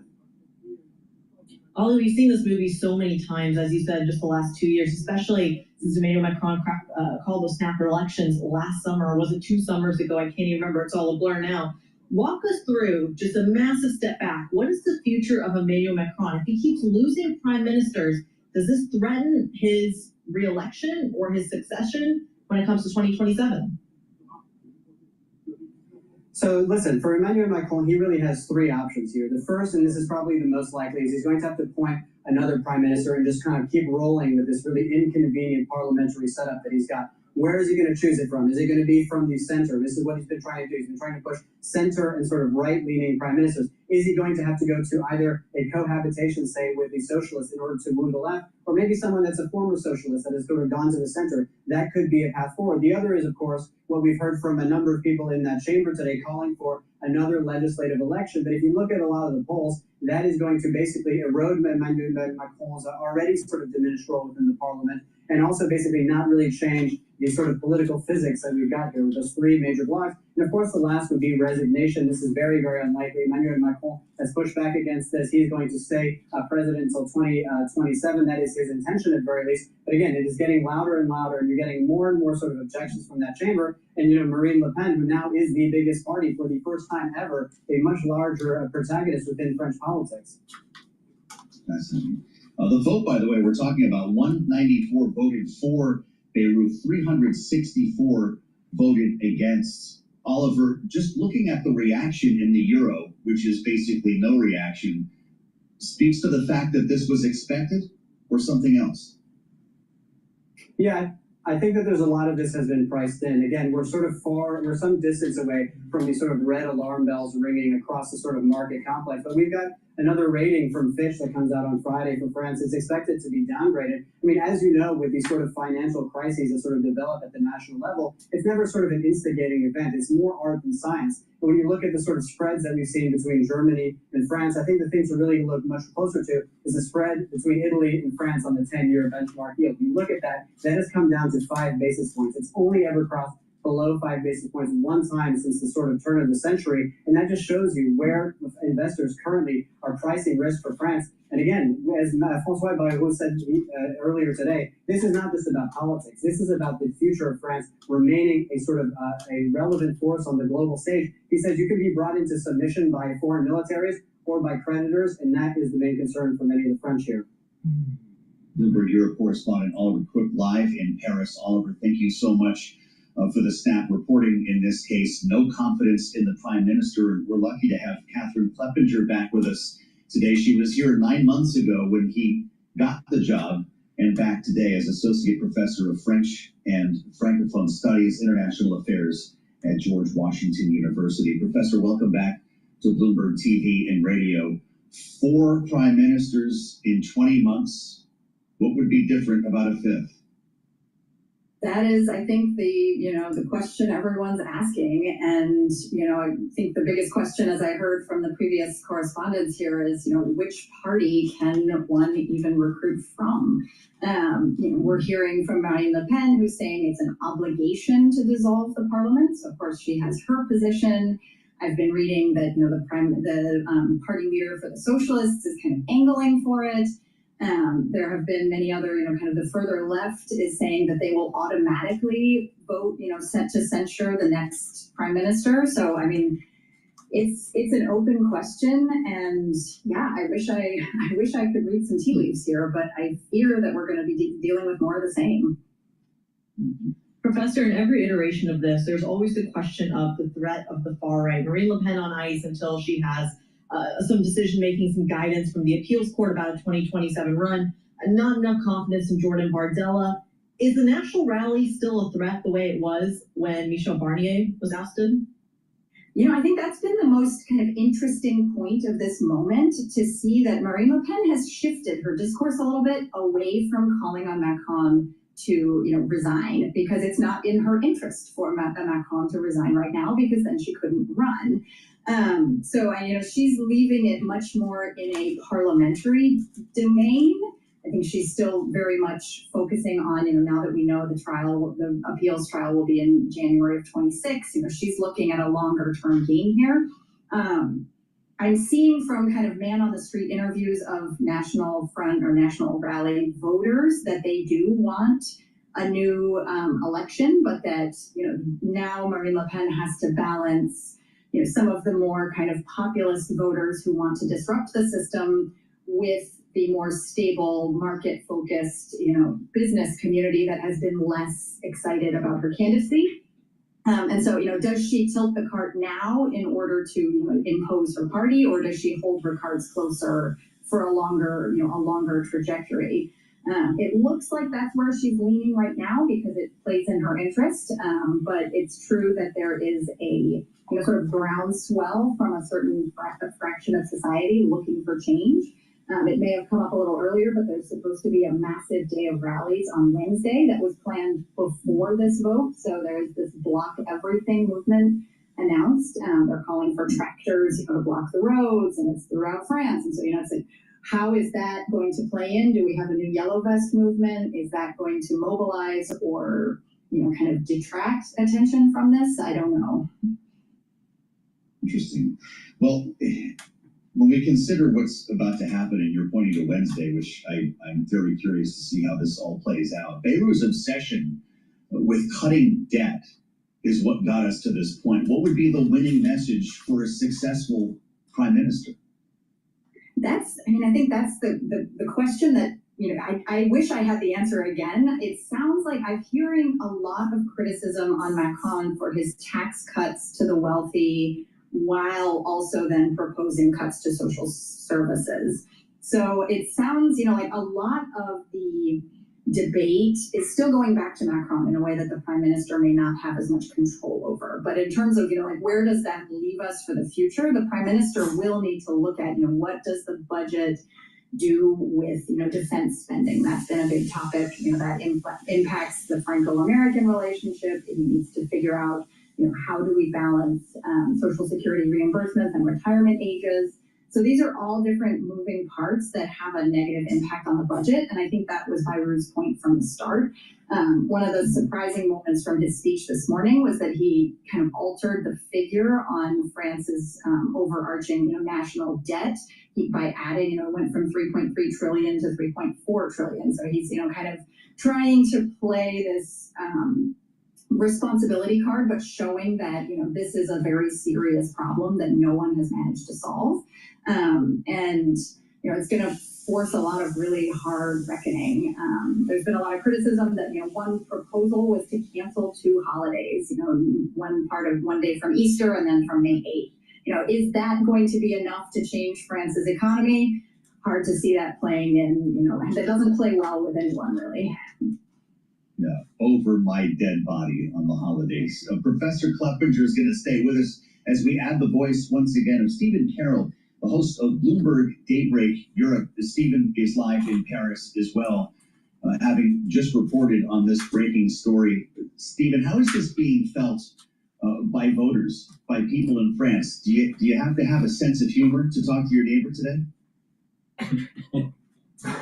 I think probably, but I mean, because of the situation, you mentioned that, we're heading into our 5th prime minister now in 2 years. This is something that people have gotten used to, and everyone knew when François Bayrou was appointed to this job that he didn't have much more chance of winning support than Michel Barnier did before him. He wasn't from outside of the political family that could have changed the parliamentary arithmetic in France and brought in more votes that might have made it easier to pass laws through Parliament. Opposition to him was pretty instant, and when he got to his outlining of the budget, and I think the kite flying around ideas like putting 2 public holidays was a very interesting tactic, because he was putting on the table, and he admitted this almost immediately, he was putting on the table the most controversial measures so that people would debate them, and his hope was that parliamentarians would get involved and there would be negotiation. He always said all of the measures were up for negotiation, but with the red line of bringing down the debt and the deficit. Unfortunately, the Parliament is simply too fractured to be able to do that. Everyone looked to their own political interests rather than necessarily looking to the bigger picture and trying to work with it. Everyone's acutely aware that there's a presidential election coming in 2 years' time, and they're pretty much just trying to stake their positions in the ground in the run-up to that, so that they'll be sure that there won't be a centrist who would replace Emmanuel Macron in 2 years' time. Now, a lot can happen in politics, and particularly in French politics, in 2 years. You point out the last presidential election in 2017 was a big surprise as well for Macron to win. So nothing is all played for yet. But I think for most people in France, they're mostly worried about the protest movements tomorrow, how they're going to get to work, what services will be available, and how serious the protests are going to be. More drama to come when it comes to Paris. Stephen, just walk us through what a crisis scenario actually looks like, because I hear you. I hear that a prime minister is now gotten or removed basically from the French government. But the bond market's calm, 76 basis points on the Haute Bund spread. We're looking at a euro dollar at 117. Everyone's kind of knew this was telegraphed. What does a crisis in France look like? This is a Gallic shrug from the markets. That's essentially what we've gotten. And that is because it had been so obvious how difficult François Bayrou's problem was going to be because of the numbers in Parliament. We called this confidence vote. We pretty much knew the result of it about 10 minutes after he announced it, never mind waiting the 2 weeks for all of the debate and the pleading that came from François Bayrou before we had the vote in the past few minutes and the result of that as well. Markets are looking at the longer game here. François Bayrou did say in the negotiations, and this was the point that was being made by the Socialist Party, is that you can consolidate the budget over a longer period of time. Bloomberg Economics has said this as well. This is not a fiscal crisis yet. The problem is the debt servicing costs in particular mount up, and the trajectory, as François Bayrou repeated, is pretty steep from here on up as to how much of the budget is going to be taken up by simply servicing the existing debt that France has and what it's projected to accumulate. In the short term, there's still time, over a month before France is meant to submit its budget to the European Commission. That's mid-October. It doesn't need to pass it really until the end of December. And remember, we got right up to that deadline last year. And even if, in a case that there was no budget passed, there is no provision for, I heard you mention this earlier, there's no provision for a government shutdown in France. You simply roll over this month's budget into next year. It's not a dramatic handbrake turn for anyone. Sure, there will be some people who will be hit by, no inflation-linked increases in things like benefits, but it's not a dramatic change. Things don't close overnight as a result of the budget crisis in France. It does, of course, just push the problems down the line, and that's something the bond market definitely will be worried about. And I heard Oliver refer to the ratings downgrades, or the ratings reviews that are upcoming, the first of which on Friday. There's several of those to come before the end of November as well, so those will also be very closely watched by the markets. Really interesting. Let's bring Catherine Kleppinger back into the conversation. Professor, Did Beirut have a choice here? He decided to pull the trigger on this himself.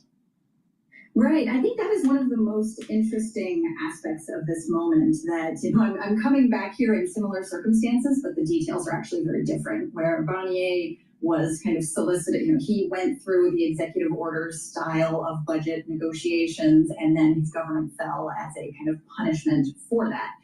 Bayrou was doing something very different. He said from the start, this is a problem, debt needs to be dealt with, rise up to your responsibilities and do something about it. And so he is going out in a very different posture from some of the previous governments that have fallen. I found myself thinking that it was an interesting gesture that, he was challenging the delegates to live up to what he considered, a responsibility as elected officials.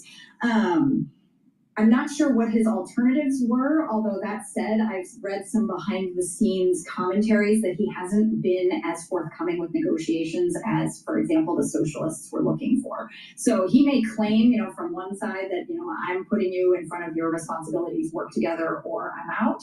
On the other hand, was he truly trying the backroom dealings of negotiating with all the different parties? Hard to say. It looks like he did not want to find himself in the position of trying to, for lack of a better term, herd the cats of all the different parliamentary parties, the way Brownier did try to do, and, trying to please everyone meant that he pleased no one.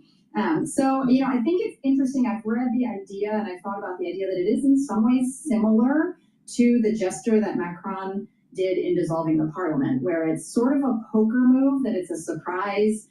Macron called it throwing a bomb into the political sphere when he called those snap elections. Maybe it's the same thing. Well, I'm just wondering when we're all going to be back together. Canary in the coal mine, France and England. Pay attention. Please go to my store, the-studio-reykjavik.com, and get the Boomer Boost. Boomer Boost has 68 nutrients, has a very comprehensive compound profile. Read the label on my website, the-studio-reykjavik.com. This will target multiple systems. It's going to target your heart and your vascular system, brain function, musculature, energy levels, metabolism.